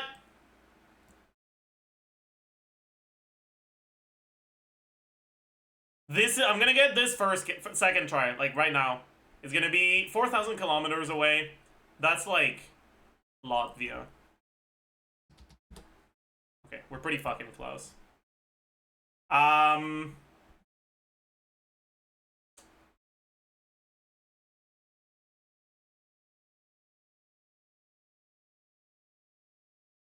Is this 400 km? No. This is 400 km though, probably. Let's try Norway.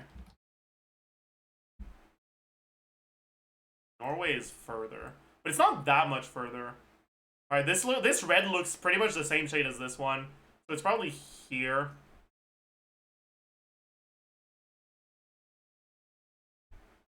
I always switch around Romania and Bulgaria.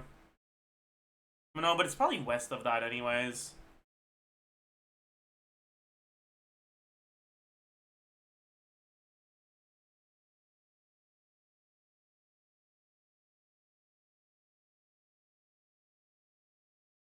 Could it just be Germany?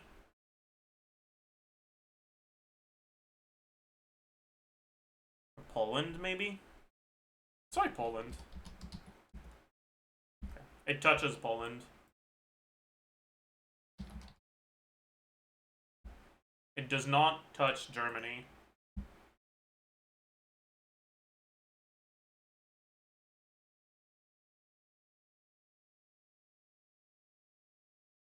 These two are the same shade pretty much exactly. But it's 400 km, so it can't be here. So it's gotta be like here.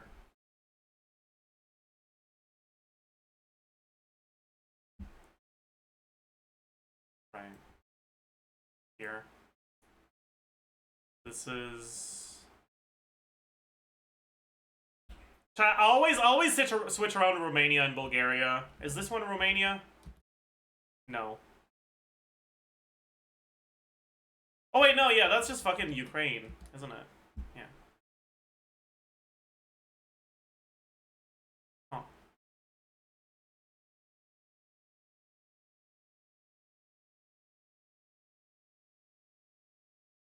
Where's Bulgaria, chat?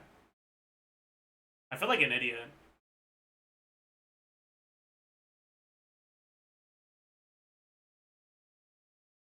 Under Romania? Really? It's that far south? Huh.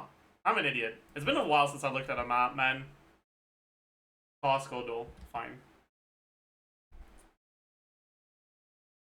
Healthy Choice Soup Chicken Variety Pack. 10 cans. These are cans. Oh.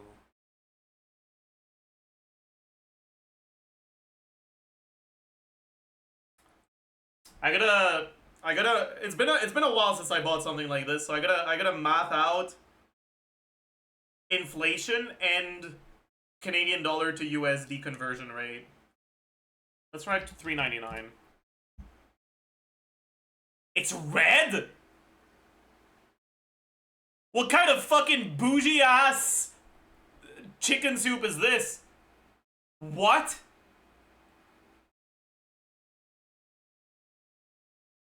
You're telling me you have canned chicken soup? And it's actually made of real chicken? $6.99. It's still red?!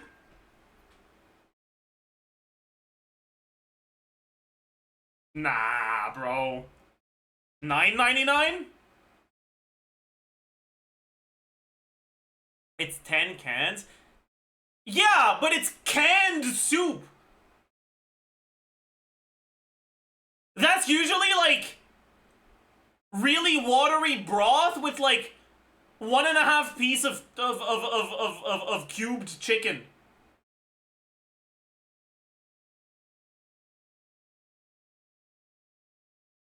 It says healthy? Yeah, no fat, no protein. No fucking carbs. All water. That's healthy. Water is healthy.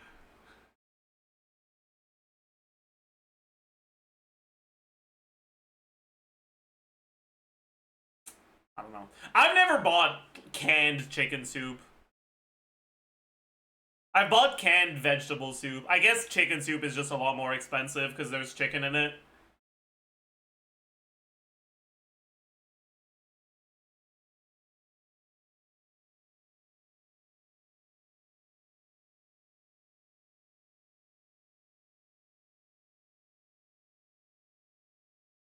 What's up, Slice? It was healthy in the 1950s. True. What do you buy that you can live off of that's cheaper than $1 per can?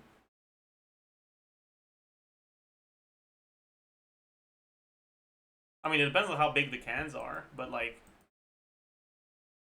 When I bought vegetable, like, canned veggie soup, it was like 2 cans for $1. But that was pre-COVID and a Canadian dollar.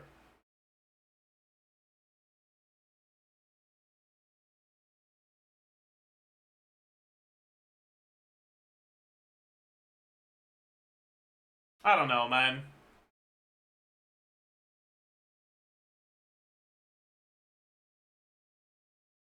Chrono photo, what is that? And I don't buy that shit at Costco either. Right? So it's at a normal ass grocery store. It should be cheaper at Costco.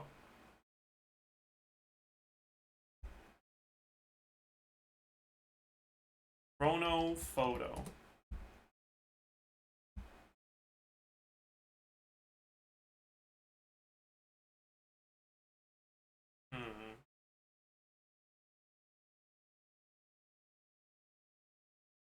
So here's the problem, okay?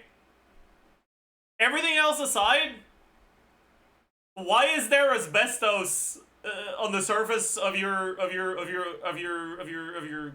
kitchen counter? What's going on here, man? I don't know, man.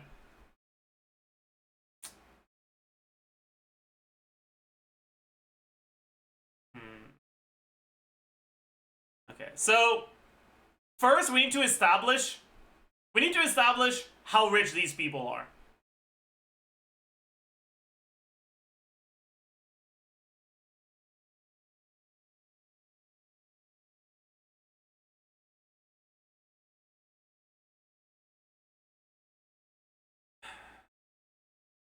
Right? This looks like housewife and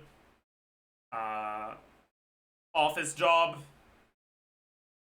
Probably upper middle class.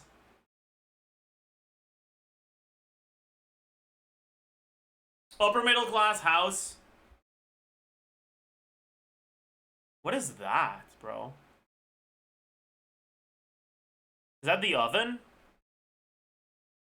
Probably. That's probably the oven. The oven's aesthetic kind of look fairly modern.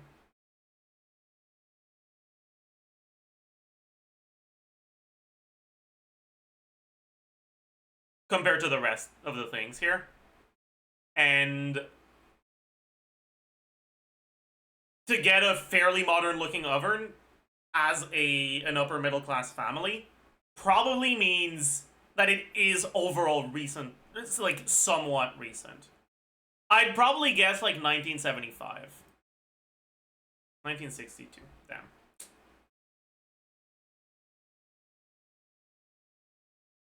Okay.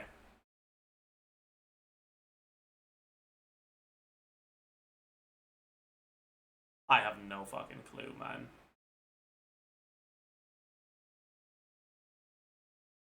The picture's in black and white, but the clothes look so good.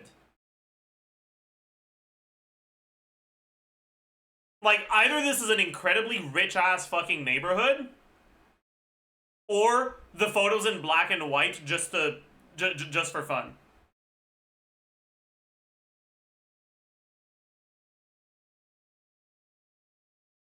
Like, this looks like the kind of clothes that you would see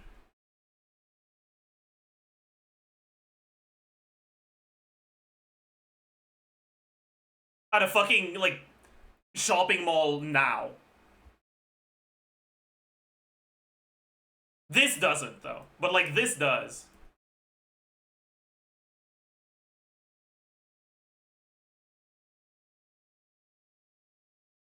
Honestly, it's just, this guy's pants are throwing me off, man.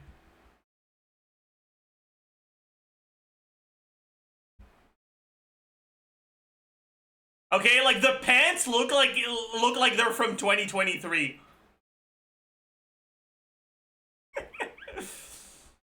But everything else does not look like that at all.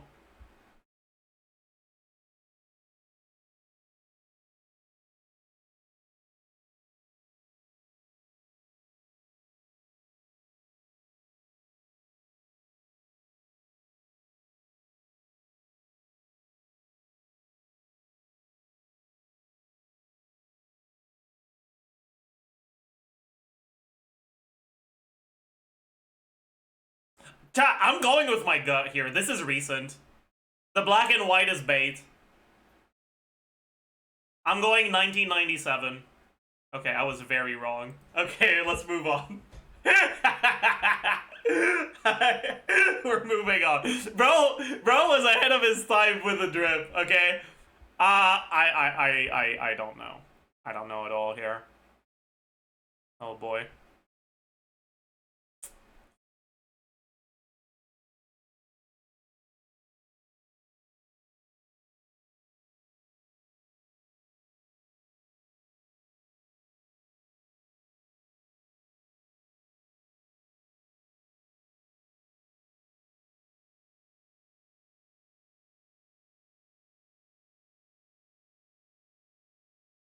Chat, was the Great Depression the 20s or the 30s? I forgot.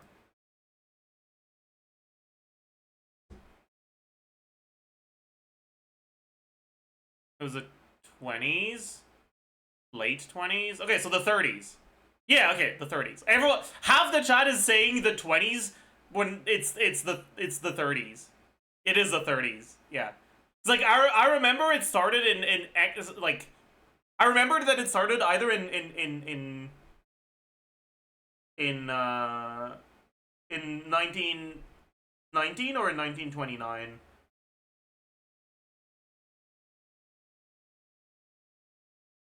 But yeah, this looks outside of the Great Depression.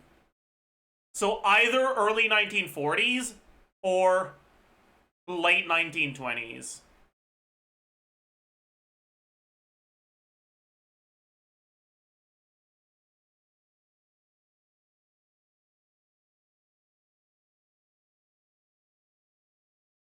Or maybe it's like late 1940s. Let's try 1950. Okay. It was that's not too bad. That's not too bad. I got the right idea, right? Like it's like right outside of the Great Depression. It was right after the Great Depression.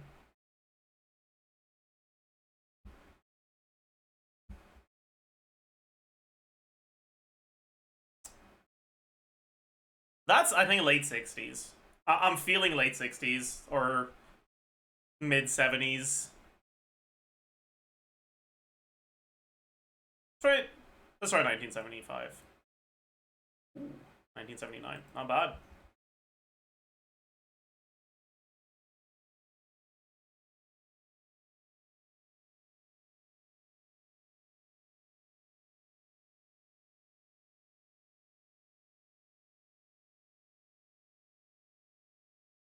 When was the Vietnam War?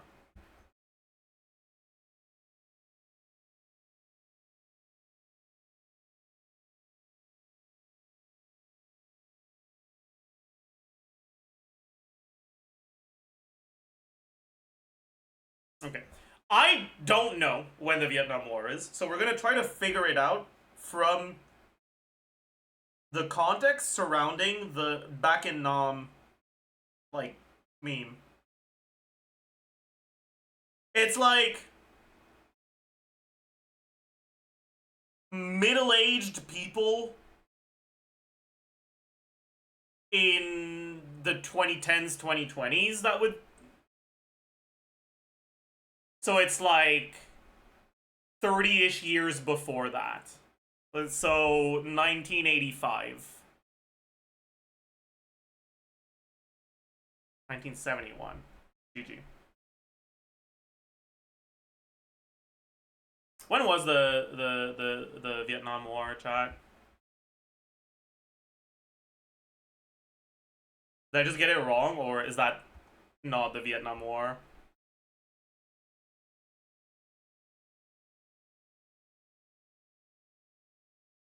I just got it wrong. GG.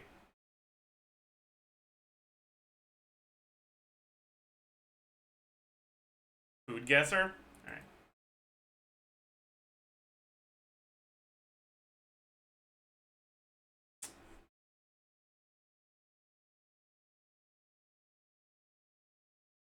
Soy sauce?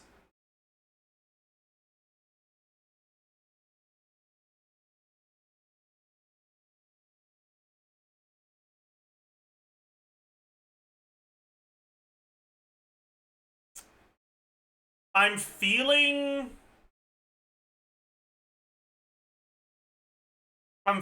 Southeast Asia.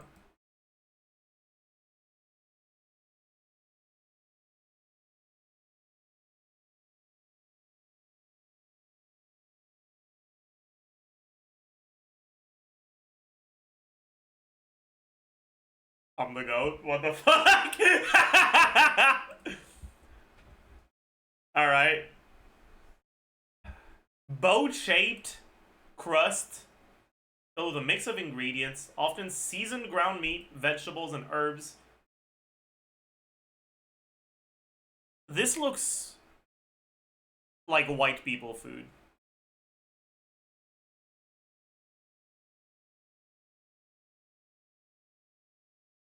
The spices here are optional. This is 100% white people food.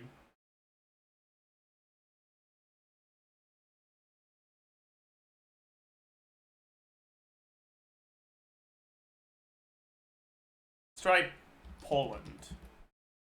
We're warm. It's somewhere southeast of Poland.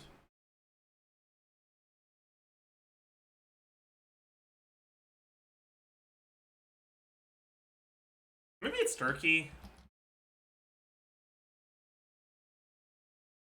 Okay. I guess it's not. Well, whatever. That. What the fuck? What is that? Is that cheese? Or noodles? It's ice cream.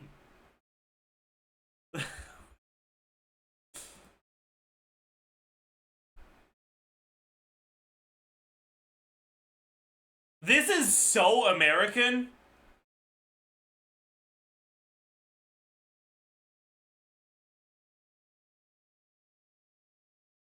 Like, this is the most American food I've ever seen. So if it's not America, I don't know what to say. Okay, it's not America and it's not even close. Like, this looks like the sort of stuff that a suburban American mom would do to please her 8-year-old who really likes spaghetti.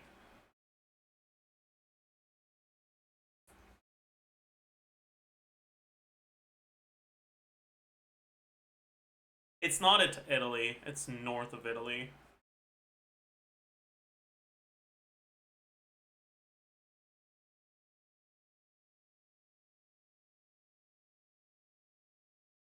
but like directly north.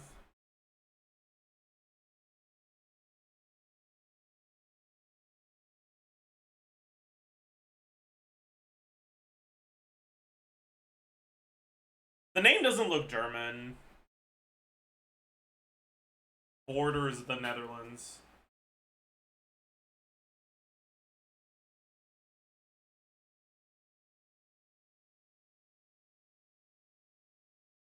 I don't remember what borders Netherlands again. Borders Czechia? Czechia? I don't know. Wait.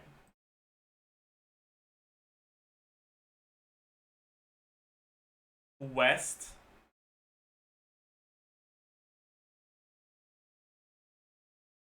It's not Germany, right? It is Germany. That does not look like a German name.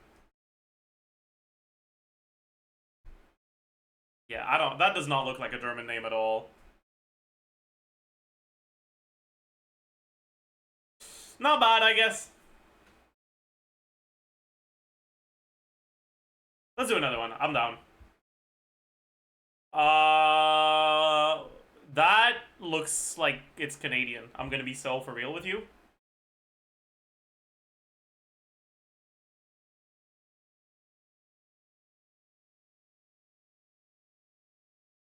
But a lot of Canadian food is not actually Canadian.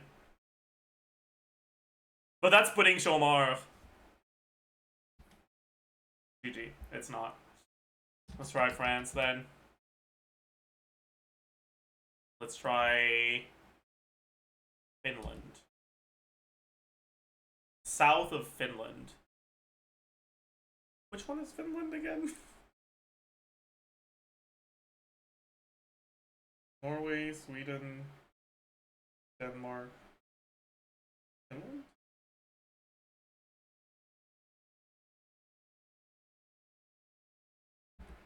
Russia, okay.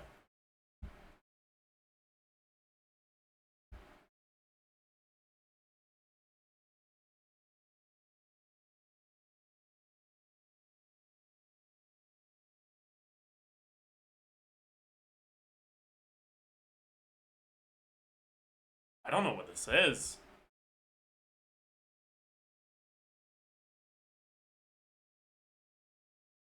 Served with rice means it's probably Asian. Soy sauce, definitely Asian.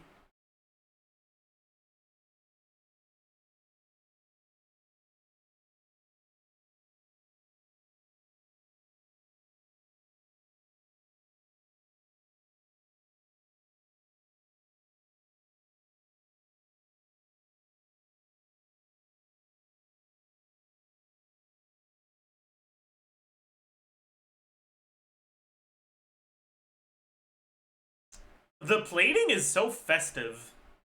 I feel like this is like a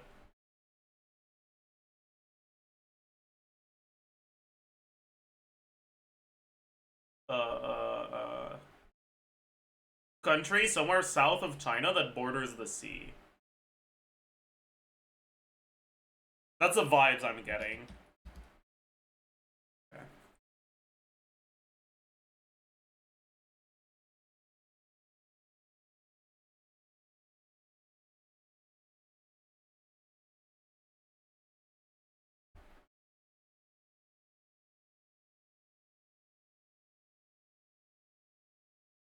East of Vietnam.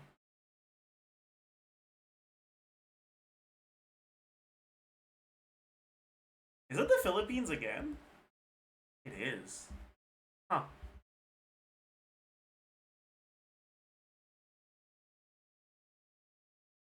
I mean, that's gotta be China, no?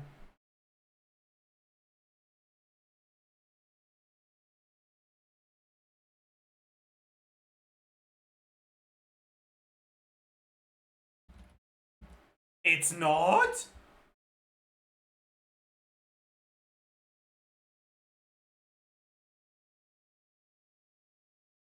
Bro, what? What other food uses... Chinese broccoli. I'm gonna look that up. Actually, I feel like it might tell me. Maybe it's Thai food? It is. Chinese broccoli.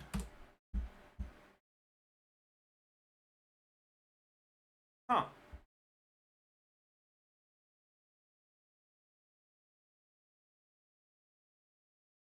Oh well.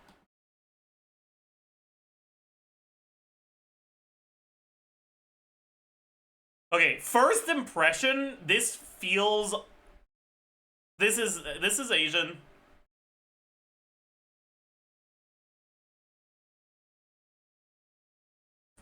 That's Japanese.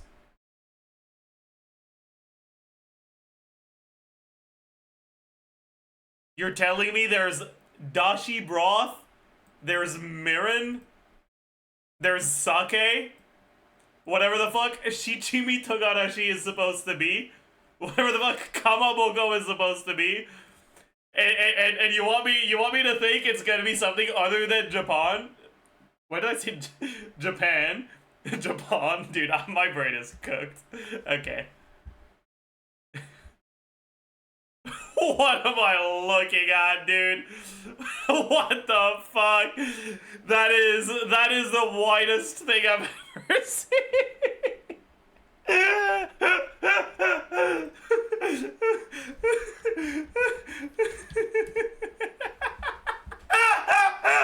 Oh, that looks disgusting. Oh, we gotta do another one. Ooh. Oh. Let's stick to the first one. Okay. There's no region-specific ingredient, really. Breadcrumbs are often used in European cuisine. I think more so than other types.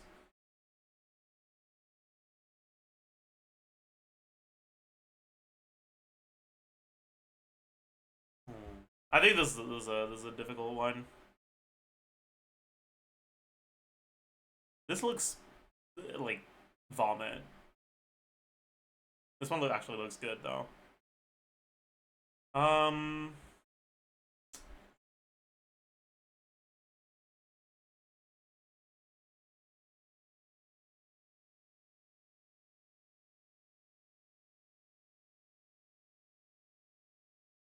This feels like either Eastern European or Middle Eastern.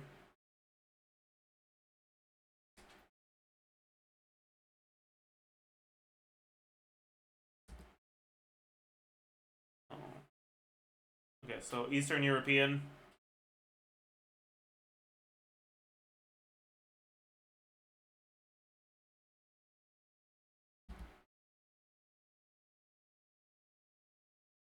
Borders Romania to the northeast. Is that Ukraine?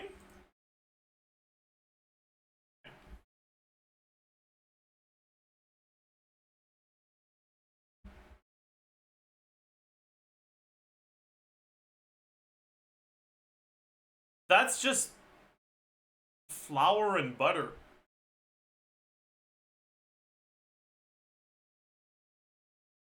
But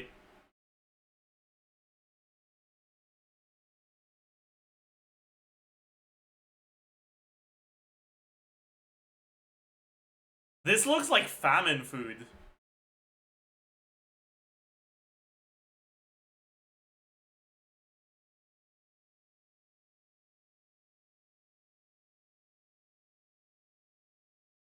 On long journeys.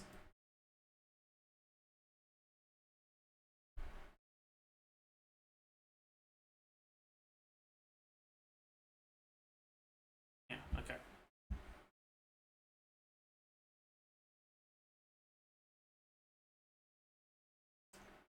Okay, before reading the ingredients, is this sweet or savory? I have no clue. I'm gonna guess it's savory. And it's like blood pudding or something like that. It is blood pudding. Okay, that.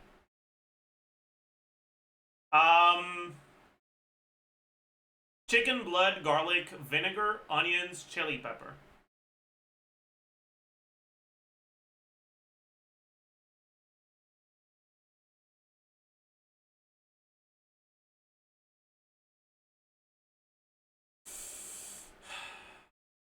Chili pepper makes me doubt myself.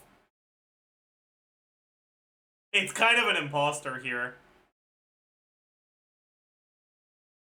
Also,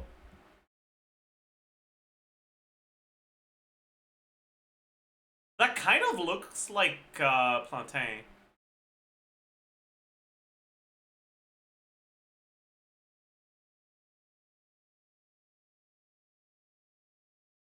So like this is probably an English colony. Either in Africa or maybe in the Caribbean? I'm gonna guess Jamaica. No. We're not there at all. GG. GG. It's South. Is that like South America?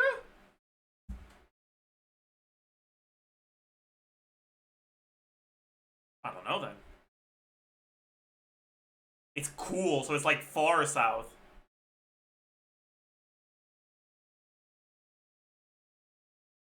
Borders Chile. Fuck. I don't know my borders in South America, man. Argentina. Uruguay.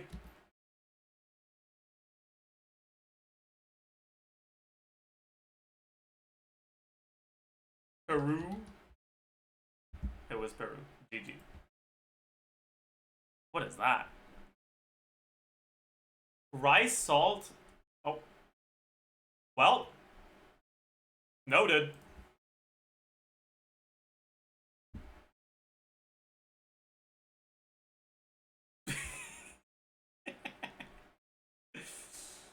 That's crazy.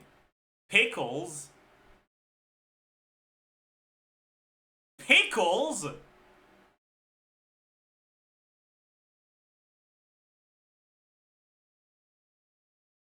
That's a... Is that a croque monsieur?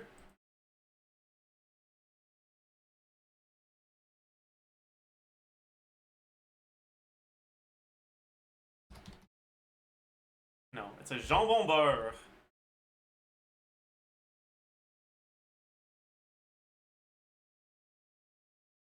Oh, my bad. I didn't recognize the ham butter. GG.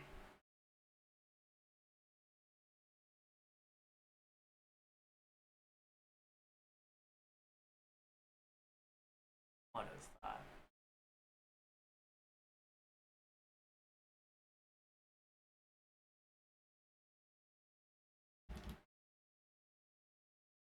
It is ice cold. I saw the sauce, and I was like, "That's okay," but no. Apparently, I should have known from the nutmeg that there's no way this is British food. Bro, it's north of the UK. There's like nothing north of the UK. And it's ice cold, so it's far. It's northeast of the UK, and it's far. Like, what the fuck does that leave us with, man?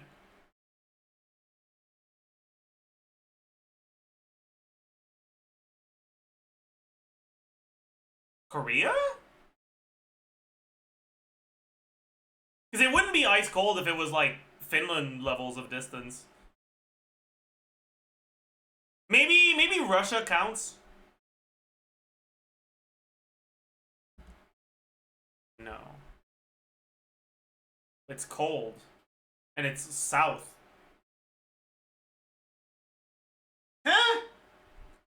How can it be, like, a lot north of the UK, but a lot south of Russia?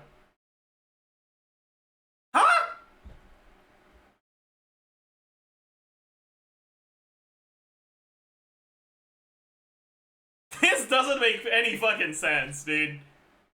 Let's try Serbia, because the name sounds... Never mind. Okay, we're also ice cold again. Okay, how? Bro, like, what the fuck is going on here?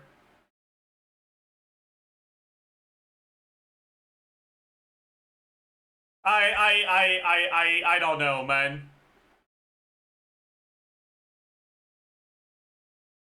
Maybe it's Korea? We're getting closer, but it's still not Korea. It's like south, slightly west of Korea.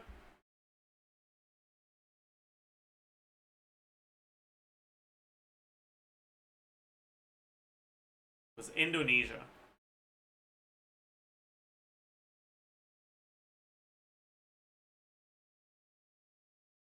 You're telling me Indonesia is north of the UK? I don't think the compass is working very well, man. Something seems a bit wrong. I think they're under the impression that the map loops around from the top to the bottom. And that's not exactly how a map works.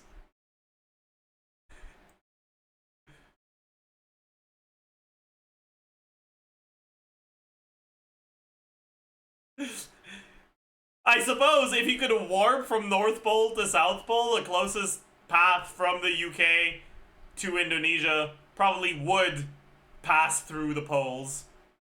I guess, but something's wrong here. Okay, well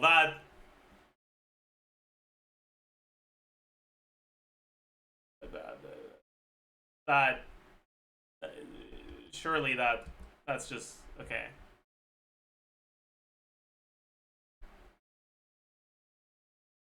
Glutinous rice, coconut milk, sugar, chocolate. What? What are these people doing? It's not Japan. It's not China.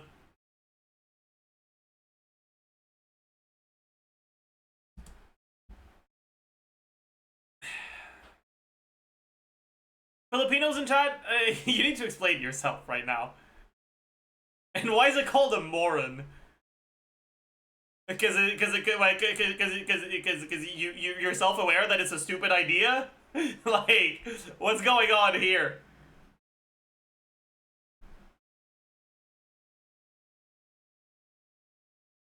It's tasty. Alright. What? Peanut butter? Banana? Bacon?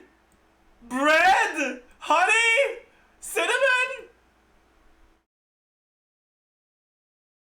What the fuck is this?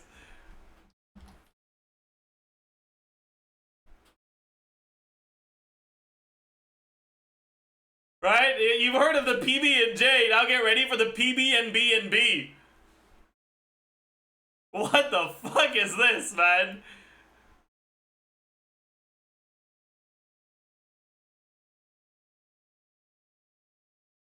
Oh, that's the PB&J.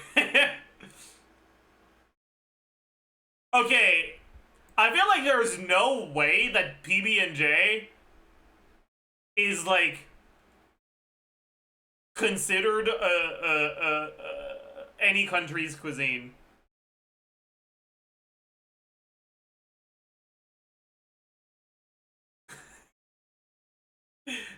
Like, there's no way. Like, maybe it's probably Americans thinking they're special. Yeah.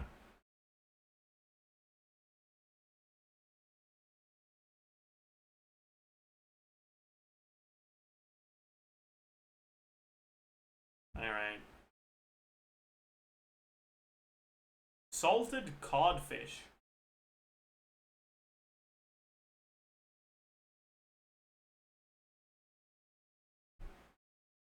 Wait, what was this last time? This was...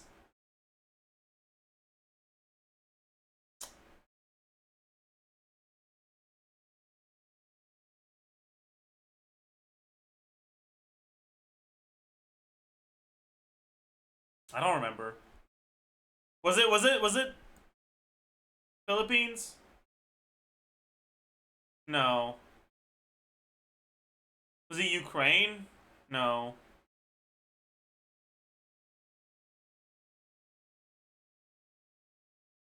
Maybe it was Philippines. Okay, not at all. Let's try Russia. No. Okay, I'm not trusting the compass anymore. Let's look at the name.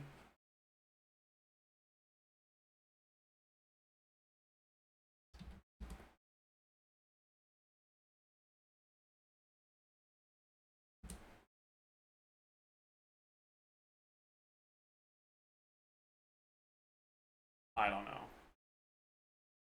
It was Puerto Rico. Okay.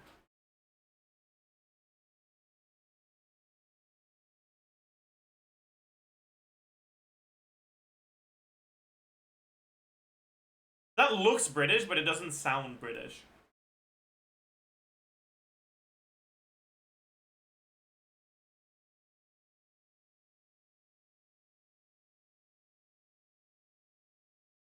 Cabbage. Cabbage is so Chinese, by the way. Okay. I was wrong. I was wrong. I don't know. I feel like cabbage is such a Chinese ingredient, you know?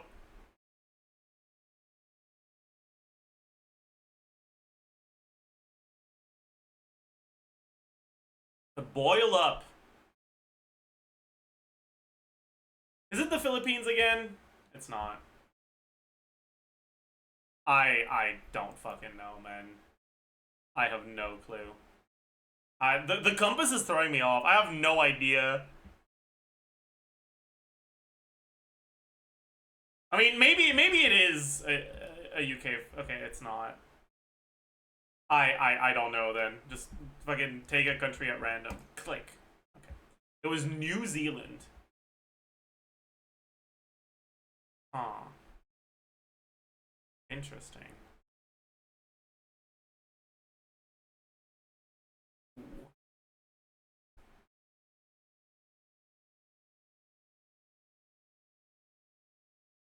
Ooh.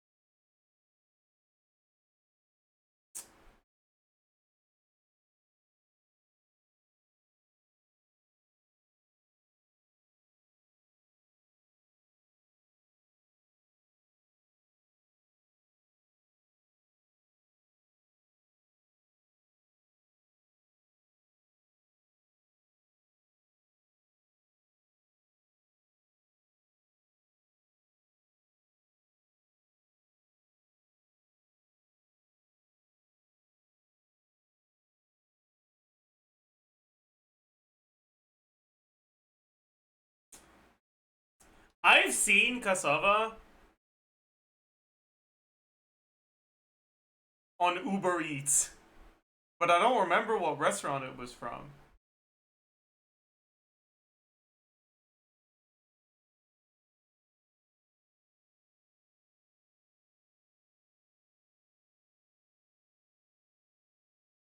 I feel like it was an African restaurant, but I'm not sure.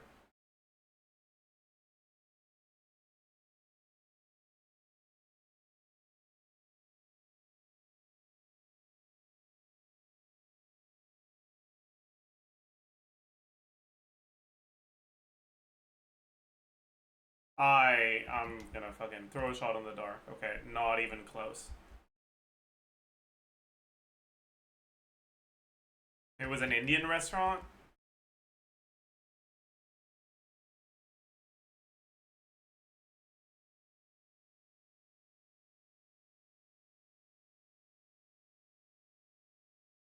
That looks like a Vietnamese name. But... Huh. Alright. This bread looks so processed.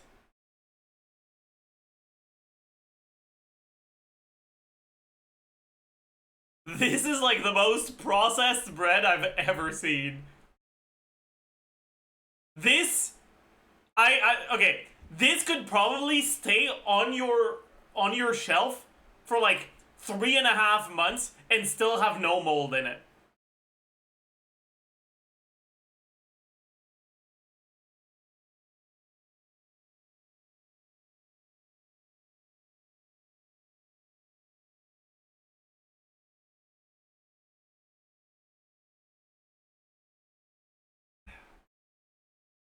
I feel like this is an American way to eat leftovers.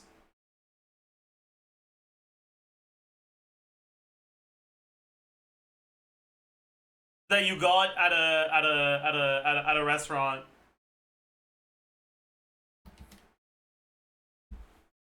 Yeah, at a Chinese restaurant. Yeah. This is how you eat your restaurant from your leftovers from the Chinese restaurant as an American. That's the vibe I'm getting from this. And it was right.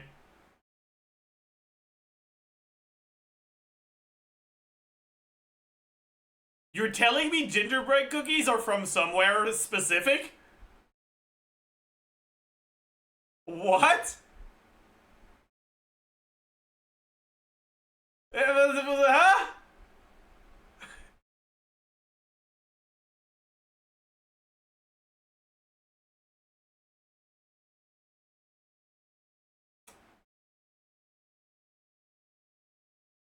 I mean, usually stuff like that is from France. It was not.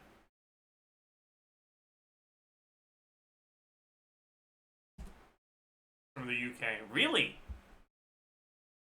Literally the only good British food? Holy shit.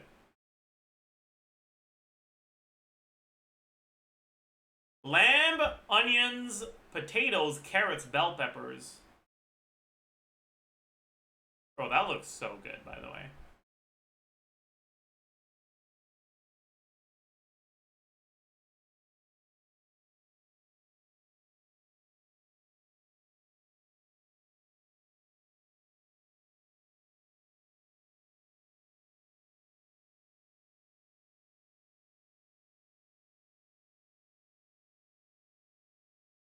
This feels like... I feel like lamb is really, really present in Middle Eastern food.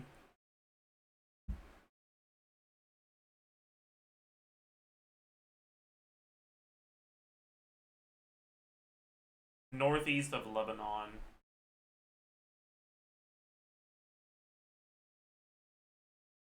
Borders Afghanistan. It's one of the stands, probably. Oh. It's a lot of the stands, actually. Okay, bet. Is that a Danish? Is a Danish even Danish? I don't think so, right? I'm pretty sure a Danish is French. Maybe it's not. Okay, it's not. Thank God I did. Okay, whatever. Listen, sorry.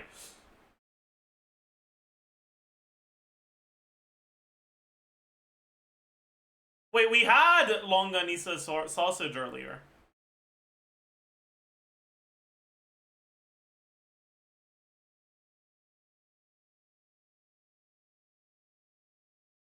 But is this American? Is it American bastard child food, or is it actually from the country of origin of the food? I feel like it's American bastard child food. It was not. GG.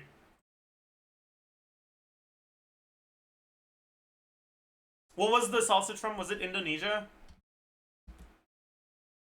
Chori burger.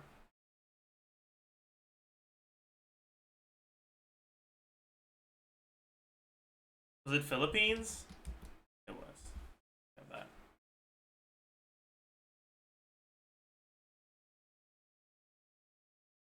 Is it just like chocolate milk? Milk, chocolate. That's just chocolate milk. Oh, it's a ice. It's hot.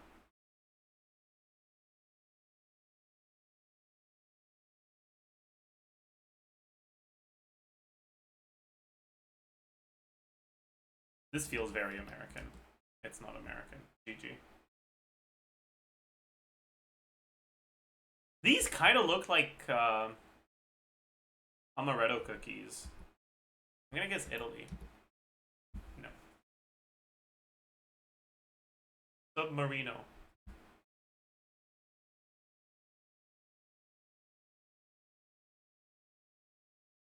What?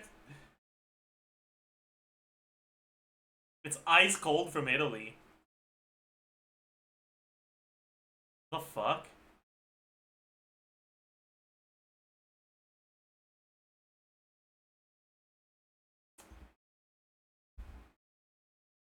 Probably South American. Easy clap. Beef shank, beef bones, water, corn on the cob. Is that Mexican? I mean, it's South American. Okay, yeah.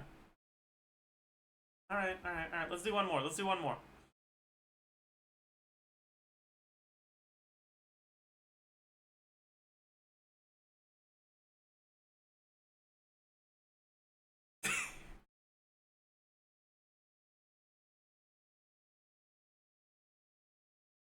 You guys think the flag is bait, chat? Oh. I feel like the flag might be bait. Okay. Semolina, water, salt, onion, tomato, bell pepper, chili pepper.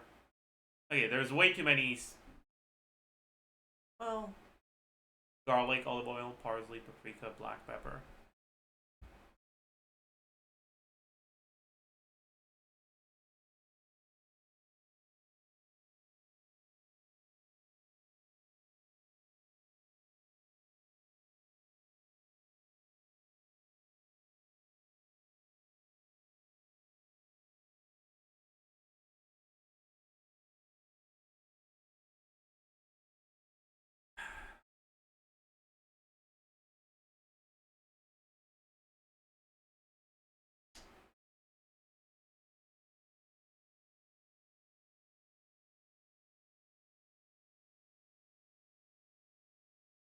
Okay, the flag was not bait. The flag was not bait. Okay, that's French.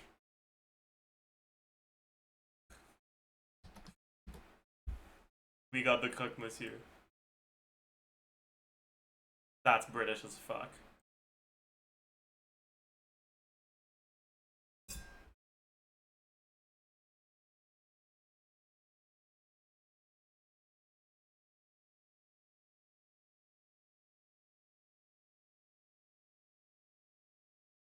That's so German coded. Maybe not. Fish sauce, that's not German.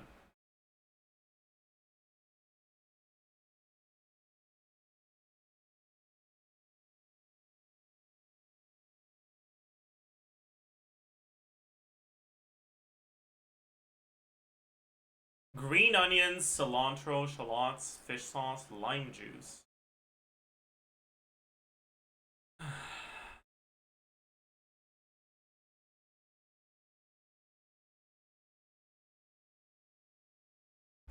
This sauce looks Thai.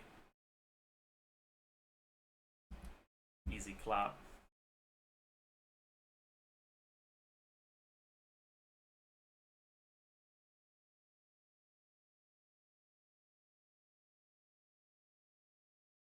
Fuck.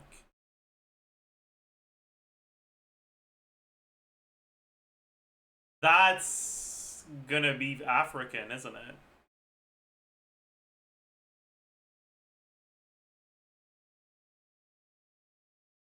That's the.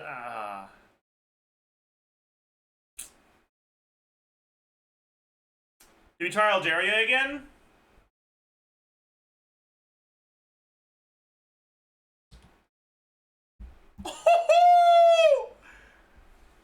Easy clap. Perfect score, chat. We got all of them in one.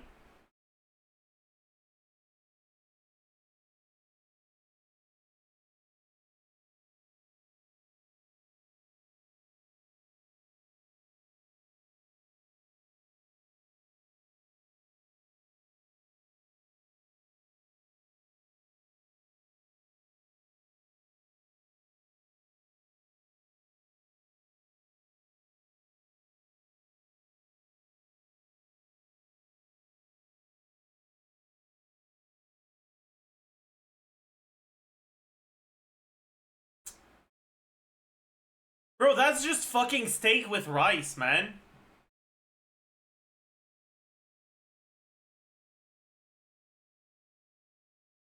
Like, what?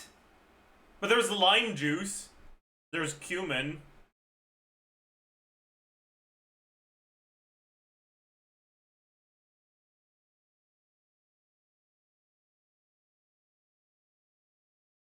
Kind of looks like it's topped with coriander. Which sounds...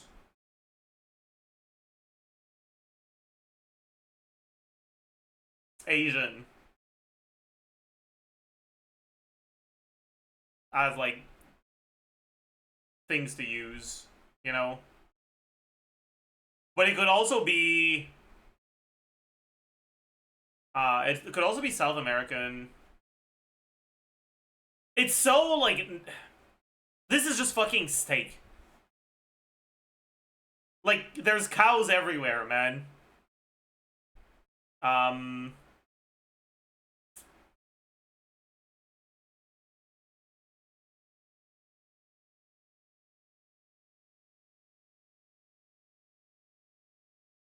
Try Thailand. Ice cold. Let's try Korea. Ice cold. Baka frita.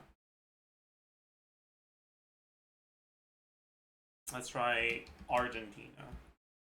Cold. I don't fucking know, dude. The hell is left? Cold? Maybe it's just another... Try Peru. Maybe. Cool. The northwest of Peru.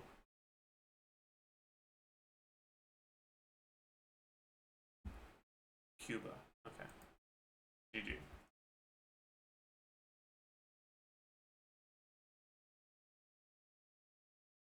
That looks so fatty. Pork, liver, heart. Yeah, okay. Pork, liver, heart, blood, onion, garlic, vinegar, bay leaves, chili, pepper, cloves, cinnamon, salt, turmeric. Aw. Tamarind. Aw.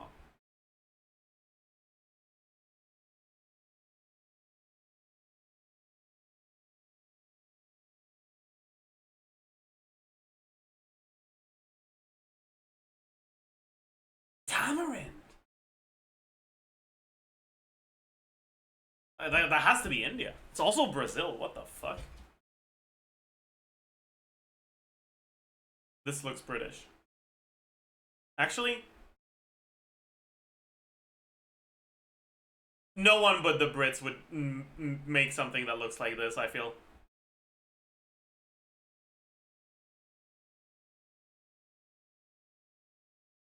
No, it's not them.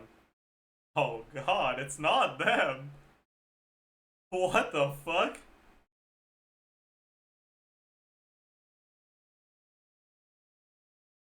I guess it's the Irish. GG.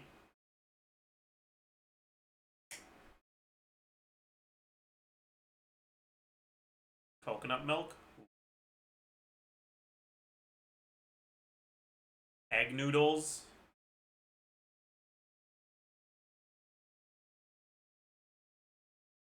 Peanuts.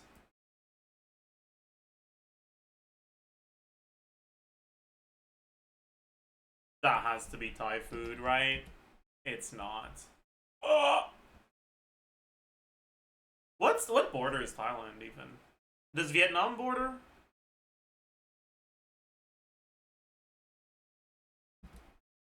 GG.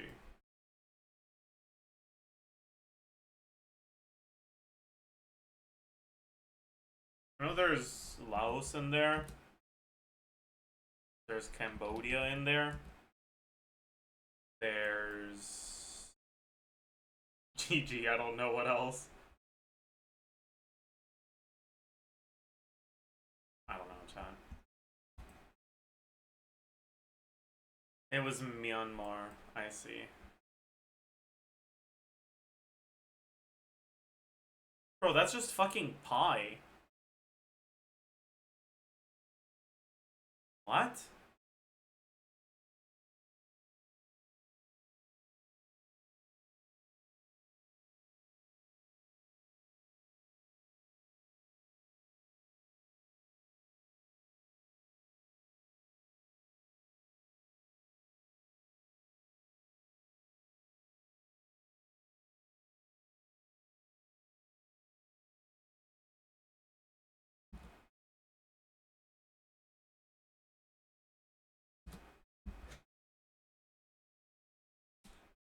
We gotta do better. What is that? Oxtail.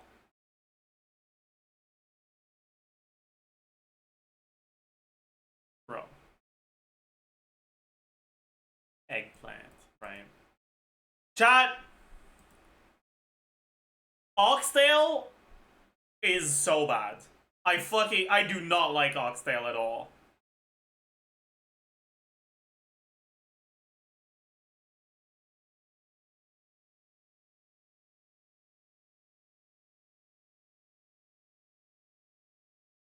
I don't know what this is. I actually don't care. I think we've done enough of this, honestly. Let's do another duel.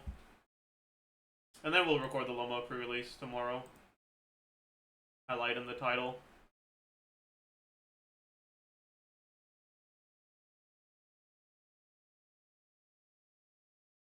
Scrandle? Fine. We'll do the Scrandle.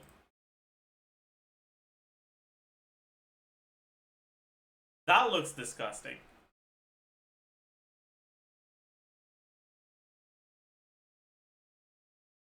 No. That's not a 91.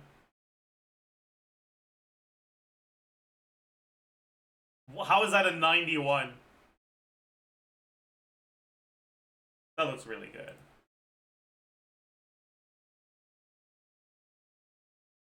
Okay, bro. 10%. Jesus Christ.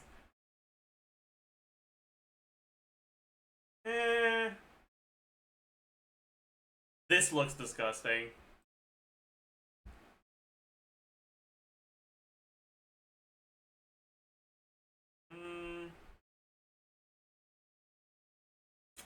Okay, okay. Bro, what? Nah. I don't. Bro, I don't know. This looks so dry. I'm voting for the, nah. Cheeseburger.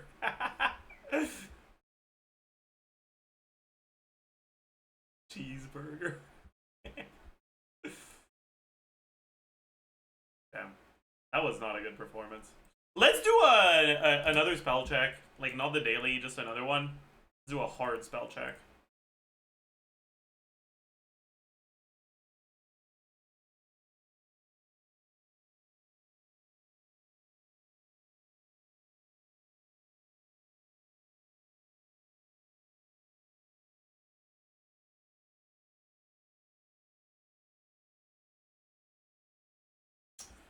I think it's this.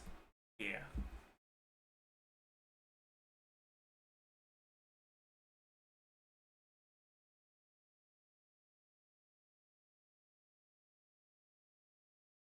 Is it asp? Aspa? Aspa. It sounds like E. We got it. Bet.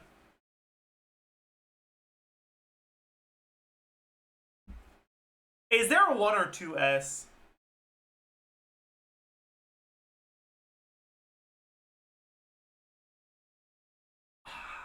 I'm not sure.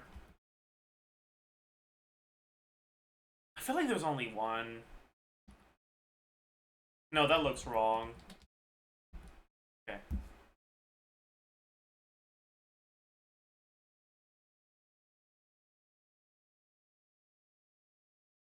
I don't know. Okay, that was not it.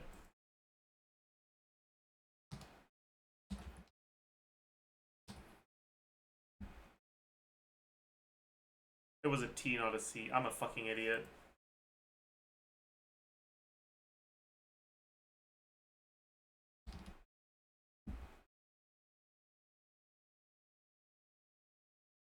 Dude, what is with all these French words?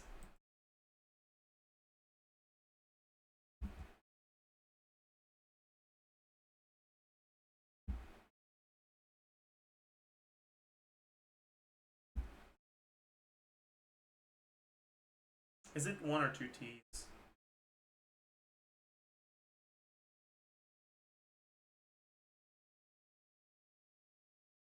I think it's 1. Yeah.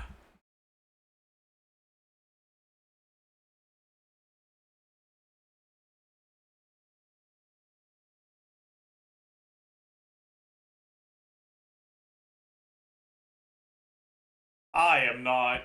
Okay, I don't know what the fuck it was.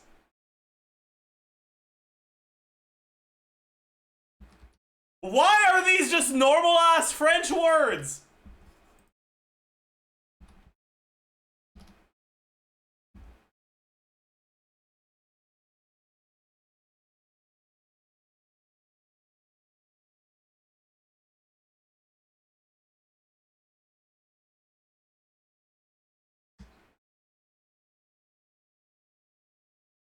Okay, yeah, GG.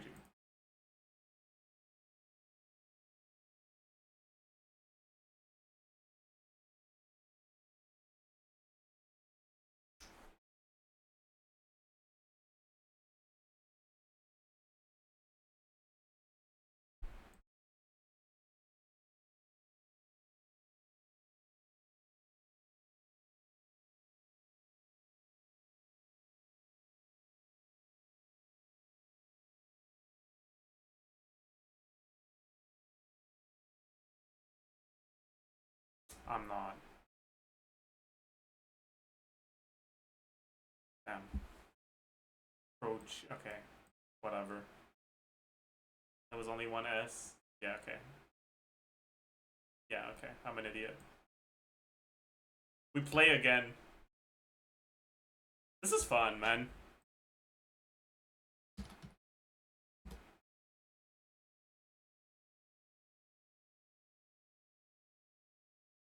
Is it a T or a C?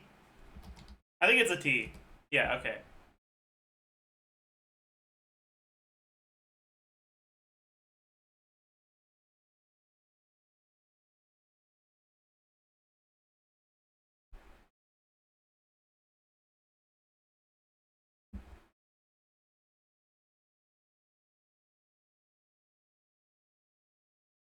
What the fuck are these words? Exhorted? Exhortatory. To exhort. I know exert. What is exhort?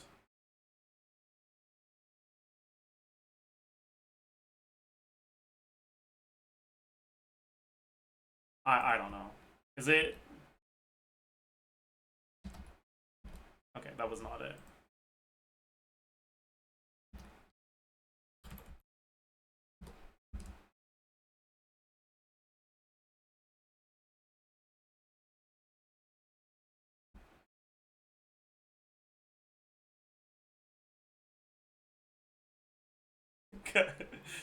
comeliness. I don't know. Okay, I was wrong.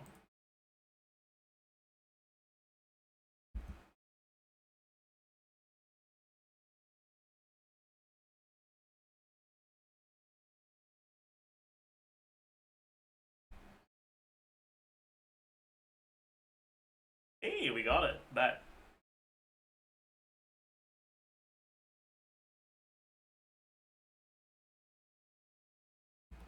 I was wrong. Oh, it's R-O-U-X. Fuck. I'm an idiot. It's R-O-U-X.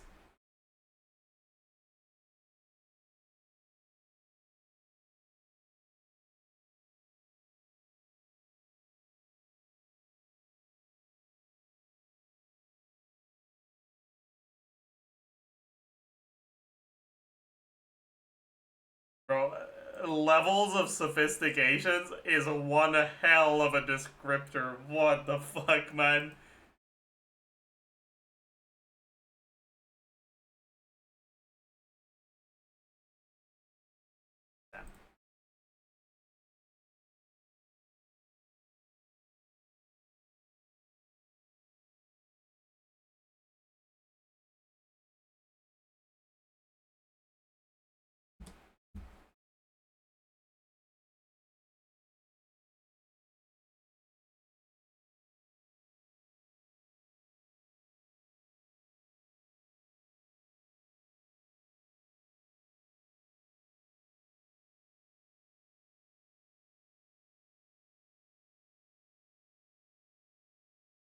I feel like it's an S, not a C.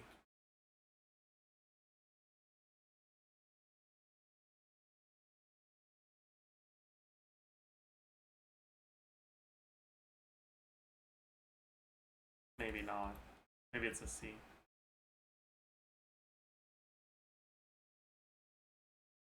Is there two L's or one L's? I'm gonna guess two L's. He died. It was one L. GG. Yeah. This one I should have gotten. The other ones I think are fine losses.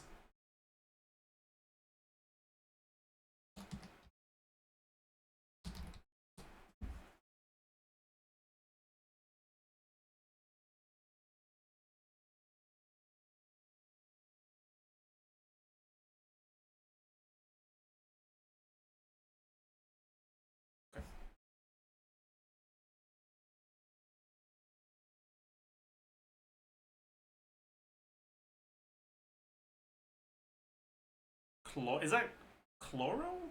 What the fuck is he saying? Chloro. I think. Yeah.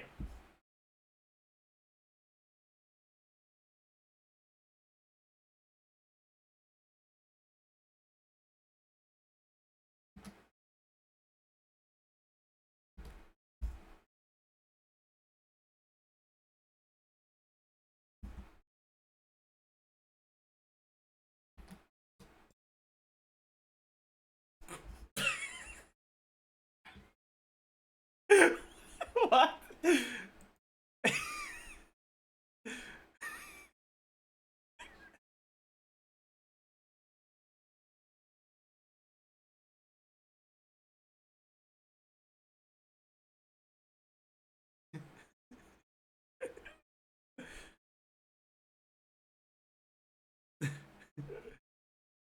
I don't know, man. Okay, that was wrong, I suppose. That's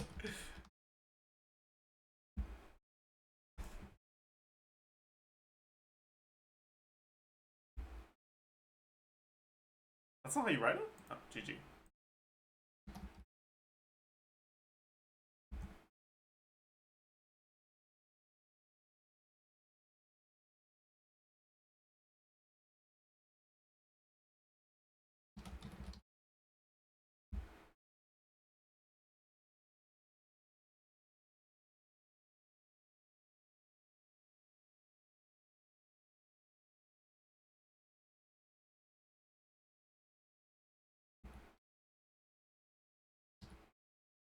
GG.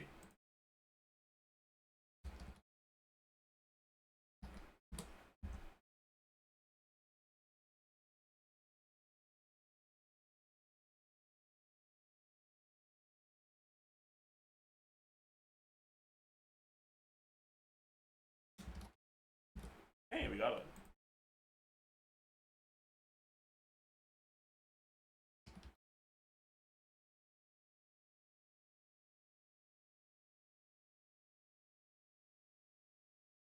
Was it SZ, not ZS? I'm cooked.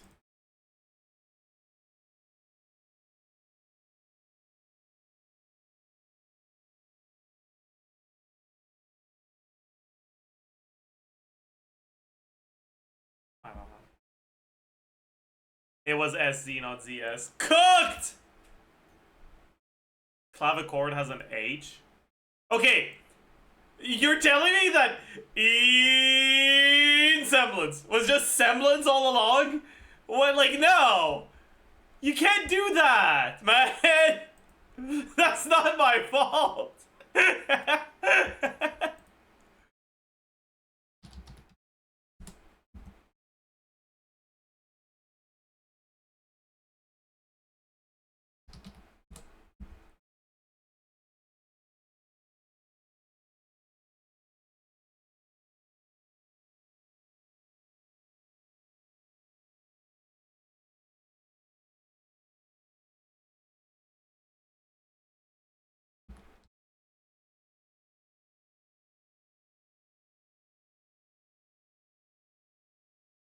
Ah, fuck.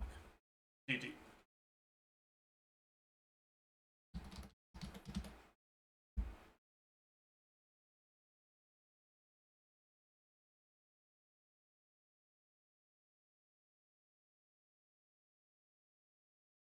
I don't know. Oh, we got it. Somehow.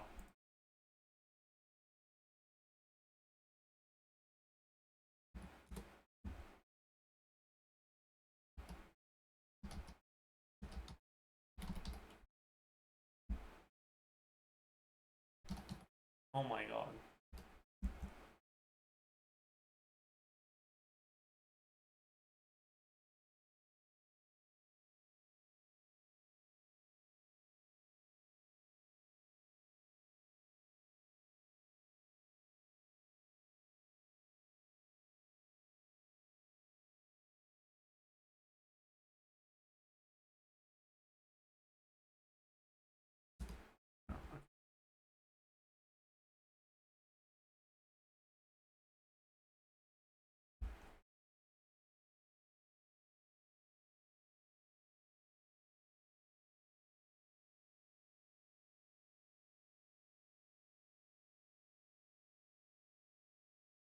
Okay.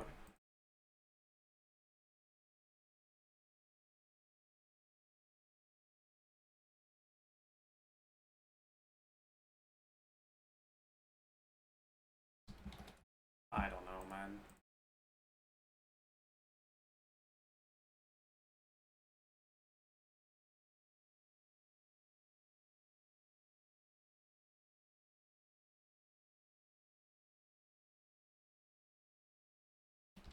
Is there one or two ends? I'm gonna guess one. It was one.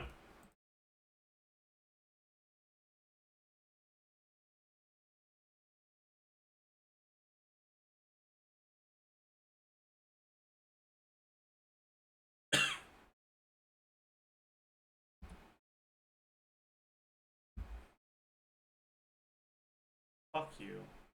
It was the feminine form of Batu. Okay, sorry.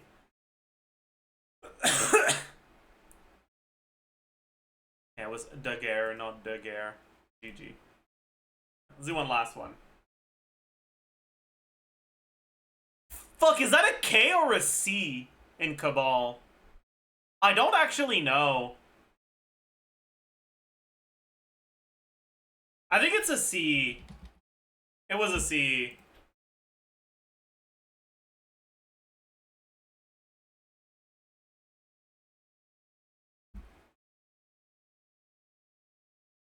It's kinesiology.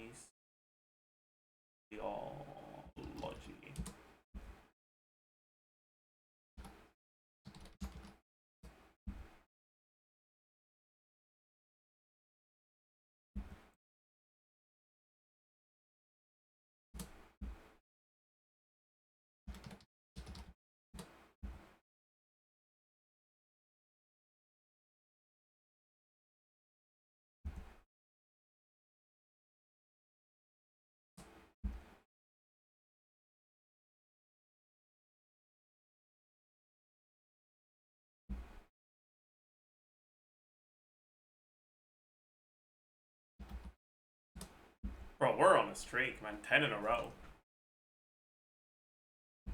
Is there 1 or 2 R's in coronation? I'm gonna guess 1. Pog.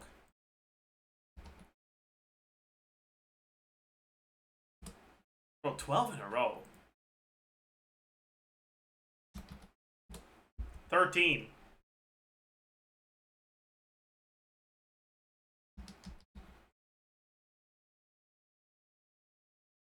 14.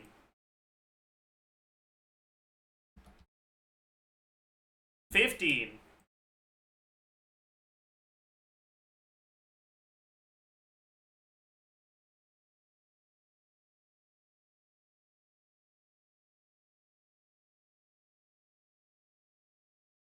That's a different word.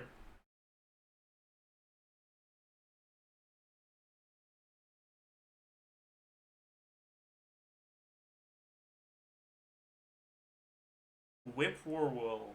Whippoorwill. Whip. I don't know. I'm gonna guess the second word, honestly.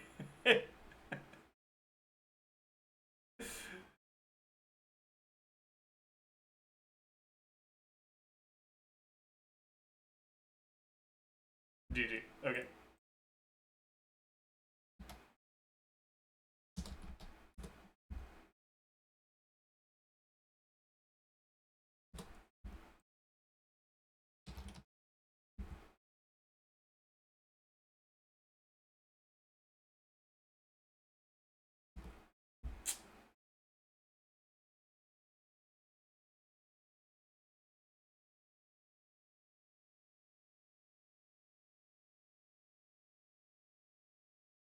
Cooked.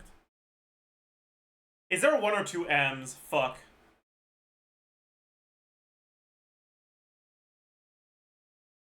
I think there's 2. Yeah, there's 2.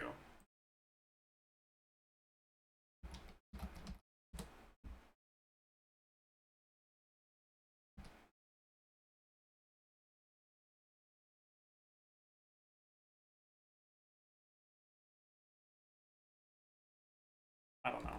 Oh!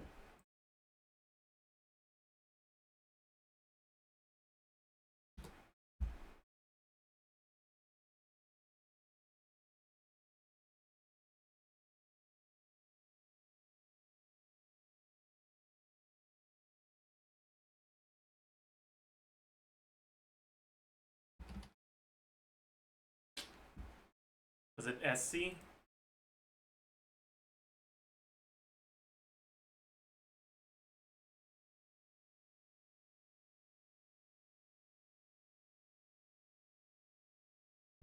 Oh. Yeah, it was SC. Okay. Whippoorwill. That was not a bad pronunciation. That was just what the thing is. A whippoorwill. What the fuck is a whippoorwill? Whippoorwill. Whippoorwill. Oh, that's a bird. That's crazy. Still, though, 22 is kind of insane. Let's do a medium.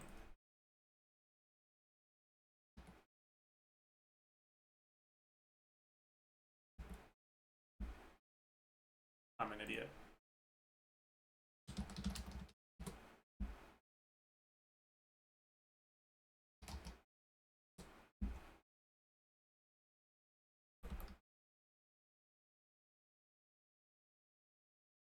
Is it deter or is it like deter or deters that I'm supposed to say? Okay, okay.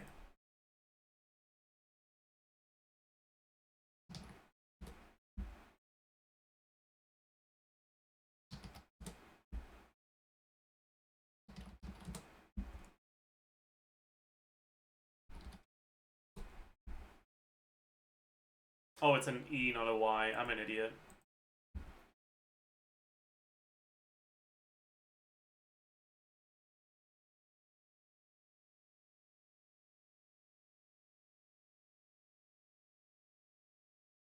I don't know what this is.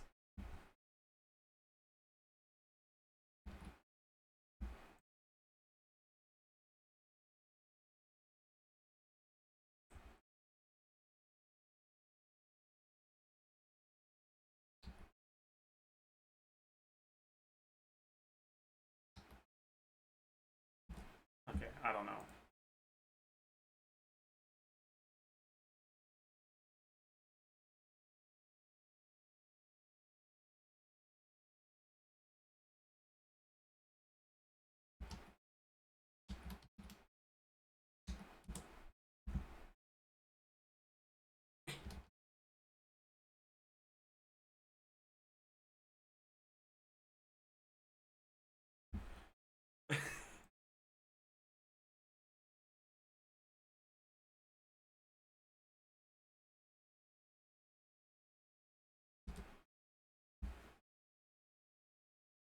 Oh, damn. Yeah, okay. Yeah, epitome was an E, not a Y. I'm an idiot. We go again.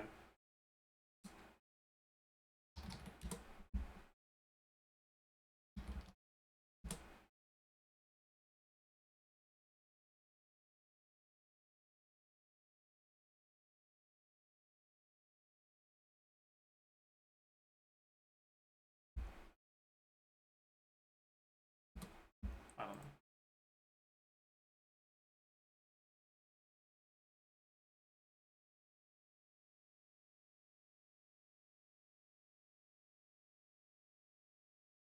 What the fuck?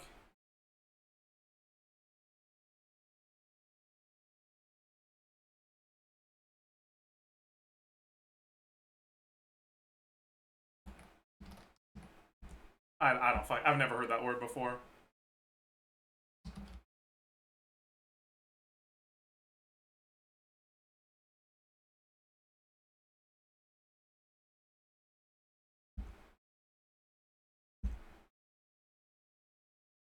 This one. What is this?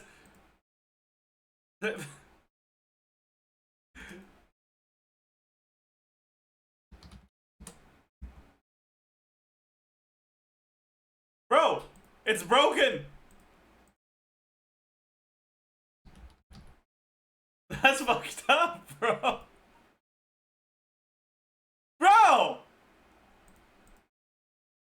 Oh. GG. Okay, we might have broken the spell check.